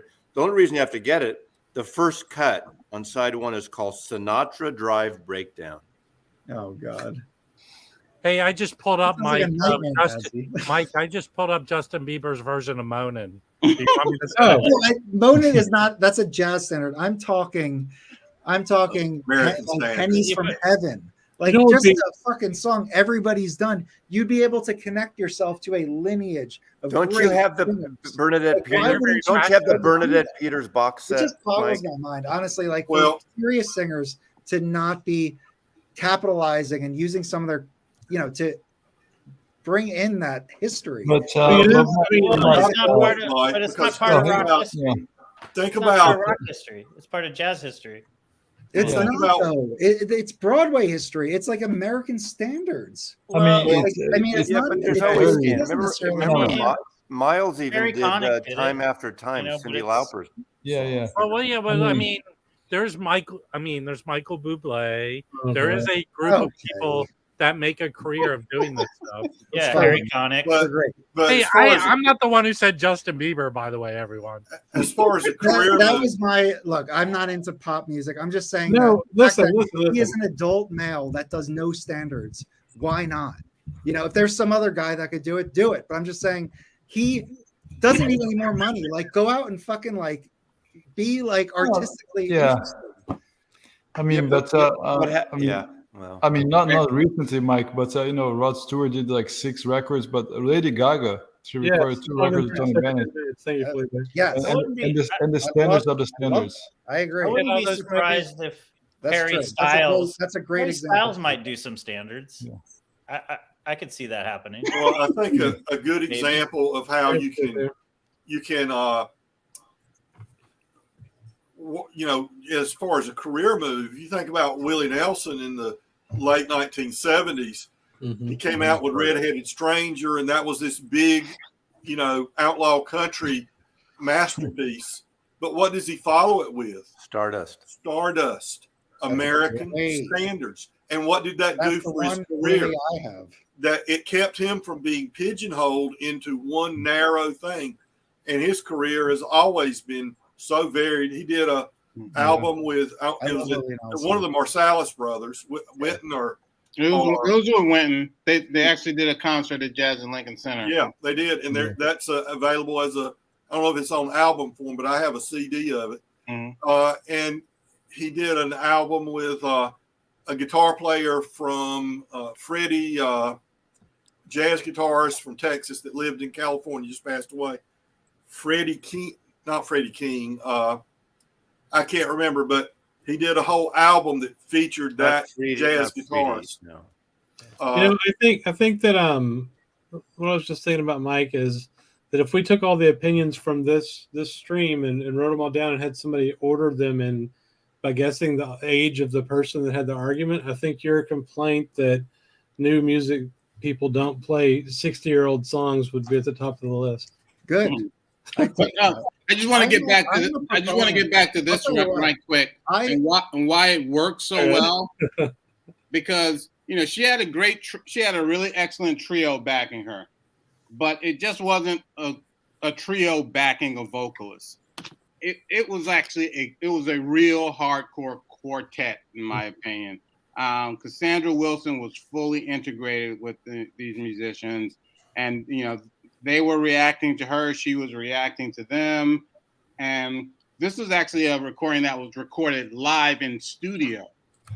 So this wasn't something, that they just said, okay, we got to stop and we're going to remix it. It was recorded live to 2-track digital in the studio. Oh, my God. This is an unfortunate comment. Just one more time, the cover of that. Hey, you know what? It's horrible, Joe Marino, that you take my jokes and then rebrand them with some ridiculousness. Yeah. That looks cool. And this is when I first listened to like Terry Lynn Carrington as a drummer, and she is amazing on this. She is amazing on this. That looks awesome. That's something I'll probably look into getting. I'm not trying to be funny, but I did watch American Idol for a bit of time, and it always seems like one of those kids, they would fit to standard style songs. And they would do a standard song. So it's not like these aren't being done by people, that are young. Well, didn't Annie Lennox, Diva, didn't they have some standards on it? Yeah.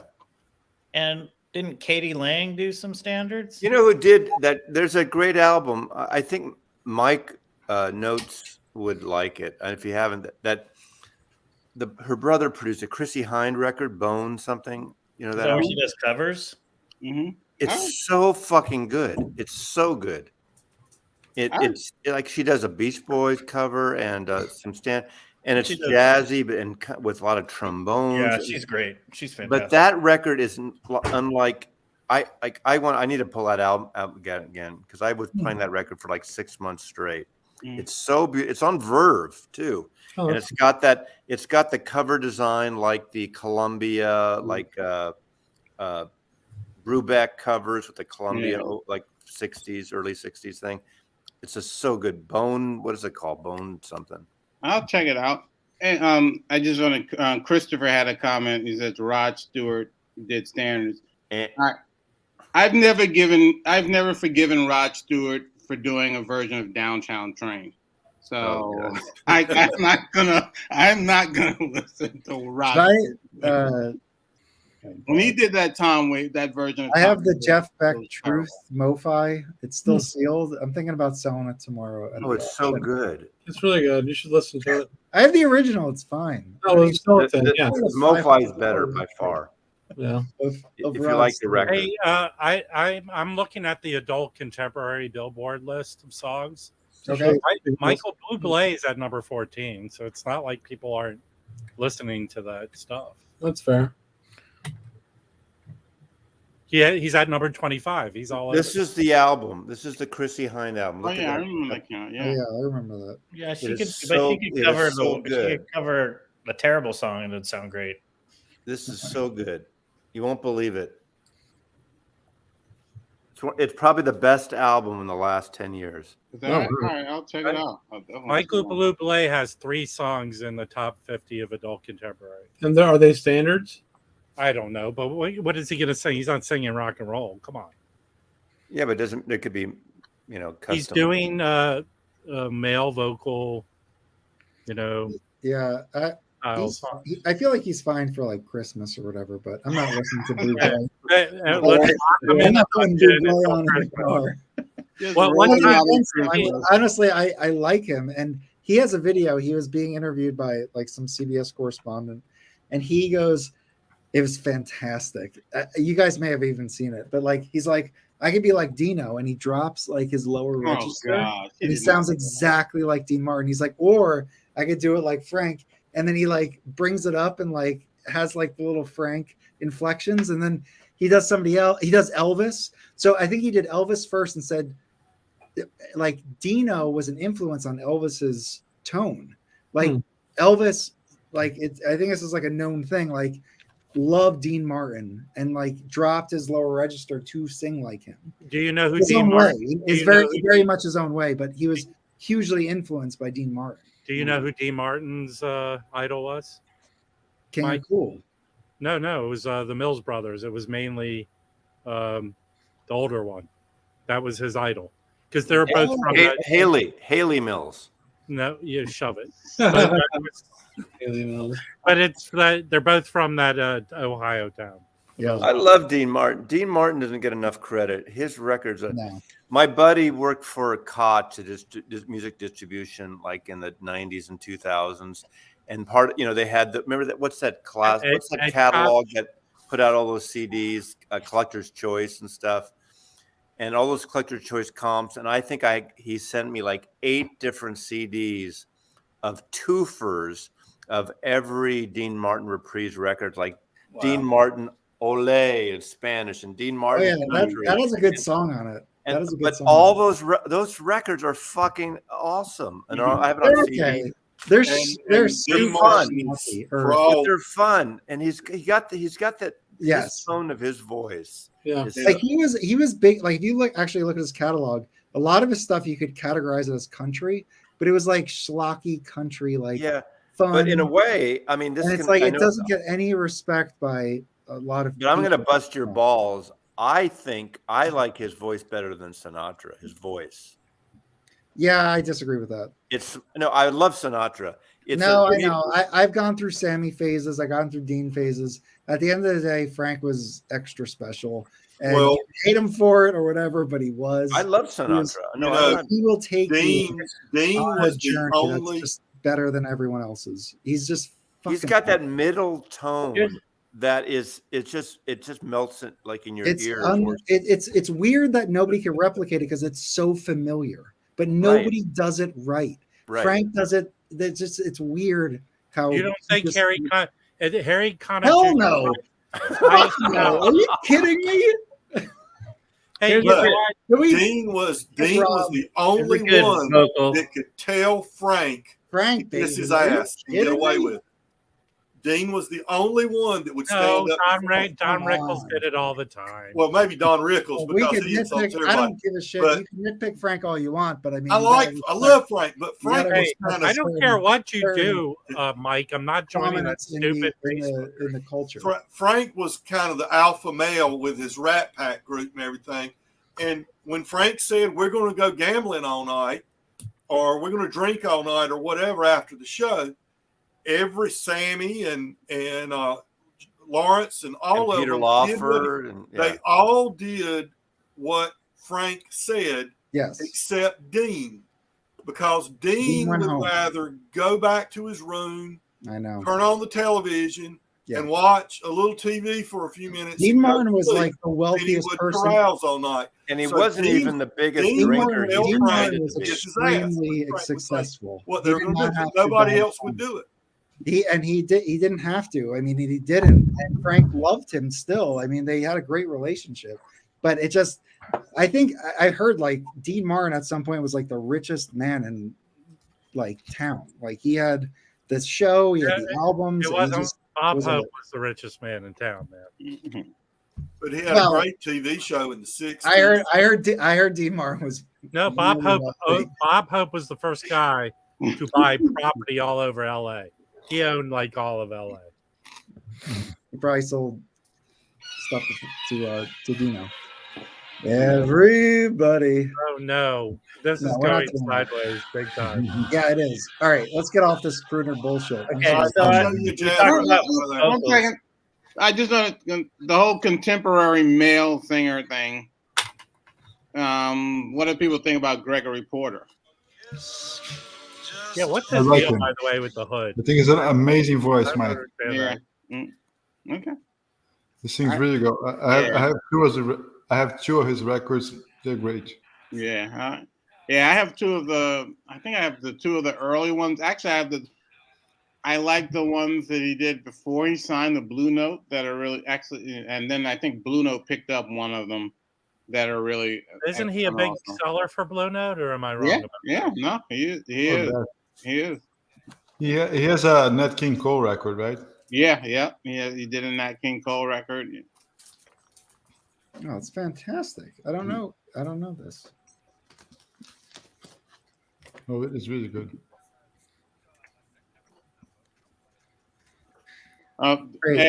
Hey, Wax, you might want to address Max Miller's. Matthew, go to my channel. Go to the live section. We did a whole video yesterday about it. It's very good. Elliot, can you show that Savoy? That's the Savoy Stan Getz Opus de Bop, and it's from recordings from 45, 46, and 49, I believe. McIntosh is on the drums on one of them, and on some of them, and Shelly Mann plays the drums on other recordings. And let's see, that guy showed the 45 with J.J. Johnson. Said I didn't know him. Well, here he is. Kyle Winding on trombone on one side. I'm just seeing if there are any other names that jump out at me. Hank Jones on piano. Now, is Hank Elvin's brother? Yeah. Yep. Yes. Yeah. There's Hank, Elvin, and Sam. What I don't like about it is they do the same song twice, a couple of times. A lot of those Savoy series records Alternate takes. They did different takes. Yeah. Hey, Baggy, did you come up here to do your taxes? What's going on? I did my taxes a long time ago. I got to head out because Baggy's here. I don't want two bald guys here at once. But well, there's more than just two bald guys. Nowzy, Harry's not going to go to that show, so I need you to go and live stream for me so I can watch it. What show are you talking about? The Peter Gabriel show. Oh, I'm not going to it either. Come on. Dude. They're only like $1,000 tickets. Yeah. Hey, go on YouTube. There's going to be people posting video from that show. I don't need to go. I'm going to have to because it's ridiculous. The prices are ridiculous. And I don't want to go to. Where's it at? It's at the Forum, and I don't know why he should be at the Greek or someplace where it's going to sound nice. I hate going to basketball stadiums. They redid the Forum a long time ago. Madison Square Garden took it over, turned it into a concert venue. The LA Forum. Yeah, the LA Forum. Yeah, the guy. What's the name? Took it. The guy that owns the Clippers. Yeah. No, he's opening. He did a video where he was shooting free throws in the space. That's in Inglewood. That's not that far away from the Forum. Okay. But the Forum they cut it up. It's no longer, you can't play sports in there anymore. Oh, okay. It's a concert venue. Well, that's an improvement then. Well, it's right next to the. Where do the Clippers play then? He's playing at Seattle too. They're not. Their stadium's their arena's gonna be ready for the next season, but they're not Staples Center. Arena. No, Roberto, they got rid of the racist guy a while ago. Well, what are you talking about? The racist guy? Donald Sterling. Oh, he's long gone. It's Steve Ballmer. Microsoft bought it. That guy was like 99 years old. 7 years ago. But he was racist. Is he still alive? I feel like that would be interesting. Yeah, good question. Yeah, I have no idea. That was a heel of the. I don't know. They knocked down the sports arena, but the new Clippers arena opens next season. Oh, that's gonna be cool. And they'll have concerts and everything there. So. And where do the Lakers play now? In the old Staples Center, which is called crypto.com. Yeah. Mm-hmm. Okay. I saw the Lakers at the Forum a long time ago. I'll tell you what I saw at the Forum is when Prince did that residency there. Oh, I went to his first show, which was probably a bad move because it was designed. He had different guests every night. Mm-hmm. The guest I saw was Sheila E. It was like no big deal. They play together all the time. Yeah. I saw the Beastie Boys Hello Nasty when they're doing the Hello Nasty tour. Oh, fantastic! Yeah, and I'm sure the There was- sonics affected how they sounded in that place. When I saw them outdoors during Lollapalooza, that was from one of their previous albums. It was one of the coolest shows ever, but I didn't like the tour. Can you show some records some jazz records you picked up recently? And actually, I'm not buying any records. He didn't. Hey, Baggy, I was at. I told you the other night I can't buy any more records for a long time. I was at the best Peter Gabriel show ever, Baggy. Oh yeah? Yeah, it was the one where he did the tour where he played at the Hollywood Bowl, and then John Cusack came out with a boombox over his head. Really? It was good. Oh, I remember. Yeah, I think you mentioned that before. Yeah, okay, so I wanted to talk to Mike. So I was looking up Oleo. It was actually Oleo was from Sonny Rollins, but it's based on the same chord progression of "I Got Rhythm." So they nickname it. Jazz musicians nickname it the Rhythm Changes, and it goes under other names besides Oleo. But according to Wikipedia, Oleo is a jazz standard, but to me, it's just interesting thinking about that because it came from an American song. So, but, Baggy, you know the story behind Oleo? Yeah. So at least in Miles' book, he pretty much, they were recording on the Prestige sessions. He asked Sonny during a break to write a song. He went to the bathroom. 5 minutes later, he came back with Oleo. That's insane. It is such a good song. That's why it's so good to poop to. It's exceptional. It's Perfect. It's moving. It has 3 movements. It's smooth. It's so good. It's so good. I love Oleo. And I gotta say, Rick Beato did a breakdown of Oleo on Miles's Workin'. You guys, you have to. Oh, he did? Oh, I gotta see that. He breaks it down, and he also talks about anyway, it's his best, I think, in my opinion, his best video. It is so good. I'll find it and drop it into the chat so people can I mean, besides our channel, my favorite channel is probably his. Whose? I don't watch much of it, but I like the Keith Jarrett. That's hurtful, Chris. Very hurtful. I'm sorry, you're number 2. The Keith Jarrett will probably go down in history. All right, everybody, we're bringing up Rick Beato. He's joining right now. Hey, Rick. That would be cool. Wow, you're the master of suspense. Yeah. I believed it for a second. Thanks a lot. Oh, we probably would say it was stunty, and he would never talk to us again. Well, no, remember when I did my stream, Wally came up. It was really Mazzy. Anyway, this song he calls the Picasso of modern music. That's how fucking much. What song? Oleo with on "Relaxin'" by the Miles Davis Quintet. I like Arrogant. I'm gonna drop it into the chat as soon as the stupid thing moves. It's my favorite. Right, here we go. Everybody should watch this. This is fantastic. So he does go on like a 10-minute breakdown on his guitar of all the riffs, which if you're not a musician, just you could watch it or just jump ahead. But he then breaks down like all the exchanges and the background, and it's fantastic. And whose channel is this, Mike? This guy Rick Beato, who owns a recording studio and has a really successful YouTube channel, and he is a general like music, I don't know, like savant expert. Like, and he was a professor in I think the 70s and 80s. So. What's his? I mean, I like him. I don't watch. What's his channel? I don't watch most of his videos. It's just called Rick Beato. Okay, easy enough to find it. Yeah, he produced bands as well.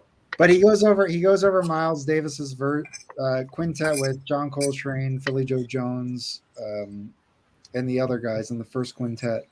And, Elliot. Oh, I'm sorry. Go ahead. I was just gonna say, Elliot, check out his channel. You can scroll through all his videos. There's a bunch of shit you won't care about. Like he bitches about pop music sometimes, and they'll like break down songs. He complains about auto tune. But yeah, two essential videos you have. Oh, wait, two essential videos you have to see, Elliot. Yeah. Is the Purdy interview. Yeah. Which is the second coolest thing I've seen on YouTube, and the most recent thing that just came out a few weeks ago is the Jarrett interview, which is the coolest thing on YouTube right now. Yeah. What'd you say the first one was?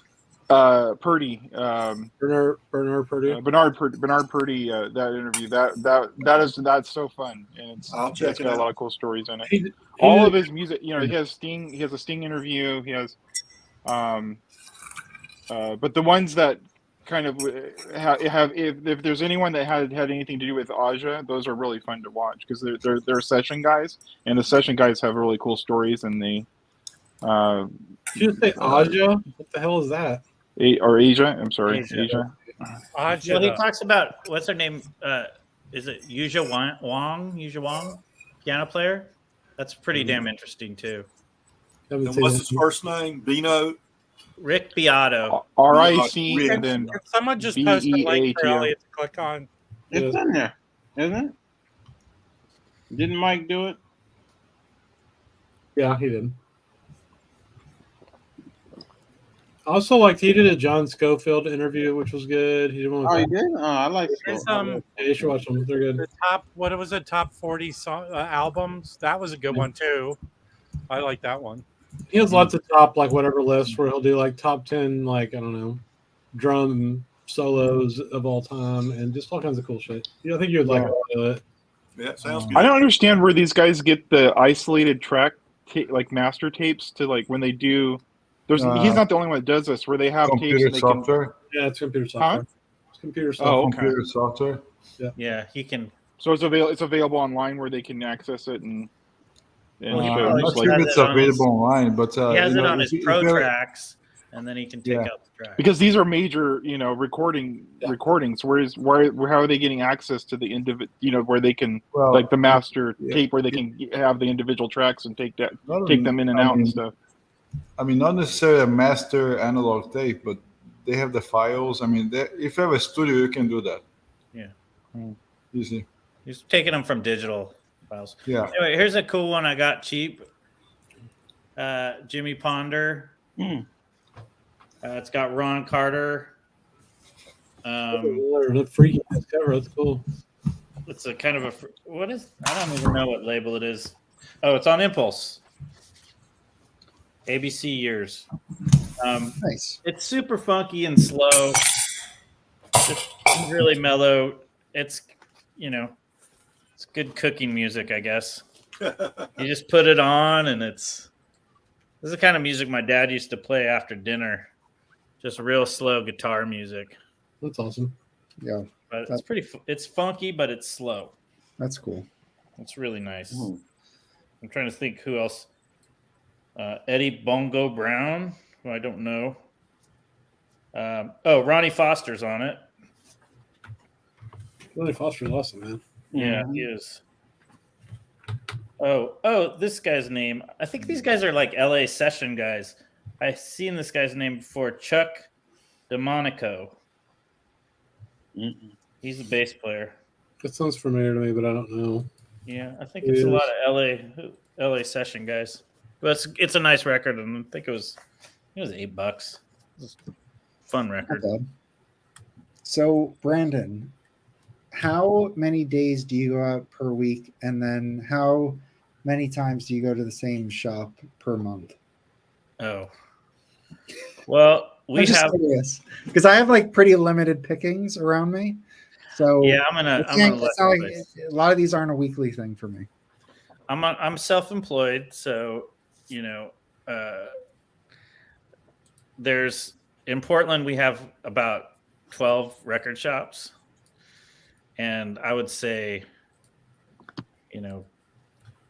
9 used, 3 new with a little used. Mm-hmm. And of those 9, 4 or 5 are really good, are pretty good. And then there's some that there's a few that stink for sure. But there's, what I try to do is hit one of the good ones every week at least. So now, what distinguishes the good from the bad? Overpricing or just lack of selection? Do you know Jump Music? Yeah, it's really close to my house actually. I just bought a record from him today. Yeah, Mike's or Dan. He's a trip. He's a And a nice guy. He's super nice. Some of them specialize in particular genres. Yeah, so there's one place I go to that has a lot of jazz and classic rock, and he has a really good jazz selection. So, I'll go there. I actually probably go. That's Dig. I probably go to Dig Vinyl once a week, just to kind of see what he's got. Mm-hmm. And that I also sell stuff there. If I to do he does like a 75% commission. So if I sell something there, it's cash, or I can just do trade for 50%. Well, any used record store is only as good as the last collection they buy, right? Isn't that what Rob says all the time? Yeah, I mean, that's right. but some people just seem to attract much better collections. Yeah, it's more. I feel like it's more complicated. Some people work harder to get them. Yeah, but if you get a reputation as someone that's fair and is going to pay more for records, and you're going to end up getting more records. Also, I think we have such a. There's just, I'm not very unique for this town as far as there's so many people bringing in records to sell that a lot of times someone will come in and that'll go up and I'll just be like, oh, I've been looking for that. Something that they're getting rid of. Mm-hmm. So there's so many people that are buying records and getting rid of some stuff is that I almost always find stuff. Yeah, I need to get rid of stuff. I'm just. This is why I'm starting a campaign against gatefolds, because I just don't have space, and they're taking up more space than they need to. Yeah, well, then why are you buying 45s? Well, the 45s are fine. If it requires 2 records or 2 LPs, then fine. It has to be. If it doesn't, then don't fucking put it in a gatefold. Because we like the covers, man. The covers are fine. You could have the covers on single, No, just go buy some OJCs and leave our shit alone, bro. No, we like. I love gatefolds, but I have too many records. So, hey, Brandon, does one of the bad record stores rhyme with "Many Eckers"? Joe says, "What is it? Just throw away the jacket." Yeah, just throw away the jacket, so it's fine. What does it rhyme with? What? Many Eckers. Oh. I won't even go there. Oh shit! That's forget that. That's just. I saw that guy's post, and I'm not even bothering with that. So that wasn't even included. Yeah. Yeah, you've earned my full respect. Yeah, he said something like, "Come buy this holy grail." If he put out a video reviewing glass houses or something, and if he put out a video reviewing some jazz record, I'd probably watch it. It's just that guy's got no clue. I'm just not interested in what he's putting out. No clue. He talks about it's like how many videos on record weights. If you ever want to throw yourself out of a window, watch his Whatnot auctions. It's a perfect example of how you don't sell a record. I saw 30 seconds of something he was doing, and I just immediately said, "Do not notify me about this guy ever again," or get rid of it. I'm never going to that shop ever. It was just such a turn off.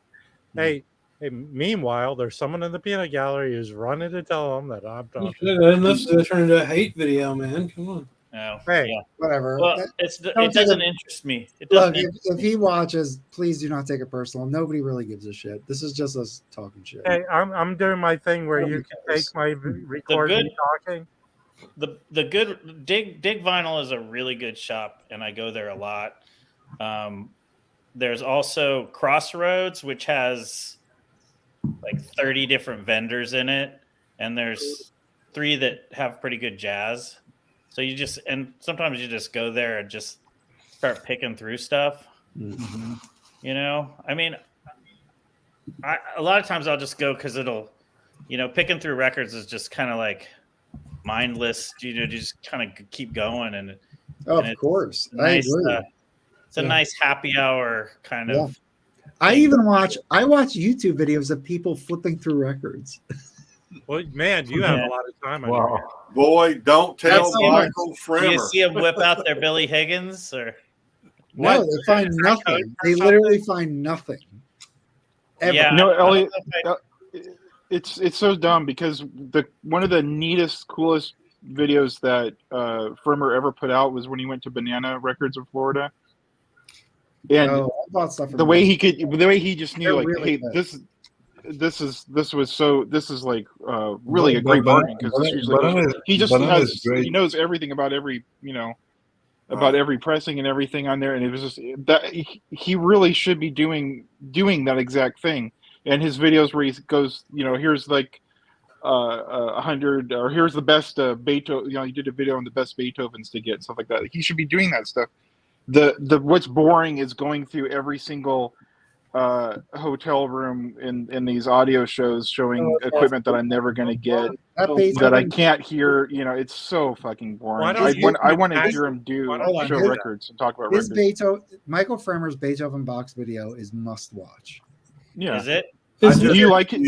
Do you like his audio show shit where he's like going through every single room in an audio show? No, it's boring as fuck. No, the Beethoven box set video. But Bag, you should go to an audio show. Never been to one. You should really watch that. That is What's great about the Beethoven box? He starts grating on my nerves, and I understand that, Elliot. If you can't stand the guy, then that's fine. Elliot, you should watch his chicken salad recipe video because it's really good.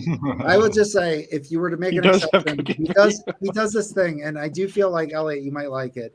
He just says every collection ought to have a Beethoven box, even if it's like the Reader's Digest, which he goes through, and it's like a fantastic cycle of Beethoven symphonies. And then he talks about other pressings, and he just basically says, like, look, you got to have this. It's a great piece. And he talks about, so I feel like you may appreciate that one. Okay, well, Mike, everyone has their pull out your Beethoven box. Pull it out now. I'd rather bring out. I've got a Beethoven box myself, I'm sure. All right, this isn't the best one. I know it's not the best one, but this is a recent reissue, and it's Deutsche Grammophon. It's was the Beethoven box at Deutsche Grammophon? This is, I think, the 72 cycle. This is the earlier cycle, whatever year that was. This is the earlier cycle, and I think the second cycle is actually better that he does. And then also, I know there's other interpretations that people like better than these. So there's that. But that's the whole point, is that now I can have an opinion on a Beethoven cycle. All right, what's your opinion? It sounds fantastic. So like, you guys are gonna make fun of me. My mother-in-law came over and we listened to every record. We evaluated it, we broke it down, we had fun with it, we jumped around with it. Anyway, it was great. And I just feel like having a Beethoven box is really exceptional music, and everybody should have it in their collection. Period. Belongs in any collection. Yeah. Hey, Mike, you didn't give the person who's going to re-edit this video something to work with just now. And one thing to notice, because if you're collecting Deutsche Grammophon, and first of all, if you want to learn about collecting classical records, you have to follow Poetry on Plastic. Period. Absolutely. Period. He has literally like educational videos on what you want to look for. So anyway, so this is a repress, but the repress is the good version, which is the tulips. So you see the perimeter, those are tulips. So you want to look for Deutsche Grammophon, DGG, and tulips on here. So there it is. Well, Poetry on Plastic has a good personality, so I watch him sometimes. I enjoy his stuff. I'll get my stuff from Poetry and Plastic rather than Michael Fremer. That's fine, Elliot. No, I get it. I mean, fuck them. I don't give a shit. Yeah, I know. And I just enjoy saying how much I don't like from her. You know, that's just part of it. Yeah, that's fine. He grates on my I got this at Record City, Rob. What For now? $7. What did you get? At Record City. How long ago did you In get San it? Diego? You're not buying records. Oh, right? years and years and years ago. Why don't you make the classical videos, Baggy, that you so desperately want to see? I'm on country now. Oh, Mike, this is the record I couldn't think of. You have this one, right? Yeah, Remember we were talking there, night. Baggy, everyone has that record. Yeah, that's a great Yeah, that's what I was saying. I mean, you have to have this one, right? Yeah, I do. I'm not a huge fan of Grant Green though. He's just too melodic. I don't know. Wait, you don't Yeah. like blues, Mike?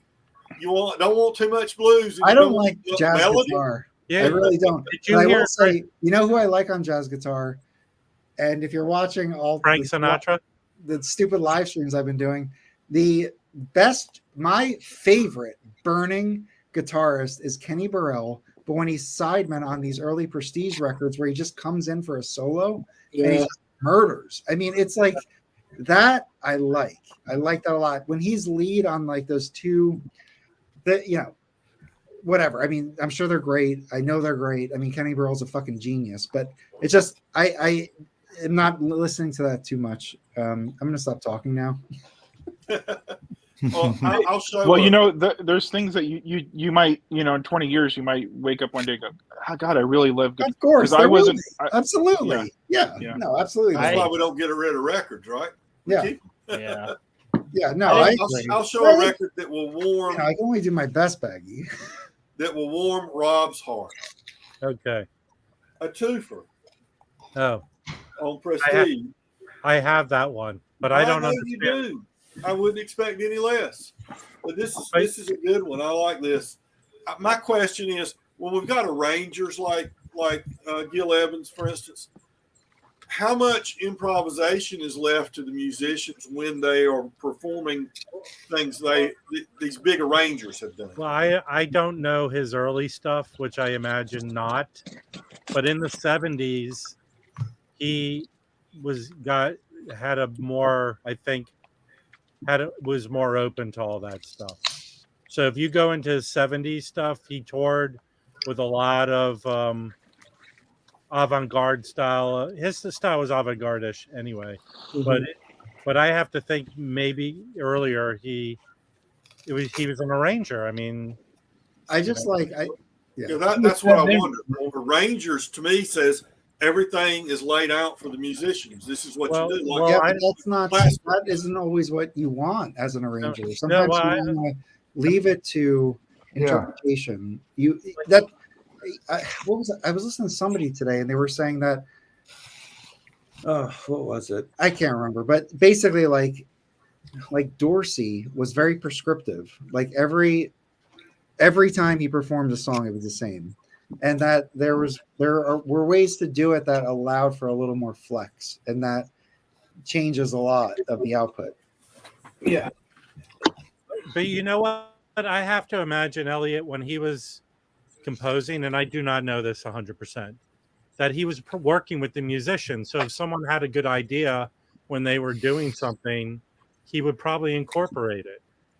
I know in his Miles, all those Miles records, Miles had input on that stuff. Right? No, that's what I'm saying. I mean, when they went into pre-prescribed playing, as opposed to going out on a solo where you suddenly bent your way out of the melody and the arrangement to do your own thing. I'm just questioning. I don't know. I would think about the practicality of what you're saying, Elliot.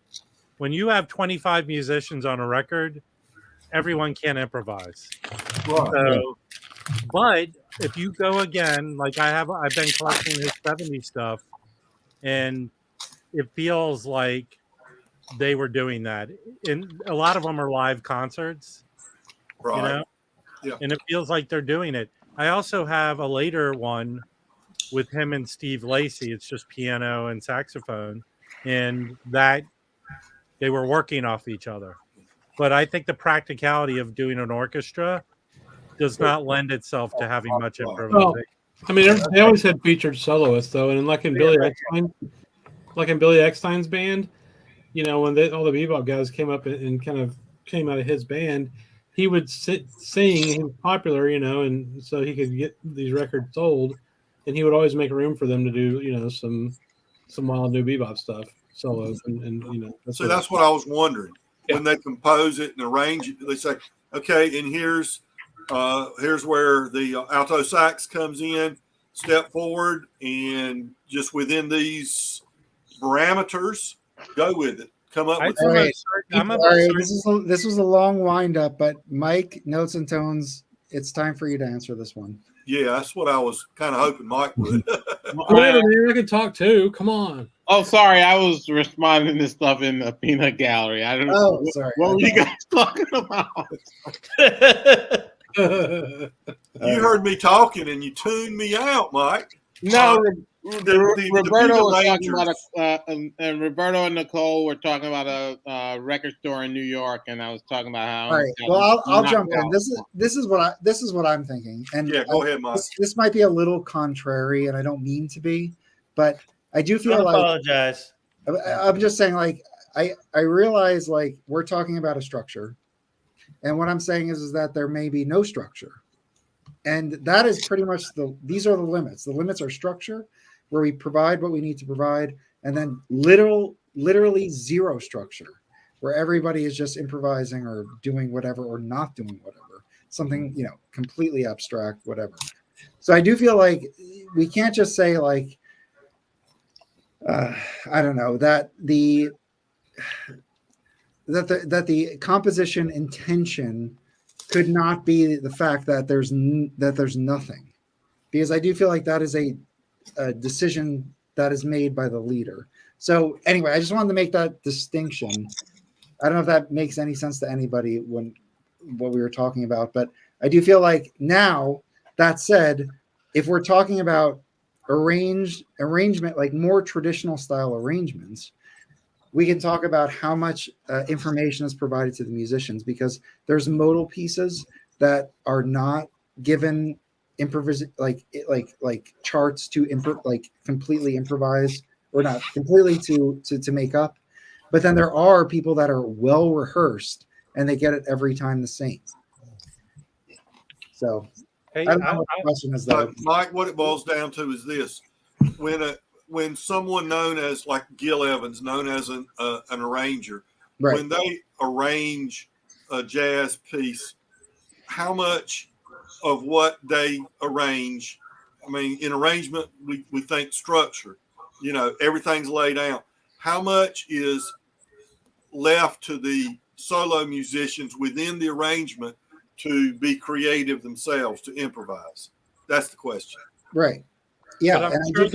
Well, think about the LA. You need to listen to more of Gil Evans' stuff, because it's very distinctive. Yeah. So, but he has a wide array of musicians playing it. Yeah. But his style is kind of, you know, it's very. So if you listen to like how many Miles Davis records, 5 or 6?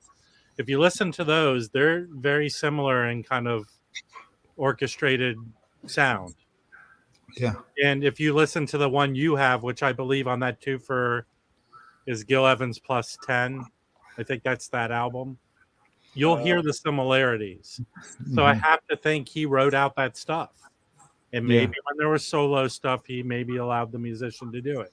Yeah. He did the Porgy and Bess too, right? Yeah. The Miles Porgy and Bess. Yeah. I mean, just, you know, I don't know, just talking about live. I mean, listen, Carlos, I'm not repeating my singing. Just the whole thing. The one thing just is a name I just want to throw out, and I know Nicole and probably Mark would know this guy.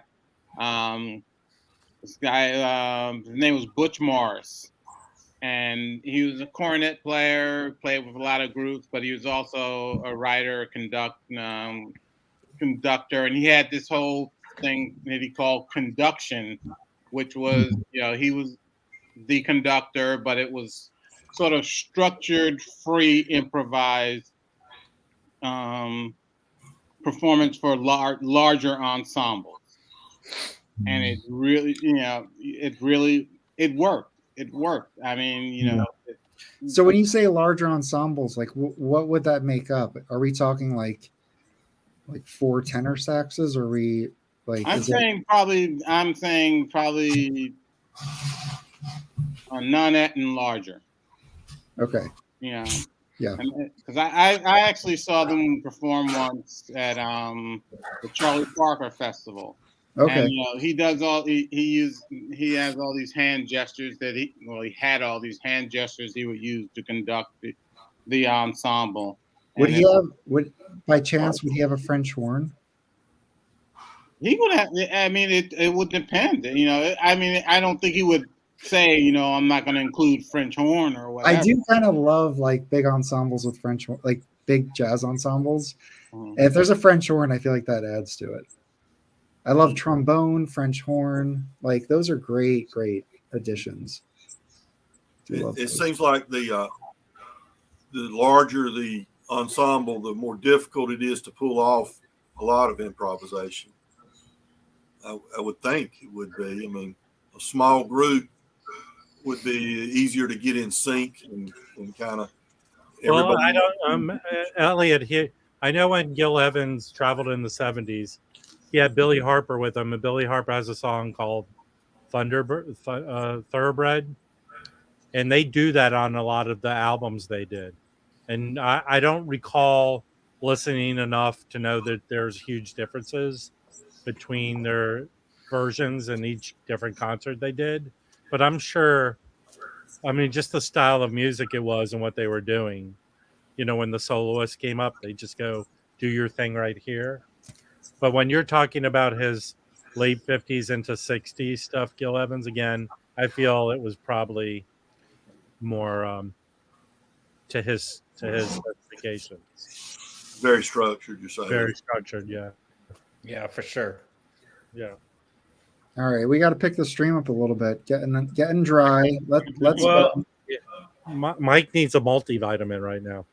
All right. Does anybody have any new pickups? New, as in new to us or brand yes, new? Past week. Past week, yes. What do you got? I only have one. I don't want to squander it now. Yeah, I've got one more I can show after everybody goes around. That's it. This was a cheapie. It's okay. What's that? So who's on it with them? Is that the reissue? Yeah, it's it was $13. It's obviously it's a reissue because this one's real hard to find and expensive. What is that? Is that like an ESP disc? Dan Foster on trumpet, Jane Getz on piano, Bill Bennett on bass, and Marvin Platillo on percussion. When is that from? It's an ESP from '64. Wow. All right. ESP had like a cool. I feel like their cover art was pretty cool. They are pretty cool. They vary though. Like sometimes they sound really good, and sometimes they don't. Yeah, I've heard that. And they are reissuing them, and I don't. Yeah, I'd love for someone. I wonder if they have how many of the original tapes are still around. Yeah, they were an artist label. I feel like when you look at their cover art, there's no name. It's just like a woman's back or something. Like it's very, I don't know, just very artsy to me. It seems very like a small amount of people are doing it. But it's a cool record. I wish someone would do the Pharoah Sanders Pharoah. All right, is it Pharoah or Pharoah? Can we? I don't know. Well, I heard people. Anybody have a strong opinion on this? No, but I've heard people say Pharaoh over Pharoah. I've heard both. I always thought it was. I've never heard Pharoah. I thought it was Pharaoh forever, but then I was watching some show with a jazz musician saying Pharoah. So, well, I saw a concert where they announced him, and he was there, and the announcer said Pharaoh. Okay, well then it's Pharaoh. Yeah, that makes more sense. Yeah, makes more sense to me. I was really confused. I'm glad we sorted that out. But you could be the guy, Mike, that just says Pharoah. There are other people that say Pharoah. Name them? I keep Let's find hearing these it. people. I won't. I shan't. Um, But there are other people. You should name and shame them all. the one on India navigation. Do you guys know that one? Mm-hmm. I mean, I wish someone would redo that one nicely.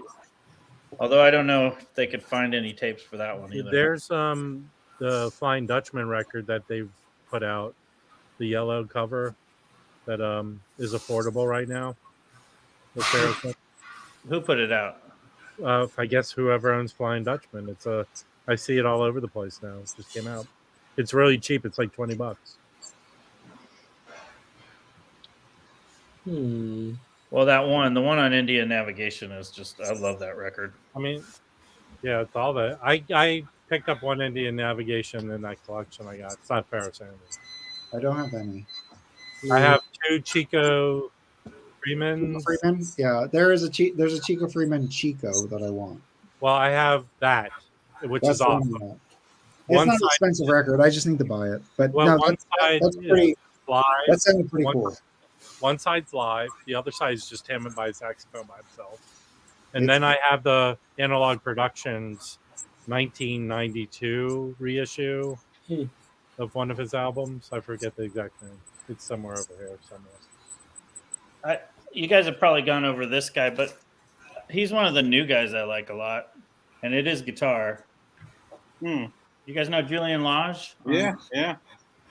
On Blue Note? Mm-hmm. Real nice stuff. I don't even know. It's kind of like its own thing. It's not even, I mean, it is jazz, but it's kind of its own kind of, he's kind of got his own unique kind of music going on here. Yeah.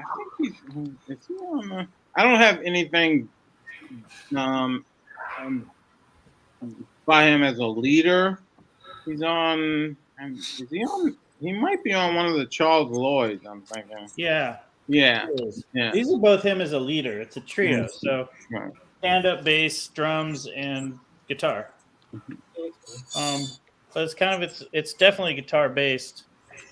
How do you say his last name again, Brandon? Huh? How do you say his last name again? I think it's Julian Lage. Lage. Lage. Okay. All right, guys, I'm gonna Amstrade. It's a busy day tomorrow. Yeah. What time is the auction? For you, 1 p.m. So you're doing an auction tomorrow? 1 p.m. Pacific. 1 p.m. Yeah, 1 p.m. Pacific. All jazz. Oh, really? Okay. Yeah, we'll be hanging out on the auction and helping out, and Felipe, it'll be fun. Can we sell Steely Dan, Rob? Absolutely. For you, no. You can sell whatever you want. Yeah. You know, sell some old pots and pans. No one will buy them, but it'd be good if you had. I was thinking about getting rid of my Debbie Gibson. No, for me, it's all jazz. If you guys Rob, something in else, in an auction, people will buy anything. True. Well, I count on it. Auctioning things, people buy. The shit I've sold you, Elliot. Yeah, of course, people will buy anything. Exactly. But one man's treasure is another man's trash. All you guys, you can sell whatever you want. For me, all I'm selling is jazz. I just have so much of it. I did pick this up, which is fantastic, but it's not really jazz. Karen Carpenter. It's kind of jazz. It's Bridget Fontaine and the Art Ensemble of Chicago. That's cool. So it's really cool. So it's French. If you know Brigitte Fontaine, she is she's a chanteuse. So it's all in French, and it's got some pretty cool. Actually, for Art Ensemble of Chicago, it's actually pretty mellow. So that's who's backing her. Yeah, it's really cool though. Interesting. It's pretty amazing. She has some pretty amazing records. I think it's from 70, might be from the 60s. All right. Bye-bye. Either early 70s or late 60s. I'll tell you, Roberto, this is the record you should buy tonight. Oh, the Kendrick Scott. Yeah, that's what I was going to say. This is the Kendrick Scott. This is the one. I agree. Yeah. You gotta get this. Pick Is that up. this is fucking awesome. It's fucking awesome. I don't know. We could break it down, talk about this. This just get it. It's fucking awesome. It's a great one. And the new tone and the You gotta get Andrew Hill tone poet. it. It's just amazing. Yeah, that is good. I do like that. I've been playing that one like 3 times a day. Well, I was streaming it and I really liked it, and I gave it a listen today, and it's fantastic. Yeah. It's just when I was listening to it, I honestly was like, I can't believe they shelved this and they put out some other. Yeah, that I don't understand is how that got shelved. It's really fucking good. It was actually just Charles Tolliver's birthday was a couple days ago. Yeah. But you know, Mike, Andrew Hill, he was one of the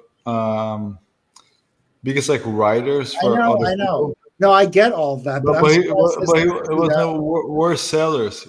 No, I know. But man, I mean, I don't know. I think it's great. It's really good. Highly recommend. If anybody gives a shit, which I know nobody does. Okay. 66 All people. records I It's showed great. tonight. It's really fucking good. No, I listened. I to like that. it better than Passing Ships. Okay, like I like it like it is. I really like this record. No, Do you have 1 for 1? no, I don't think so. You got to get that one. Is that what's the cover look That's like? the twofer. That's the Andrew Hill twofer. Oh no, We'll I sell don't, one tomorrow. I don't And know. then one of the sessions is with Charles Tolliver, and one of the sessions is with Joe Henderson. Wait, hold on. So I just threw out a bomb saying that this I think is better than Passing Ships. Okay. What for people who are familiar with passing Ships, is this an opinion? Better than Passing Ships. The new one? Passing it Ships more. is the double LP 3. Yeah, I know. Mhm. I got all the Andrew Hill on Blue Note. He's one of my favorites. I like the new Dance with Death, which I actually had the LT. It's one of my favorites. But it's just one of my favorite Andrew Hills already. I think it's great. Yeah, I mean that's a question I'd have to ask after a few months. Ask me that a few months from now. You know. Well, Passing Ships is a bigger ensemble, isn't it? Yeah. So it's a bit different. I like Point of Departure. I like Smokestack with the 2 bass. Yeah, I like Smokestack. I like it a lot. Me too. And then 1 for 1. And Judgment. Judgment's good. Yeah. Oh yeah. Can you respond to this comment, Mike? Yeah. Yeah. Very good. That's a response. Yeah. Yeah. That's funny. All the records I've shown tonight, well, the 78s were like people gave those to me, but all the records I've shown have been $3, $4, $5 records off of Discogs. I believe every one of them I've shown. I'll show you this last one. I guess West Coast, Jerry Mulligan. Yeah. New Sextet. It's the 70s idol gospel. I love the cover. And isn't that the 1970s clothing? That's it right there. He's like an ad from Sears. Yes, flare leg, blue jeans. But he composed and arranged everything on here. And I like this album. I was complaining about 70s jazz earlier in the show. But I enjoy this 1 or 2 tracks that get into that easy listening feel. Elevator music feel, but the rest of them, maybe 1 track out of 7, but the rest of them, 5 or 6 of them really, really sound good to me. It's awesome. Yeah, Mulligan's like Herbie Mann. He doesn't get the respect. Yeah, would we call him West Coast jazz? Yeah. Is that what he does? Oh yeah, he's From the West one Coast. of the definitions of West Coast. I mean, he's a big name. I mean, Yeah. I wouldn't just say he's West Coast. I mean, He's an innovator, I think. My favorite want Jerry to go Mulligan is the Chet Baker. It has like a peacock on the cover, I think. Oh yeah. Is that the mosaic? What is Yeah, that? I have I that. think it's just called Jerry Mulligan. That's the one to get, Elliot. That one's such That a is so fantastic good. album. I've got a handful of Mulligans, but I don't have the one you're talking about. Just one thing. Most of what I have is with somebody, somebody else's feature. Mm-hmm. Oh, you got that in? That's cool.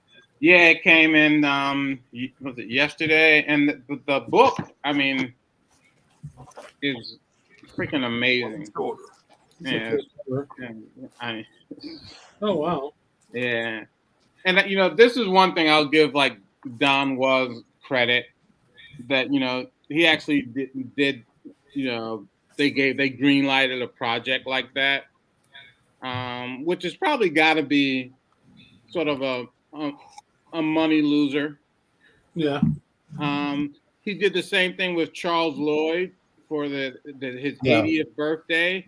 They put out a really beautiful box set.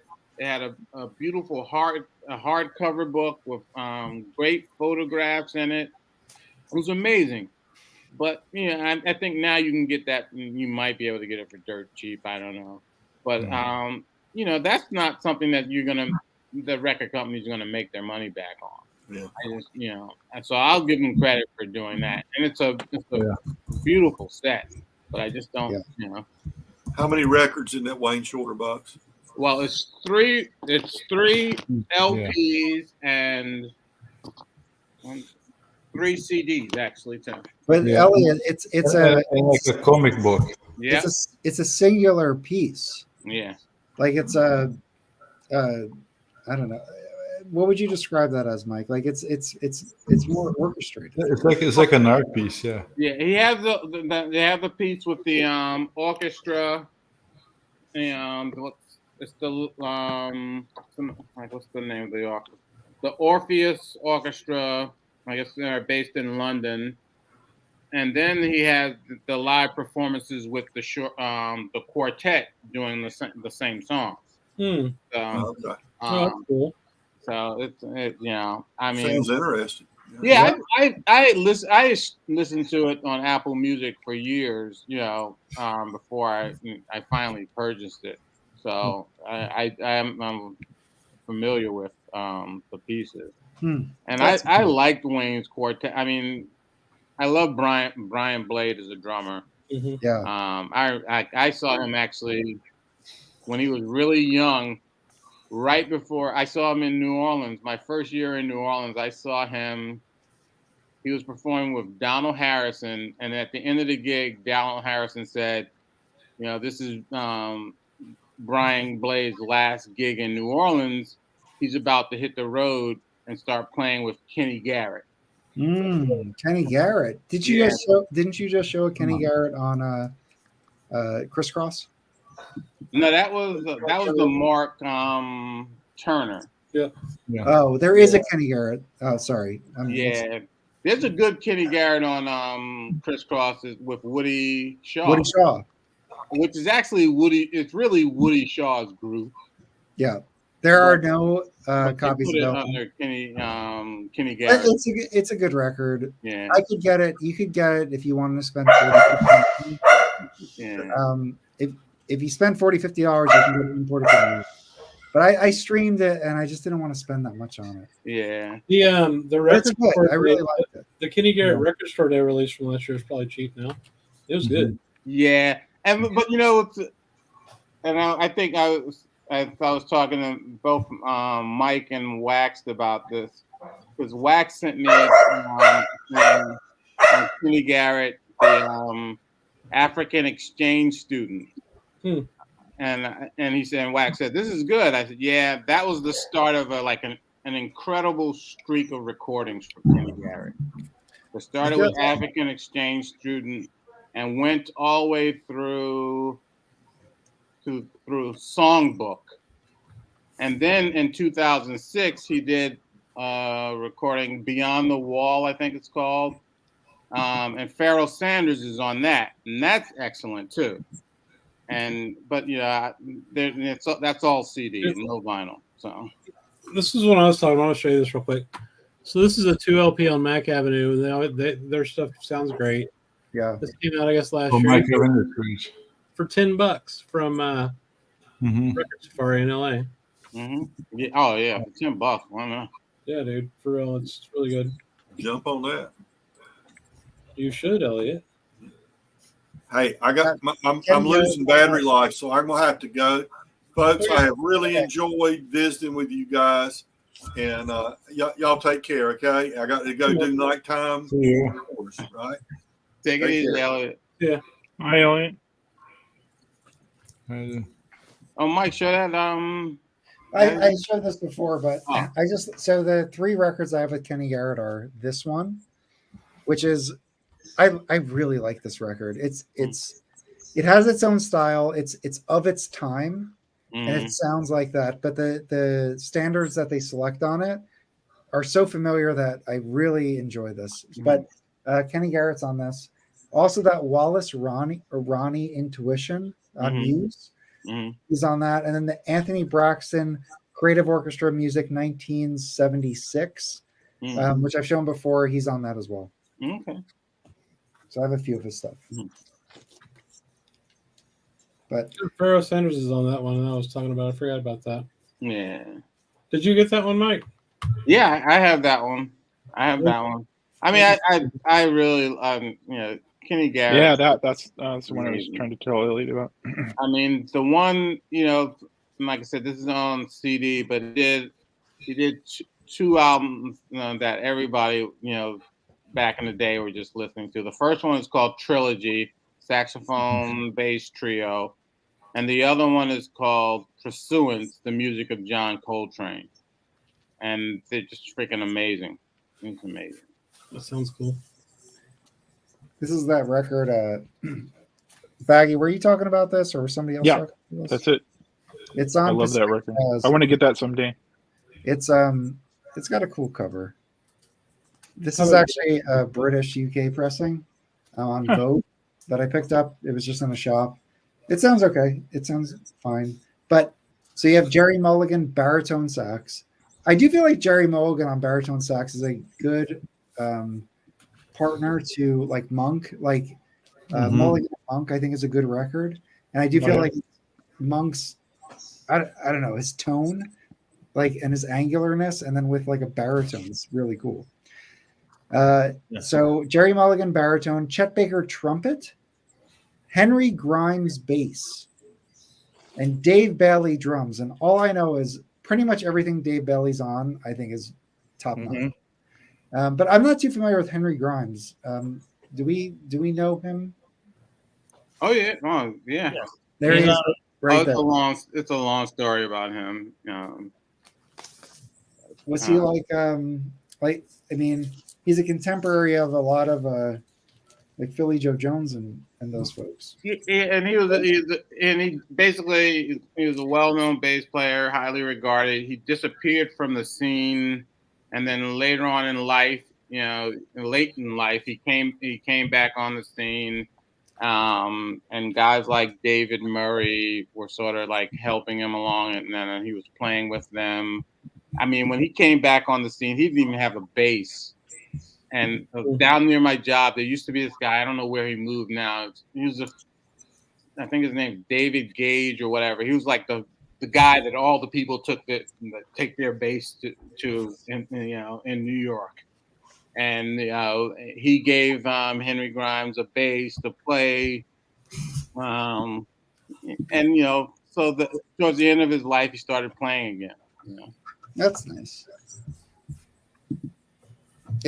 Anyway, that is a great record. I think Billy's Bounce is on side 2. Let me double check that. It really is. I feel like I generally ignore Jerry Mulligan except for Jersey Bounce. Yeah, thank you. That's a great tune. And then, and you have the Monk meets Mulligan, right? Yeah, I have a first pressing that I got for $20 at A1 Records, and it looked like total shit, except the record looked perfect. And that's funny. They mispriced it. I got one for $20. That's mint, and I think they thought it was a Japanese pressing. Well, you know, because it was near some other Japanese pressings, but it wasn't. It was a mint original for $20. That's the one I have. I have the Japanese pressing. You know how you can tell. And then Felipe got my Japanese press. Exactly. This is how you can tell if it's an original. And I think some, like the AP reissue might be true to this, but I don't think they are. But so, you know, it may not be correct. But the first pressing of Mulligan Meets Monk does not have a picture on it. It's just a black bar at the top. And the Japanese pressing does have a picture. Yes. Every other, from what I know, every other pressing has the picture. Yeah, it's just the first pressing. The first pressing doesn't. So I was digging in the bins at A1 Records. I tried to clean up the jacket as much as I could. It's A1 Records is not known for their cleanliness. No.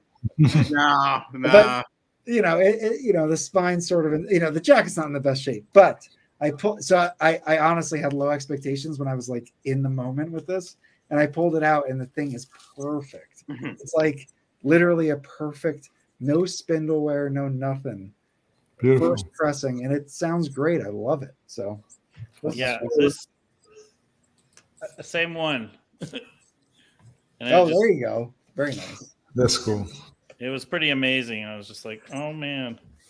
And it's one of those record shops that I literally, it's called Vinyl Resting Place. And this is a great, I mean, again, I realized, but this session is really a great session. It's fantastic. And right? I mean, they're doing Monk standards with Mulligan on baritone. Yeah, it's really like cool. I mean, to hear, the baritone sax on Round Midnight makes that song so much better. And it's already a great song, but just it's the coolest version. It's just so different. People in the chat, are you familiar with this? Do you have a copy? I know that I think what are the other tracks on that? So I think they're all Monk standards. There's a famous quote that Monk Great No Chaser. Monk is famous for covering Monk songs or something. Yeah, like Monk does Monk. So first song is Round Midnight. Then they do Rhythm and Ing, and then Sweet and Lovely, which is not a Monk song. That's the standard. Then they go back and do a Mulligan song, Decidedly. Then they do Straight No Chaser, which is classic Monk. And then I Mean You, which is another Monk song. So they do a lot of Monk, but they do, two of the songs are not. So, and that's a great cover. Oh yeah. It's funny, the one I got, so that record shop, it's it's near this photo place that I check out every once in a while. And it's the worst record shop. I mean, there's never anything there. But I always pop in and look and find nothing. And then the one day I found that Monk was, that was So even the bad record shops, you got to go in every once in a while. So that leads me to the last new record to show. So I go to Goodwill every no more than 10 days goes where I'm not going just to see if they get a new shipment of things. I've never found anything particularly good.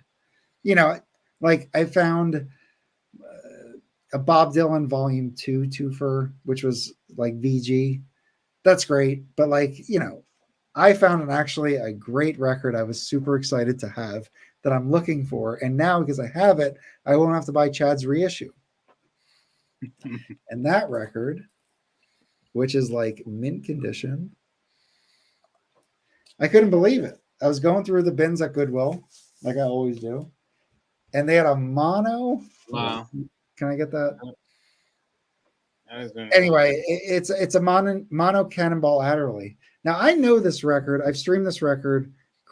Jazz Bums Chris has told me to buy this record in the past. I mean, I'm very familiar with this record. Okay, but even then, I kind of blanked on who's on this. Coltrane's on this. Coltrane is playing tenor sax on this. Cannonball Adderley, John Coltrane, Wynton Kelly, Paul Chambers, Jimmy Cobb. This is like a week, maybe less than a week before the kind of blues session with the same players. Mm-hmm. And I played it today. It's I just can't believe how good it sounds. It's a mono copy. I found it in Goodwill for $1. I kept the receipt, and I won't buy Chads now. So I'm really happy. That's it.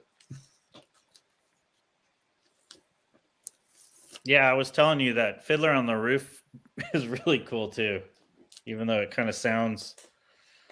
It doesn't really sound like Fiddler on the Roof, you know. It's its own thing.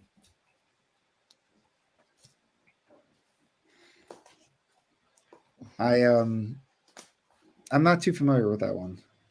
It's Cannonball's band doing the Fiddler on the Roof songs, but I mean, I kind of get the tradition one, like you hear it, but so many of them, so many of the songs are kind of like ballads, so it's really just jazz, but it's pretty cool, and it's a super bargain too.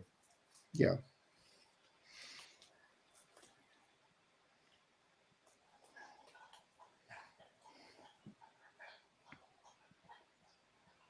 All right. Well, I'll take the hosting position. Have either of you guys looked at your collection more deeply, find connections, or build anything this past week? What do you mean, Mike? I think you're muted if you're trying to jump in.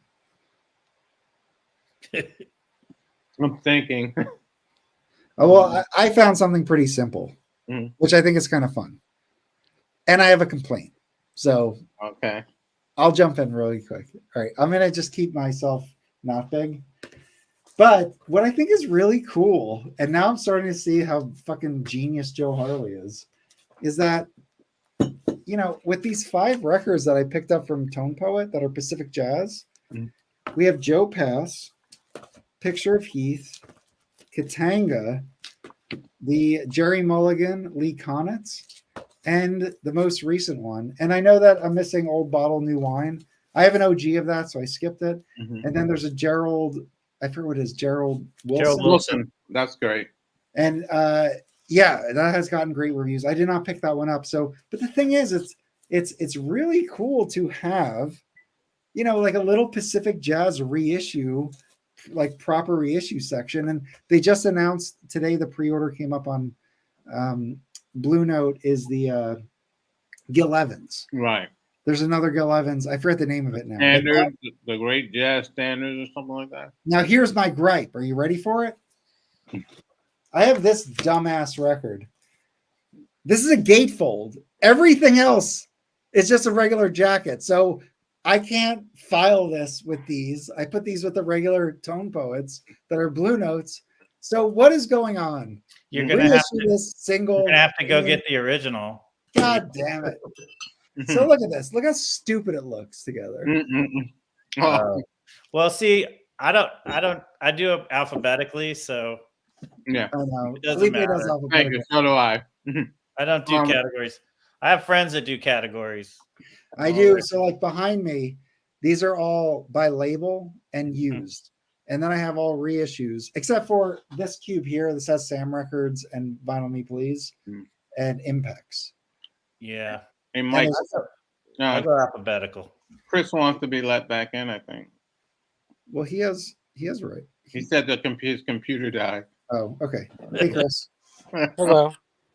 We're talking about how you file your records. Do you do alphabetical or by label or something else? Oh, I do by label and then release order. So do you mix like Tone Poet, Classic, previous reissues, etc. together? I'll take boxes apart and put the individual records where they go in the collection. Yeah. Okay. It doesn't matter what it is. Yeah. I mean, except for like the Herbie box set, I have that all together, and the Bill Evans box set. But like, the Ornette Coleman stuff, the Ornette Coleman Blue Note, and the Ornette Coleman Atlantic stuff, I put all, or not Atlantic, Contemporary, right? I put all those in with everything else. I'm gonna do the same thing with Sonny Rollins when it comes out, and I guess the Lockjaw box seems like it should just all be in the box together. I don't know. There's no real rhyme or reason to box sets, but yeah, reissues go in the same place as everything else. Yep.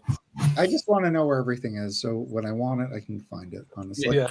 And that's why I do it alphabetically. It's just so much. I wouldn't be able to find anything. It's just so much easier for me than just all right. I'm gonna listen to Elvin Jones. All the Elvin Jones is there. I don't have to worry about this label or that label. I mentioned earlier Dinah Washington. I listened to her "Come Rain, Come Shine" on Dinah Jams. Great record. Mm-hmm. But the first place I looked at my MRC area, which is just a few records here. But then I was like, no, she's with my vocals. She's although she's MRC, she's vocals. Right. So I removed vocals and I put all vocals together. Too much. Too much. Yeah. I have a friend. He's got like all the blue notes, and he's got them and he knows them by number. Mm-hmm. You know, and that's too much for my brain to handle. Yeah, me too. To know what, like, to go by labels. I see people doing by label all the time. It's too much. I'd rather just go, okay, here's Blakey. So I'll just go through the Blakeys and find it. Yeah, that's how I am. You know, it won't always be fast because I might have to go through 20 records, but I'll find it. Oh, my dogs. Now, some things I will keep under an artist name, like if something's, like Jazz at Lincoln Center, I'm going to keep it under Winton's name. You know, that's fine. As long as you know that's how your catalog. So when you want to pull out a record, you know where to find it. That's fine. Right. Yeah. And just certain things, or certain large ensembles are going to go under, will probably go under, I guess the leading artist's name. I'm really running out of space, though. Just need to buy more shelves, man. Yeah. Cubes. I've got too much stuff on the floor. I need more space. Yeah. I just need to pick the stuff up. My collection is above 800 now. And I know that's small potatoes to a lot of people, but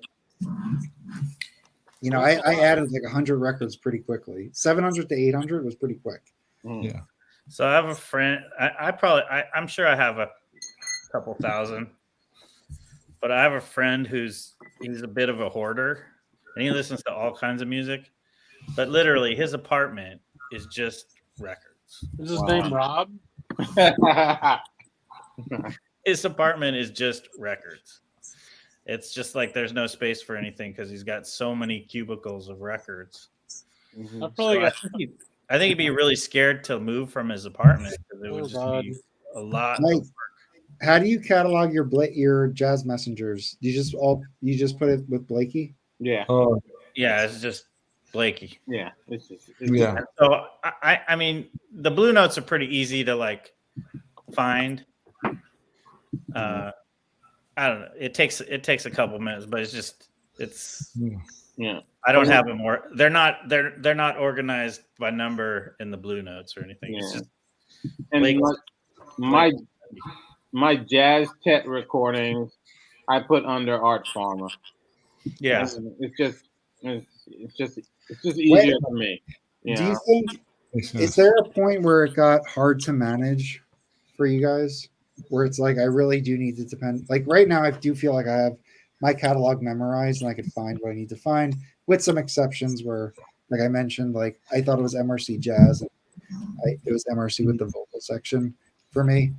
I just feel like what I've heard is like 1,000 after you like kind of approach 1,000 records, it gets So when we did we did a remodel 3 years ago, a home remodel. Mm-hmm. And I had these shelves built for the home remodel, and my stuff was not well organized. So my brother-in-law was kind of helping us move stuff, and he's pretty happy with just eating some edibles and going for catalogs. So him and I did like a whole day of alphabetizing about 1,000 records. Yeah. It took a while, but he was into it. Just give him some food and he's pretty happy. He likes my cooking. So I had my helper and we just started like alphabetizing everything. and we just started with A's, by last name, and then we started organizing like all the A's in an order, and then the reason that doing it by label and release works for me is I just look on Discogs when I want to play something, and I can go find it instantly because it has the number on it. That's true. Yeah. I mean, I could see how you could definitely utilize your internet access to help you. Yes. Yeah. I mean, it's pretty. I don't know. I still keep. It's not. The only problem I have is when I buy. Sometimes if you haven't listened to something in a long time, and then I don't, and I see like a copy of it or something, and I don't actually look at my Discogs. Mm-hmm. Like one of the later Jazz Tet recordings. I saw it. I was like, oh yeah, I gotta have that. I didn't look at my phone. I didn't look at my Discogs. I bought it. Of course, you know what? I have a copy of it. And that's the one thing. I just have to have the discipline to actually take out my phone and look at my Discogs to make sure I don't have a double or something. Yeah, I also have this, and it doesn't last very long. But I have one box that's like, what's hot now? What I'm listening to? It's like 30 records, and they stay in that box, and I flip them around the other way, so the covers are kind of, and I lean it over so the covers are facing, and that's like the section of what I'm listening to right now, and it's about usually a 30 records. But I usually have about 100. Ends up going to the floor. Yeah. I was gonna say I usually have about 100 or 150 records on the floor around my office. Yeah, I try to. I actually kind try of to do change out, over time. That's the same with me. I try to do it weekly, and I use this live stream as a checkpoint. I really try to listen to everything new before showing it. So if I'm going to show it, I will listen to it first, and then it just depends. Like I'm listening to the Walter Smith III. I'm on like my 8th spin of that. But then there's other stuff that I got that I'll listen to it once and I'll just file it. Yeah. I really do listen to it and try to. It's like I don't force myself to listen to stuff. If I want to listen to it again and again, I will. And if I don't, then there's plenty of other stuff. And I need to get rid of some stuff just to make space for new stuff and just start to realize, hey, I don't really. There's certain records that I just haven't played in a long time. I know, and that's the other thing is I do love going. So I have all these new things coming in, and then also I want to go back to my old stuff that I love. And I did that today. I listened to some Jazzland. I mean, there's some, So in my mind, I fantasize about like completing my jazz collection and just enjoying it. That's the myth of Sisyphus right there. Do you guys have like? I realize that I'll always grow it because there's new stuff coming out that I will buy. But like, I do kind of feel like I want to get caught up to the point where it's like now I'm only buying new stuff. Yeah. Does that make sense? Yeah. You never get there. No way. No way, Jose. I think the best thing to happen, like that the Twilight Zone where Burgess Meredith and the bomb goes off and he's got his books. That'd probably be the best thing to happen. Yeah. The bomb goes off, you can't go outside, you just play all your records. Well, but isn't the point that you step on your stylus or something? Like, and that's what I was thinking. No, but the power would go out. And you sitting there. Exactly. Yeah. I did get rid of some. It was funny. There's one of my coworkers. And he basically listens to CDs, but he always gives me CDs, and he goes to all these garage sales, and he gave me a bunch of CDs, and then he mentioned that his son has has a turntable. He plays vinyl, so I had some Scorpio Blue Notes. Hey, who's typing? Baggy, are you typing? Somebody typing? Mm-mm. What is that noise? Not me. You guys hear that? Yeah. Sorry, I didn't mean to interrupt you, but just no. Okay. So I gave like him a bunch of dripping. Scorpio Blue Notes, and I gave him a cop. I had a double of Love Supreme. So I gave the kid a copy of that, and then I remember that I had two Dexter Gordon Go, but one of them was a DMM copy from the 80s, and I saw Vinyl University of Vinyl's video on DMM recordings. And then I was like, okay, I can't give that to the kid. So now I pulled that out of the pack. I listened to it. I said, oh, it does sound good. So I'm keeping, I have two copies of Go. I have the one that was just reissued, the classic, and now I have my DM from 85 or 86. Okay. I tried to get rid of something and I couldn't do it. I just couldn't do it. I know. Well, so I'm like stressing about tomorrow. Rob wants to have this auction, and I do have some stuff I want to pick out, but I'm like, I don't want to get rid of it. But there is stuff I need to get rid of, and I'll be like, for example, I have I mentioned this earlier, but I have the Sonny Rollins Way Out West. I'm getting the new box set, so I can get rid of this. If somebody wants this for $10, take it. Like, I'm not going to listen to this copy anymore. Yeah, that's the thing. Yeah, because I have a copy of Way Out West, and I'm ordering the box set. But I'm like, dude, I feel like I'm gonna hold on to. I'm gonna hold on to. Well, I would. I mean, those early contemporaries sound really good too. Yeah. They sound really good. Mine is an OJC stereo, and it's great. I'll probably listen to it tonight. Too. Contemporaries, those. I think Roy Duman did that one. They sound really good. Yeah. They sound fantastic. And then sometimes like I'll have some stuff from the 80s, late 80s that was I thought was only on CD, but they did the LP for the European market, and I'm like, okay, I gotta I'll end up buying that. It's like, it's just I don't know. One day, well, my daughter's going to college soon, so there's going to be an extra room. So there's more space. Yeah, I told her you're not coming back here. Well, what do you think if you had to? I mean, Mike, it sounds like you have a massive collection, but what would be the number, like a general number? I guess it's impossible to do because with new stuff coming out, it's just always going to be new. Yeah, and there's like, I'm way more into, like, when I started, really 12 years ago was when I was like, okay, like I had the jazz I had when I was a kid, and I had a lot of stuff on CD, but it was about 12 years ago where I was like, oh, okay.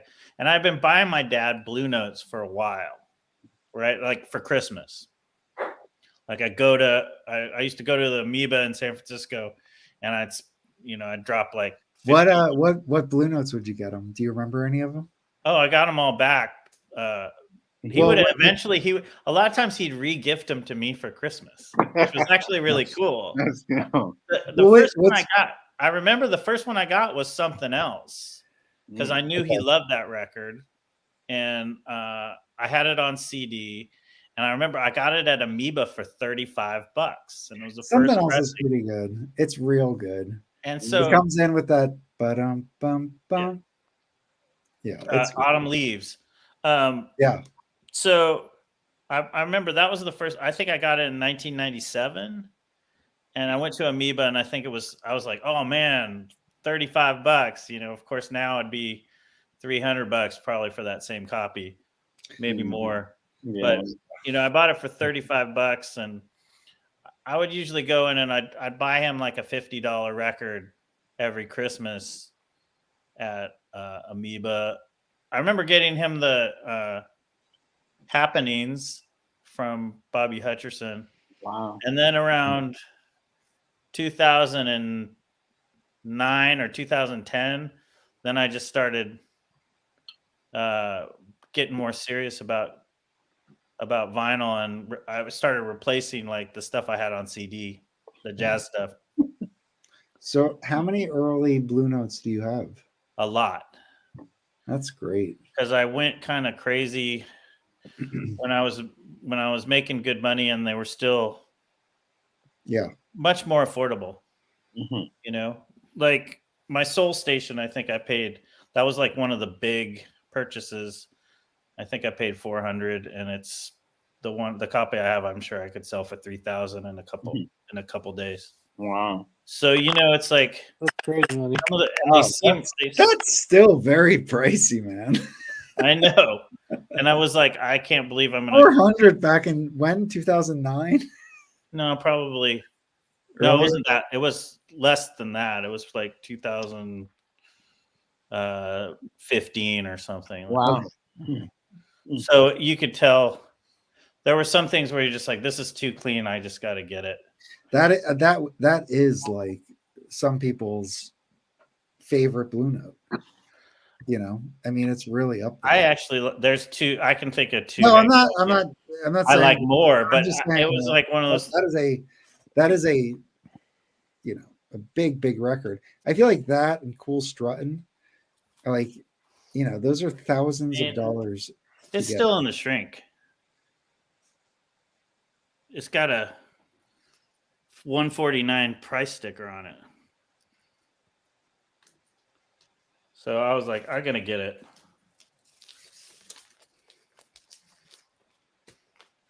But yeah, it was kind of crazy. I was like, I'd never paid that much for a record before.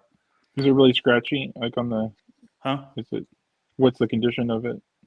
Oh, it's like a strong VG plus, like super clean. Wow. It's got like one scratch. But yeah, no, it plays perfect. Oh, beautiful.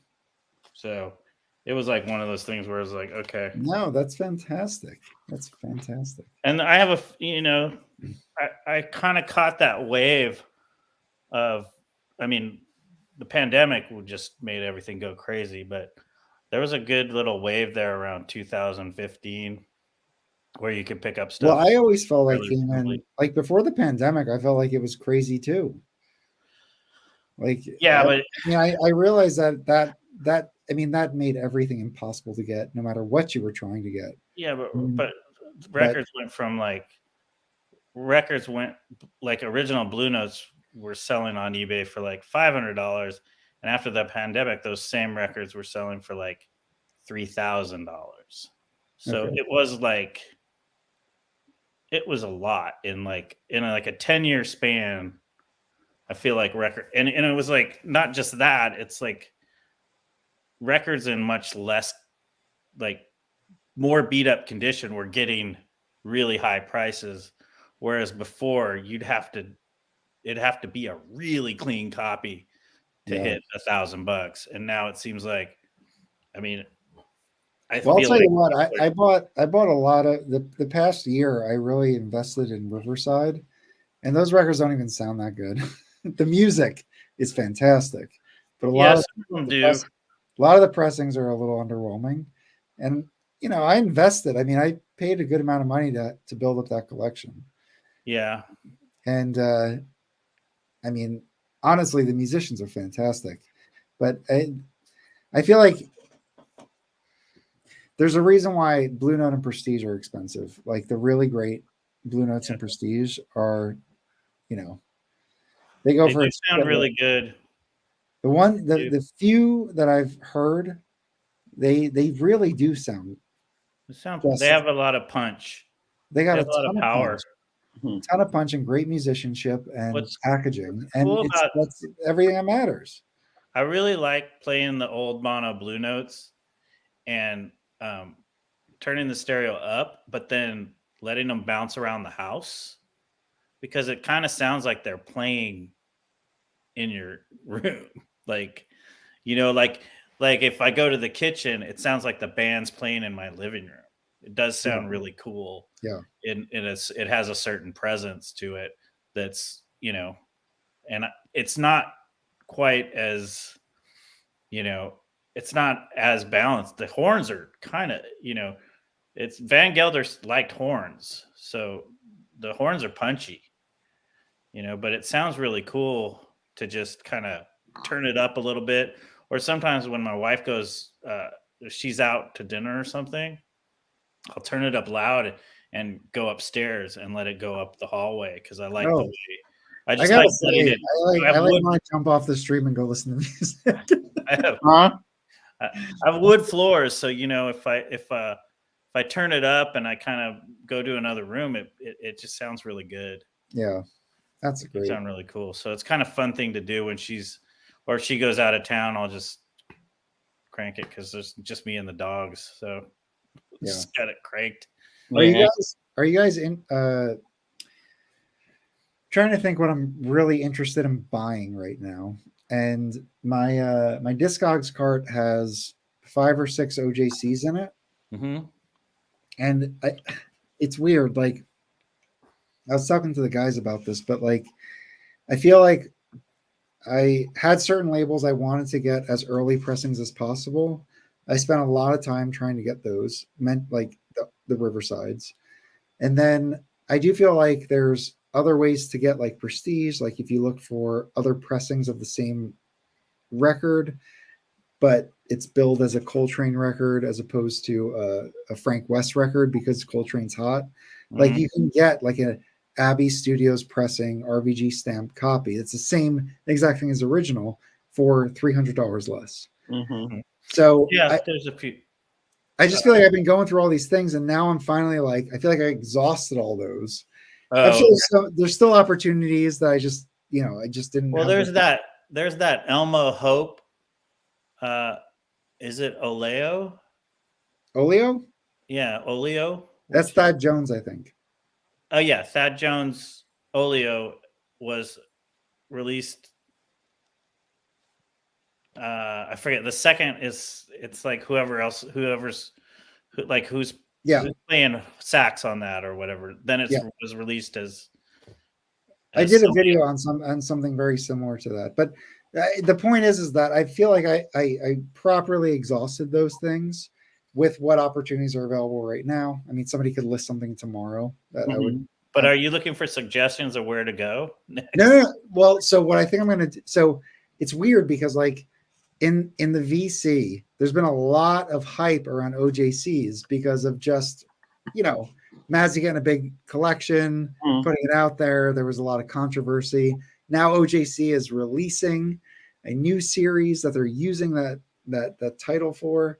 And so I just feel like what I'm trending towards, unfortunately, matches what the larger trend is. But I'm getting there because I feel like I've exhausted like all these other ways to get these records. And now it's like, if I can get a couple Riverside's contemporary prestige, for a few bucks from 1983, 1984, all analog, I'm going to get those. And then I think the next thing, so I'll throw this out there. I spoke with Felipe about it. The next thing that I think is going to be a thing that everybody's going to get into, and I'm going to get into it at the same exact time because it's how it's been, is like, I think people are going to really start getting nitpicky about Japanese pressings and these Kings and these Toshibas. Well, I did the King thing. Filling in their collections. And I feel like I'm nearly at that point. I feel like somebody's in an auction and it's going to blow up and everybody's talking about Japanese pressings when the past fucking 2 years, nobody I will tell you this. Because I have a lot of Kings too, because, some of those, like, until the Music Matters did the Tina Brooks True Blue, that King was the one you wanted to get if you wanted a good sounding one, because Blue Note never reissued it. So you could either buy, and that was back when it was $1,000, and now it's like $5,000. But I got into the Kings a long time ago, and I'll tell you this: they were $25 when I started collecting them, and now they're $75. So exactly. you better get on. it's just like you better get on that quick. So I have there's like 6 OJCs in my car right now, and I honestly I literally have looked through every single OJC. The ones that I want, the ones that are available for a price that is within reason. Yeah. Like I'm not spending $100 on OJC. Right. It's just, I don't care what it is. I'm just not doing it. I have plenty of records to listen to. I don't need to spend $100 on OJC. I don't see why. It's just. But I never see OJCs. I mean, I guess there's a couple that sell for $25, but the original OJC they go for way more than that now. Yeah. Oh yeah. No, there's still plenly of good deals. There's a ton that are cheap. But there like are Bill Evans maybe. Select titles. Blues Moods is $60 easy. Like it was in my cart forever. I never bought it. Mazzy let me have it for a decent price. But yeah, I hadn't gotten it because of that. And actually, I don't know if Rob's going to be selling the one that we found. We found one in that collection, an original, not an OJC. We found an original Blues Moods. Yeah. Isn't that there's a Japanese pressing too? Especially, I don't want to speak to when you find them in shops because, but just on Discogs is that's like my main point of research. Yeah. And the ones that I want, I mean, I'm not going to say that because I honestly might pick them up, but let me just tell you the price points. Well, I'm not going to sneak. I won't buy any of them, so I'm good. Well, okay. So this is after shipping and taxes. This one is in VG Plus condition. The cover sounds like it's a little fucked up. It's $35, and it's a really hard Riverside to get, and it's a really hard OJC to get. This is like pretty much the only one. There's Phil Wood Septet. Oh, is it Kenny Drew? No. Kenny Drew Trio? No, it's not the trio. Okay. It's not the trio. That's one of the best. Oh, I'm sorry. No, it's not Kenny Drew. It's not Kenny Drew. It's another Kenny. Sorry. No, it's the other Kenny D. Kenny D. It's Kenny D, and it fits the season. I'll just say that. Okay. Oh, yeah. Yeah. Shh. I know exactly what that one is. There's Phil Wood. I got an original of that one in stereo. That's a hard one. That's a hard one to come by. Yeah, but it's not like the originals aren't that. I agree, but it's just you can't find it. It's really hard to find. It took me a while to find. I looked for a couple years. Yeah, it's not. Yeah, it's not like it's like a fucking $1,000 record, but it's a record that just there's not. It's you don't come across it. All right, so there's Phil Wood Septet pairing off. I shouldn't have said that, but that is one of those jam sessions that is okay. It's 2 altos and 2 trumpets. Mm-hmm. And that's got like Kenny Burrell in the rhythm section. And it's like all these prestige records like that, it's like 2 songs, one on each side, and they just jam out. There's what it is, because I work from home. My wife works from home, and I love having background music on throughout the day. Yeah. And these records are everything. They're perfect records where if you want to listen, you can listen and find something interesting. If you okay, so that's the other OJC. Oh, this isn't an OJC, but something I'm looking at. Tyrone Washington Natural Essence. Oh. Everybody knows it. I should have bought it when it was $25. Now it's $45. But the reason why it's in my cart again is because Woody Shaw's on it. Is it 67? 1967? Let me see. Mike and Baggy, do you know about this record? I got it. No. Here, I don't even know about that artist, to be honest with you. Hold on. I think I know the cover. Yeah, because didn't someone show that earlier? Well, I know Fred has it. It has Woody Shaw. Fred definitely has it. I have it because I've listened to it and it sounds really good. It is good. Why it's been on my radar is because of Sidemen, not because Tyrone Washington. I literally think this is his only record he put out. No, it's his only Blue Note. Only Blue Note. He's got some cool records. He goes more into the soul and spiritual stuff in the 70s. Where does he play? He's sax, right? So you got Tyrone Washington, Woody Shaw, James Spaulding, Kenny Barron, Reginald Workman, and Joe Chambers. That's an all-star. Mm-hmm. I mean, so I put that back in my cart. He did a couple records on Perception that are more like soul jazz. Yeah. And he's got one called Roots on Perception, and it's really good. And that's kind of the beginnings, because I think that Blue Note came out in like 67, 68. That's 68, yeah. And so it starts to get. I mean, obviously it's got Woody Shaw, so it starts to get a little post bop. It's pretty cool. But he made some good stuff in the '70s too. And then I have 3 more records, which I'm not going to Oh share. my I'm gosh. going to share too much. But Well, they're all these really rare OJCs that are like. Anyway, I wanted to say the price. well, you should get that one that Mike showed. The hold Poor on. Lady. So I wanted to say the prices. These are 3 records that I'm seriously wanting to buy. So this first one is $60 after shipping and taxes. Jeez. It's OJC. I'm That not saying what it is, and this is the one I want the most. Okay. The next one is $38.23 OJC with a very, very, very nice record. And then the last one is $31 basically. So altogether for 3 records, if I bought them tonight, I'd be in, 140, 130, something like that. Yeah, it seems. I mean, I guess it's hard. It seems like every time I turn around, everything's way more expensive. So Yeah. I know. That's why I mean, I want to get these and just move beyond OJC. I mean, to be honest, there's no way. I'm just glad I got the Blue Notes when I did, because there's no way I get Blue Notes now. I wouldn't pay for Blue Notes. Well, yeah, and I feel like I'm the generation because I did it already. Like I have these black bees, I have these white bees, I have these. Some of them are United Artists first year, not RVG, but sound great. Like there's all these like different pressings, throughout the years, and I feel like those now are the ones that are reasonable. Yeah. And it's like you really want to be choiceful, because if you want to hear how an early pressing sounds, I know it's not Plastilite, but it's like you can get like an RVG stamp something just to have as a reference. You got to make that decision now and just get it in your collection. Maybe the best deals are actually,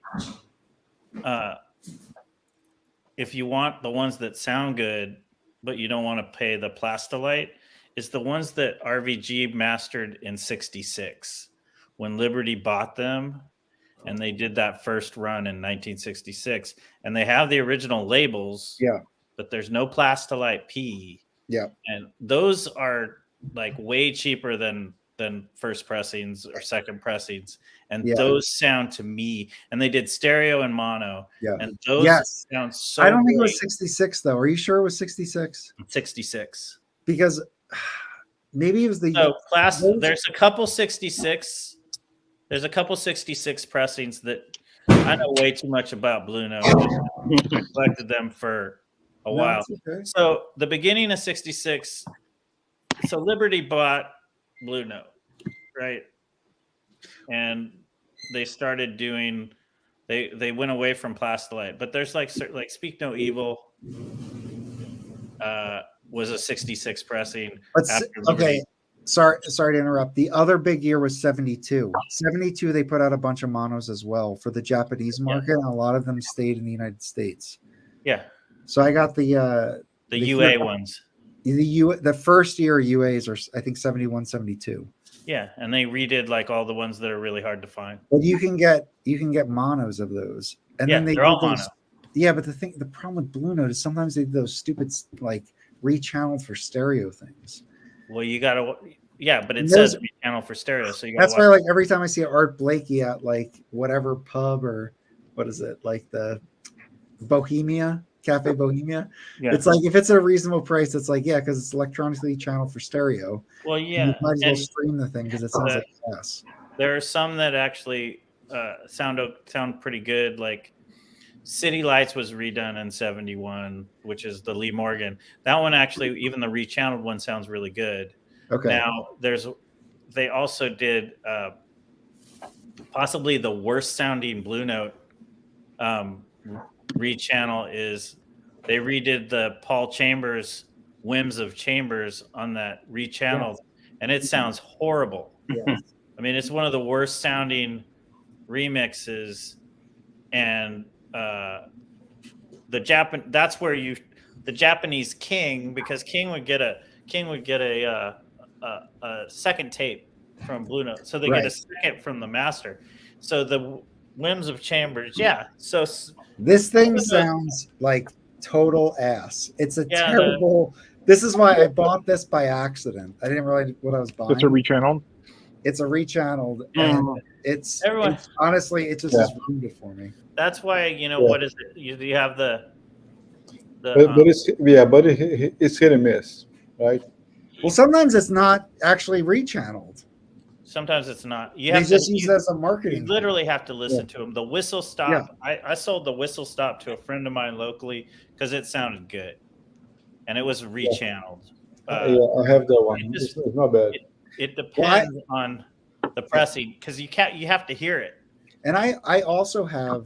I'm certain. I can't think of but the Prestige was reissued as a mono, reissued as a stereo, but it's RVG stamped, so it's really a mono because RVG never did that, whatever with the pseudo stereo. So what you do is, I have some of those too. You play it on your mono, you put it on the mono cartridges. It sounds way better. That's the other thing is I do feel like I'm. Just a mono switch. You can put a mono switch. Also works. I need to upgrade my stereo. It's time. Well, you should the idea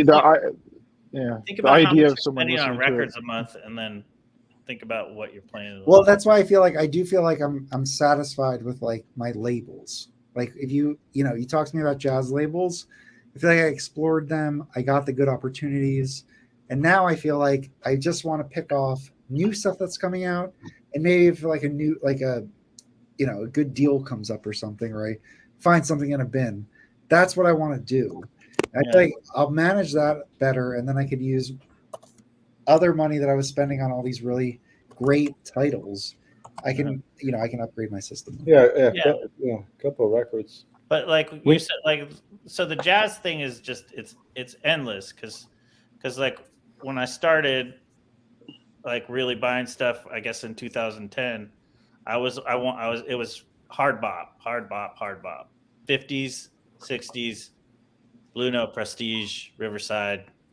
That's where I was going. But in the last 5 years, I've really gone into 70s stuff. So it's endless. It's just endless. No, I know this. I know this is the case. Yeah, it's a rabbit hole. Or you can just keep going. No, but as far as buying records, you got to blow it to know it. I mean, you really can't just go and you have to buy some bad records. No, I know. Well, I don't think I do have to buy bad records. I mean, I don't think I have to buy many of them. Maybe every once in a while you get one you don't like, but with the I will go to record meetups or whatever, and I will stream stuff before. I'm not I nearly bought Hank Mobley Dippin' Mono OG for $350 or something. And I listened to it and I was like, I like it, but I don't like it for I don't want to get caught up in this hype right now. And I walked away from it and I bought Jackie McLean, the Jackie McLean record instead, which I'm super happy to have. Which one? Freedom Suite? Oh, no, not Freedom. Let Freedom Ring. Let Freedom Ring. Yeah, that's it. Yeah, you never go wrong with Jackie McLean. Yeah. Well, I don't like swinging. I'm not into that. There's some records I hear you that. He has some early ones. Yeah, some of the. He has so much, honestly. It's just you could have everything and everything's fine. I was listening to Swing when I was at the supermarket 3 days ago. I mean, it's better than a lot of records. I just don't need to have it. It's better than a lot of records. Oh, by the music matters. It's a great record. I mean, but the thing is, it's what am I going to? No, but if you had to prioritize Jackie McLean records, you could find some ones that are just mind blowing. Action. I returned my blues. It's time. I returned my blues neck to Amazon because there was a huge seam split at the top. Huge. Usually I don't give a shit. A little bit. Honestly, that. What is it? Anyway, one of the new records I got tonight has a little seam split. I don't care. I'm good with it. It's the Kendrick Scott. The spine too. It broke it. Mine has a tiny little. Yeah, exactly. And I don't care. A little bit, whatever. It's fine. But this is I just want to stress this was a huge break from the top. If you put it next to another record, it looks like it has a mohawk. So Yeah, I that's not returned good. it, and the next one came, and it was essentially, it probably was from the same box. And it had the same thing. So I returned and I listened to it, and I was like, you know what? I listened to it. I'm good. I don't need to have this record. What, you don't Blues Nick? Yeah, so I don't have Blues Nick. What do you think about that? Do I need it? I like Bluesnick, of course. That was the one where I got Jackie McLean. I got his style. I got Don't tell me that. Now I'm gonna the way he plays. That was the one that okay. Oh, yeah. The reason why I didn't get it again is because I put a big Music Matters jazz order in, and I was like, you know what? I'll get these Blue Notes. Yeah. And I'll save $25 here. Like it matters. Yeah. But yeah, I mean, I don't think that's save a little bit and get the Music Matters Bluesnick. Yeah. Bluesnick's pretty damn good. Yeah. All right. So Bluesnick has right now. It's got Pete LaRocca is on drums. So it has. It's obviously Jackie McLean led alto sax. Doug Watkins, who's I don't have enough of him in my collection. He didn't make that many records. Yeah, didn't. But he's on some of those transition records. He has a transition led record, I think. Doug Watkins at large. Yeah. Yeah. And I would love if Joe Harley did that. He's got a great. Doug Watkins has a great record on New Jazz too. Who? He has a great record on New Jazz. Oh, okay. All right. Prestige New Jazz. I'm trying. I don't remember that one, but It's okay. got what was it? Hold on. It's cool. He's sitting next to his case. It's really cool. Yeah. Hold on. Let me see. Is that one record that has a false start in the first track? Next to his case. Doug Watkins. Soul Blue? What is it? Soul something. Soulnick. All right. So back to Soulnick. Pete LaRocca. Now, how do you pronounce his name, Brendan? Pete LaRocca. LaRocca, yeah. Okay. I always say LaRocca. I don't know why. I just do. No, a lot of us do. So Reed Miles does the cover design. Okay. Lacquer cut by this. It says KPG. I don't think this is the right pressing because I think it's Kevin Gray. Oh yeah, KPG, Kevin Gray. Liner notes by the great Ira Gitler, our favorite liner notes guy. Mastered by Kevin Gray. Photography by Francis Wolf. Piano Kenny Drew. People better hope Kevin Gray doesn't get tired of doing this stuff. Recorded by Rudy Van Gelder, and trumpet is Freddie Hubbard. So Freddie Hubbard, Jackie. That's pretty solid. Well, check this out. Check out Soulnick. Doug Watkins. Actually, Doug Watkins plays cello on this. Oh, yeah. He plays bass too, I think. They don't list him as bass because they actually have Herman Wright as bass, but he also plays bass on this. Yusef Lateef is flute and oboe. Hugh Lawson on piano and Lex Humphreys on drums. This record is fantastic. All right, here's the question. How big is your Yusef collection? Me? Yes. Maybe 12? Okay, hold on. I'll check. All right, I'll check too. Maybe 12, 15? And this includes sidemen work. No. This is just I'm saying like if you fold him in, you could fold him in. So I have no idea how many records I have him on. So I think I have 15 of him as a leader. Oh, that one's so good. Which one? Let me see that. Long cold drink of the blues. Oh yeah, this is freaking. I had a copy of that. It was trashed. I had to send it back. No, this one plays really good, and this one is a Japanese, a king pressing. Guess where it comes from? Japan. Yeah, it's a king pressing. I got from Brando. Oh, was that mine? Yeah. You sent me this one. You got a lot of my kings. When I got an original of that one. And I got it the Sonny Clark. Oh yeah. With the Obi strip with the alligator. Oh, that's one of my favorite Blue Notes. Period. Yeah. Leapin' and Lopin'. Leapin' and Lopin' is amazing. Yeah, that's great. I put that might be my favorite Blue Note. Yeah. But this one on New Jazz is highly recommended. Highly. Yeah, that one's really good. Yeah. Yeah, all those. I feel like New Jazz is just a great set of records. I went down the New Jazz rabbit hole because I love I can't everything afford on it.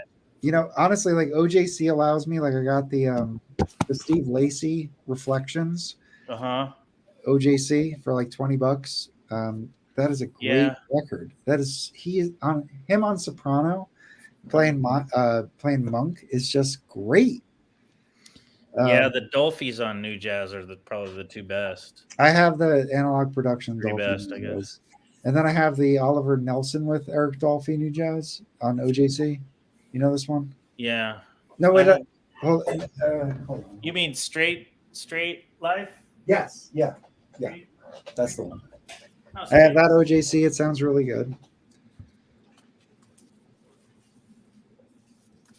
Straight Ahead. Yeah.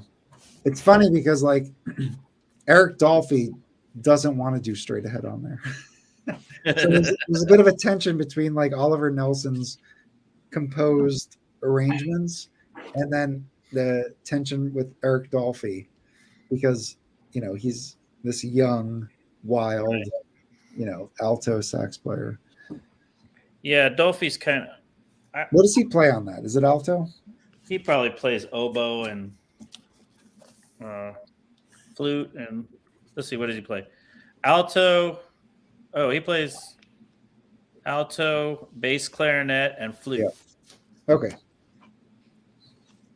I like his flute playing a lot.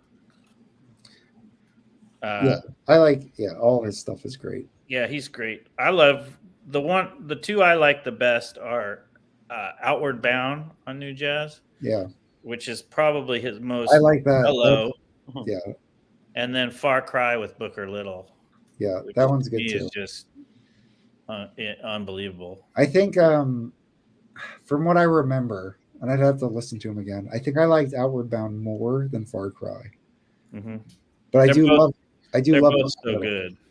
Yeah. Outward Bound was like I used to play that in college all the time.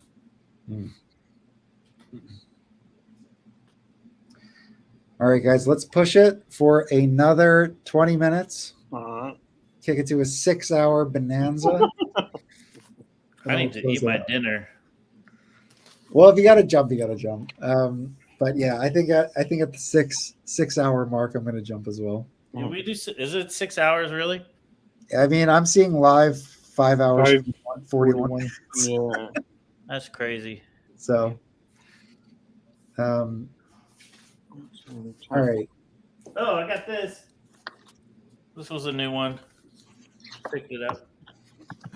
Oh, yeah. It's nice. It's a little out there, but it's got Bobby Hutcherson. And I don't know, sometimes even with the out there stuff, the vibes just kind of mellow it out. So yeah, vibes. It just sounds beautiful. Yeah. I'm trying to think who else is on this. What was I listening to with vibes? It was one of the first concerts my dad took me to was Bobby Hutcherson. Let's see who's on it. Yeah, Bobby Hutcherson is great. So you got Archie Shep. Bob Thiel did the production. It doesn't say who's plays on it though. Oh, Henry Grimes. There he is. Oh yeah. There he is. And then Eddie, AC Moses, and Eddie Blackwell do the percussion. So there's Henry Grimes. But yeah, it's. Was Eddie Blackwell the drummer that was on the Lockjaw box? I don't have it.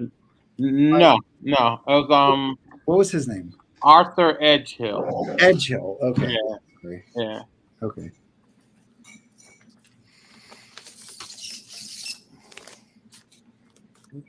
What else did I? That Lockjaw box. Is that? That's Shirley Scott on it. Yeah, Shirley Scott. Yeah. It's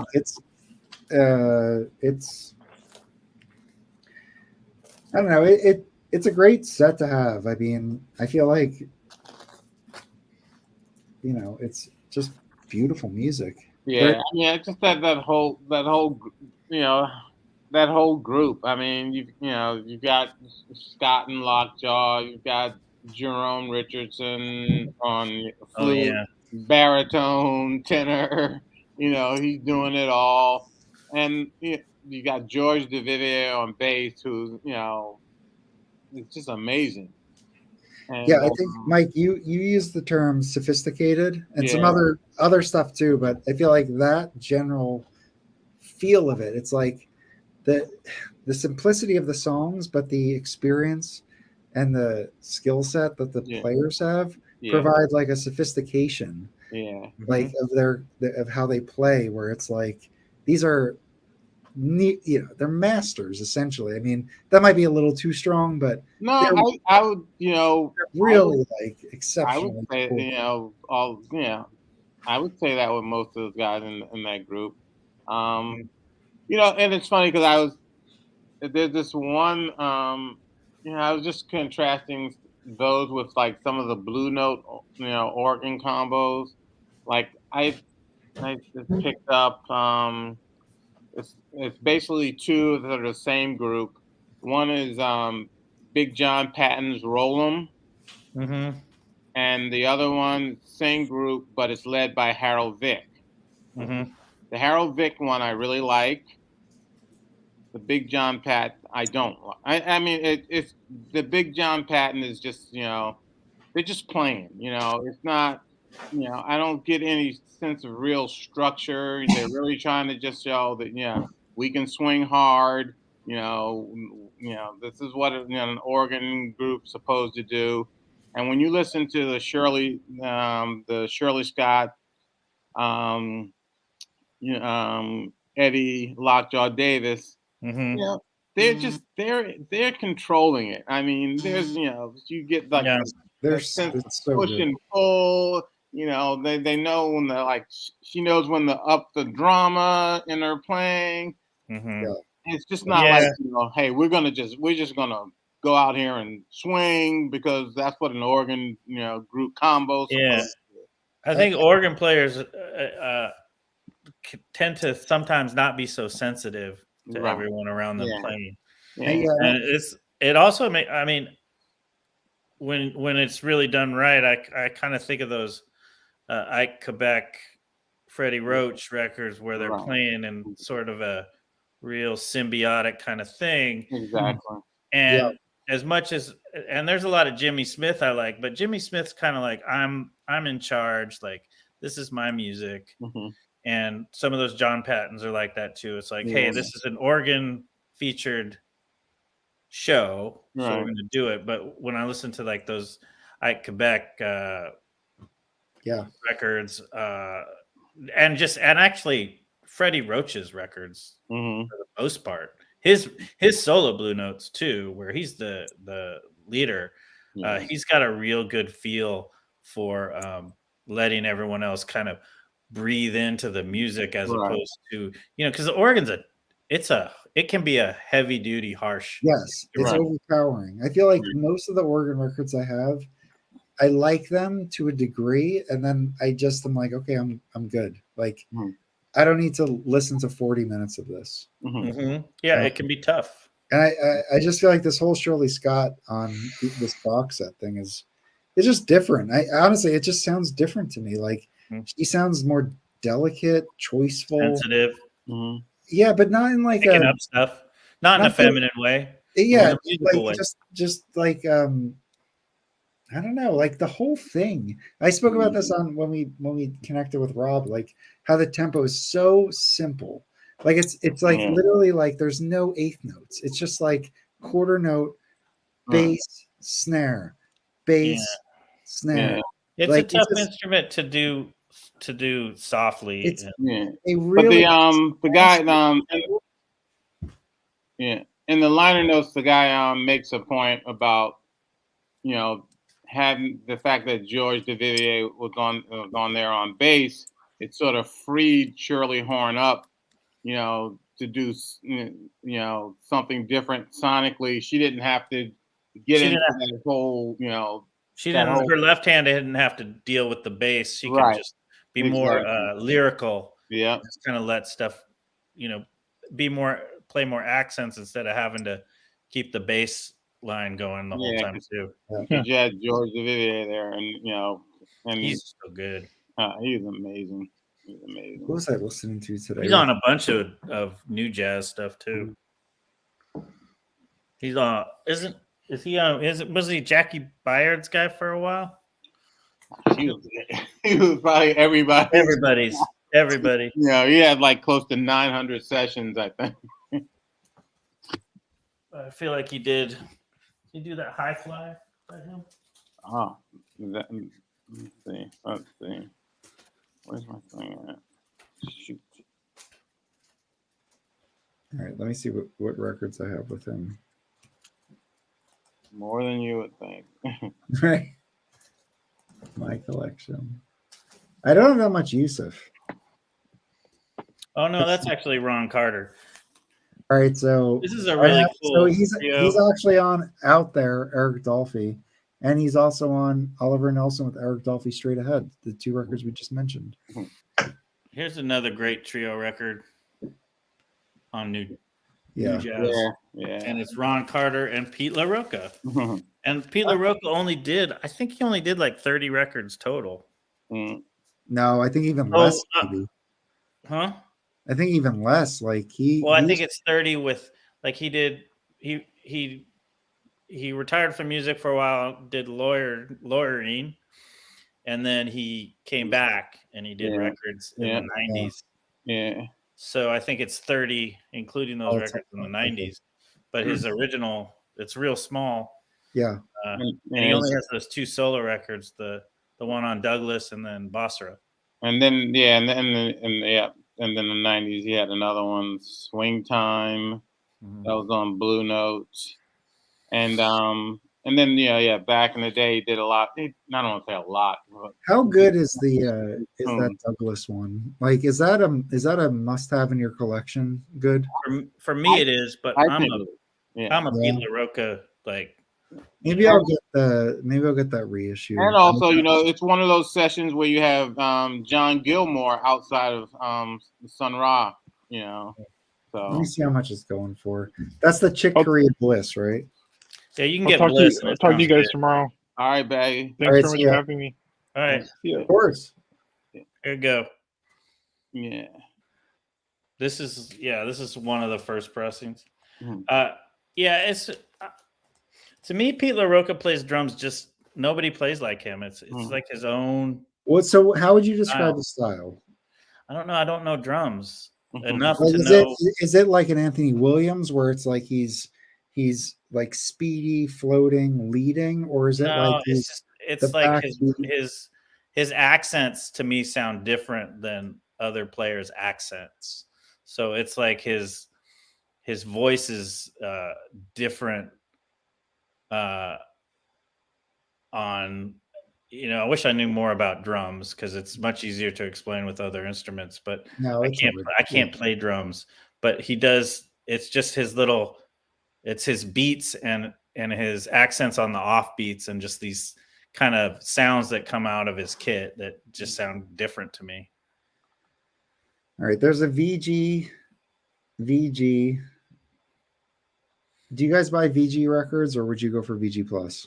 I'll buy a VG if it's a mono because I've got a mono cart, but it just depends.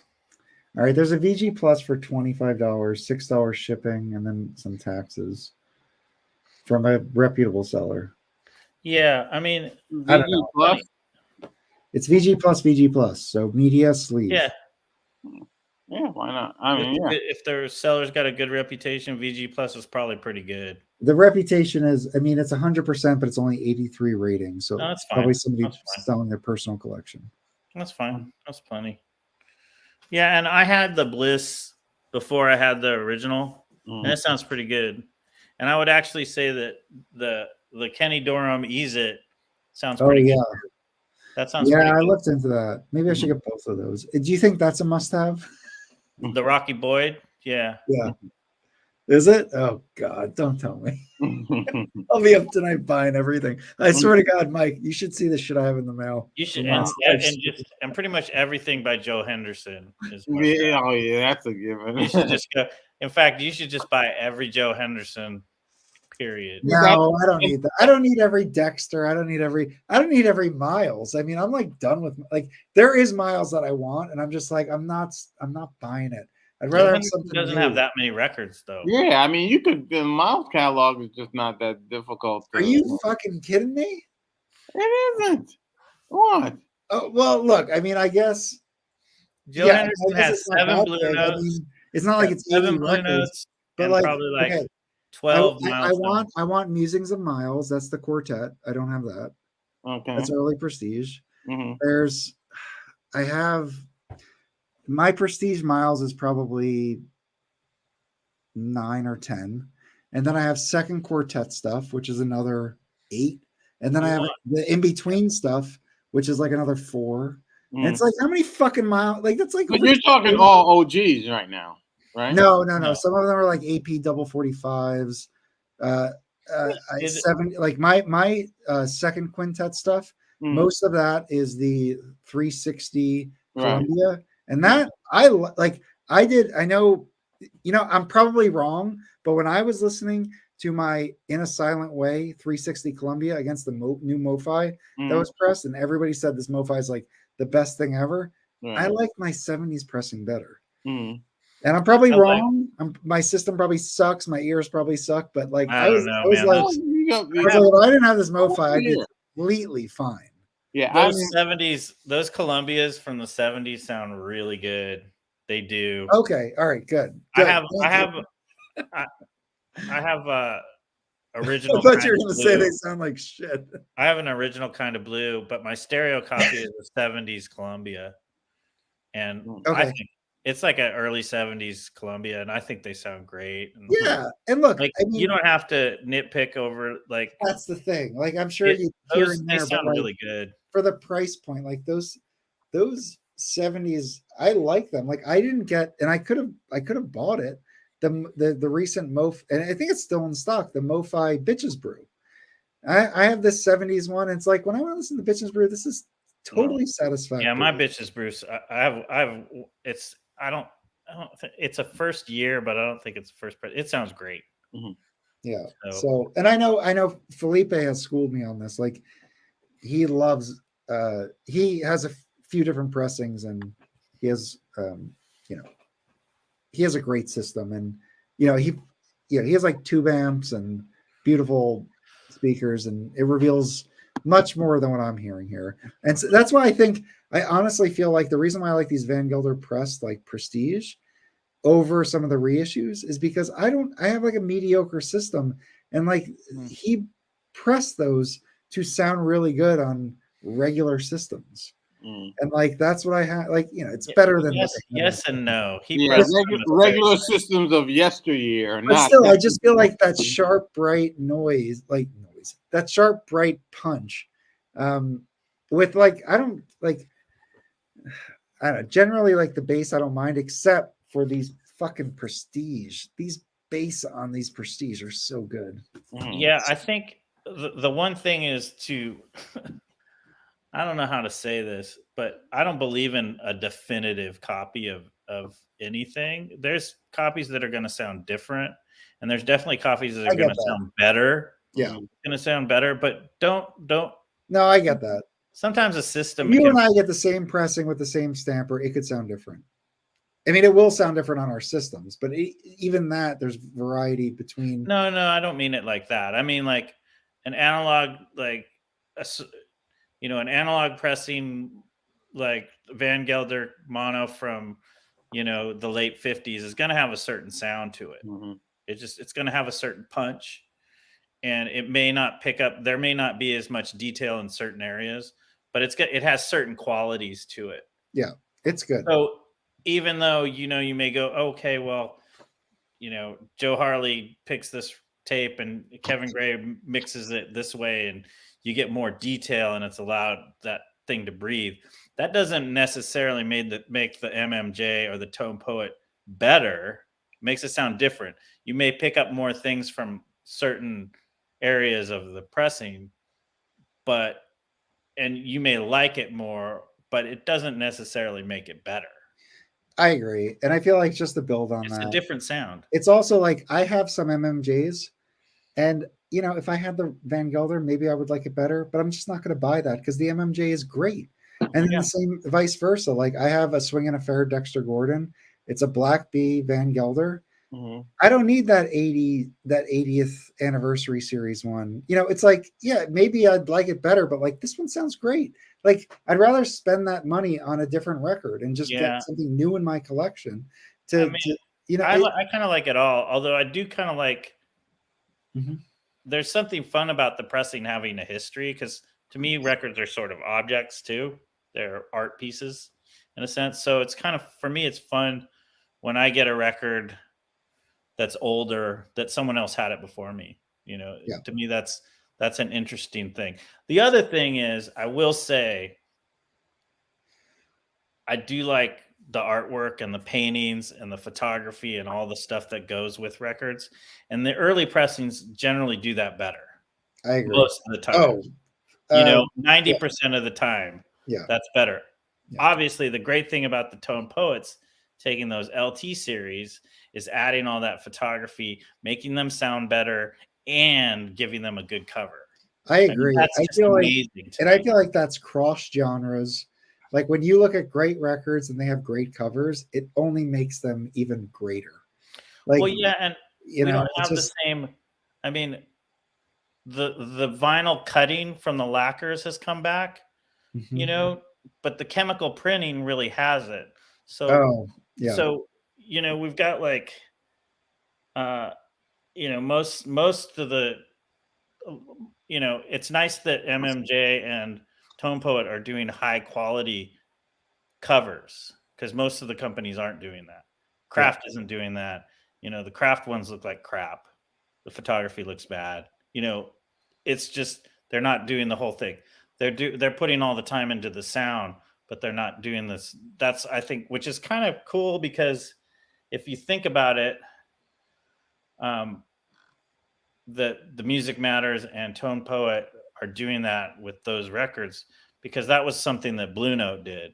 They really cared about the whole package of the sound sounding good, and, you know, Reed Miles doing his design work, Francis Worth bringing in all these amazing photography and putting that all together, that the Tone Poets and the Music Matters kind of continue that tradition of there being a high quality cover, even to these sessions that never had an original cover. You know what I mean? Yeah, absolutely. Yeah. So it can kind of continues that sort of tradition of doing it. Like the Felipe was showing those like Mobleys that were never pressed, but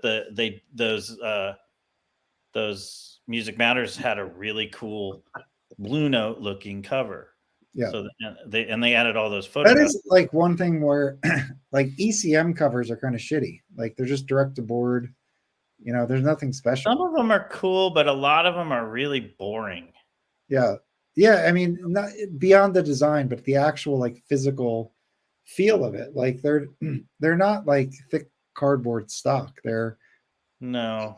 And I realize, but also a lot of them are just like some scribbly text. Yeah. You know. Yeah. Oh yeah. Like all those Keith Jarrett's with the standards, they're just they're not super exciting. Yeah, the more recent ones are better. The artwork and the covers. Just like, you know, even though it's not on, they've never did it on vinyl, but that Keith Jarrett Bye Bye Blackbird with the photograph of, you know, I don't know if it's actually Miles, but the trumpet player on the cover. That's actually a beautiful.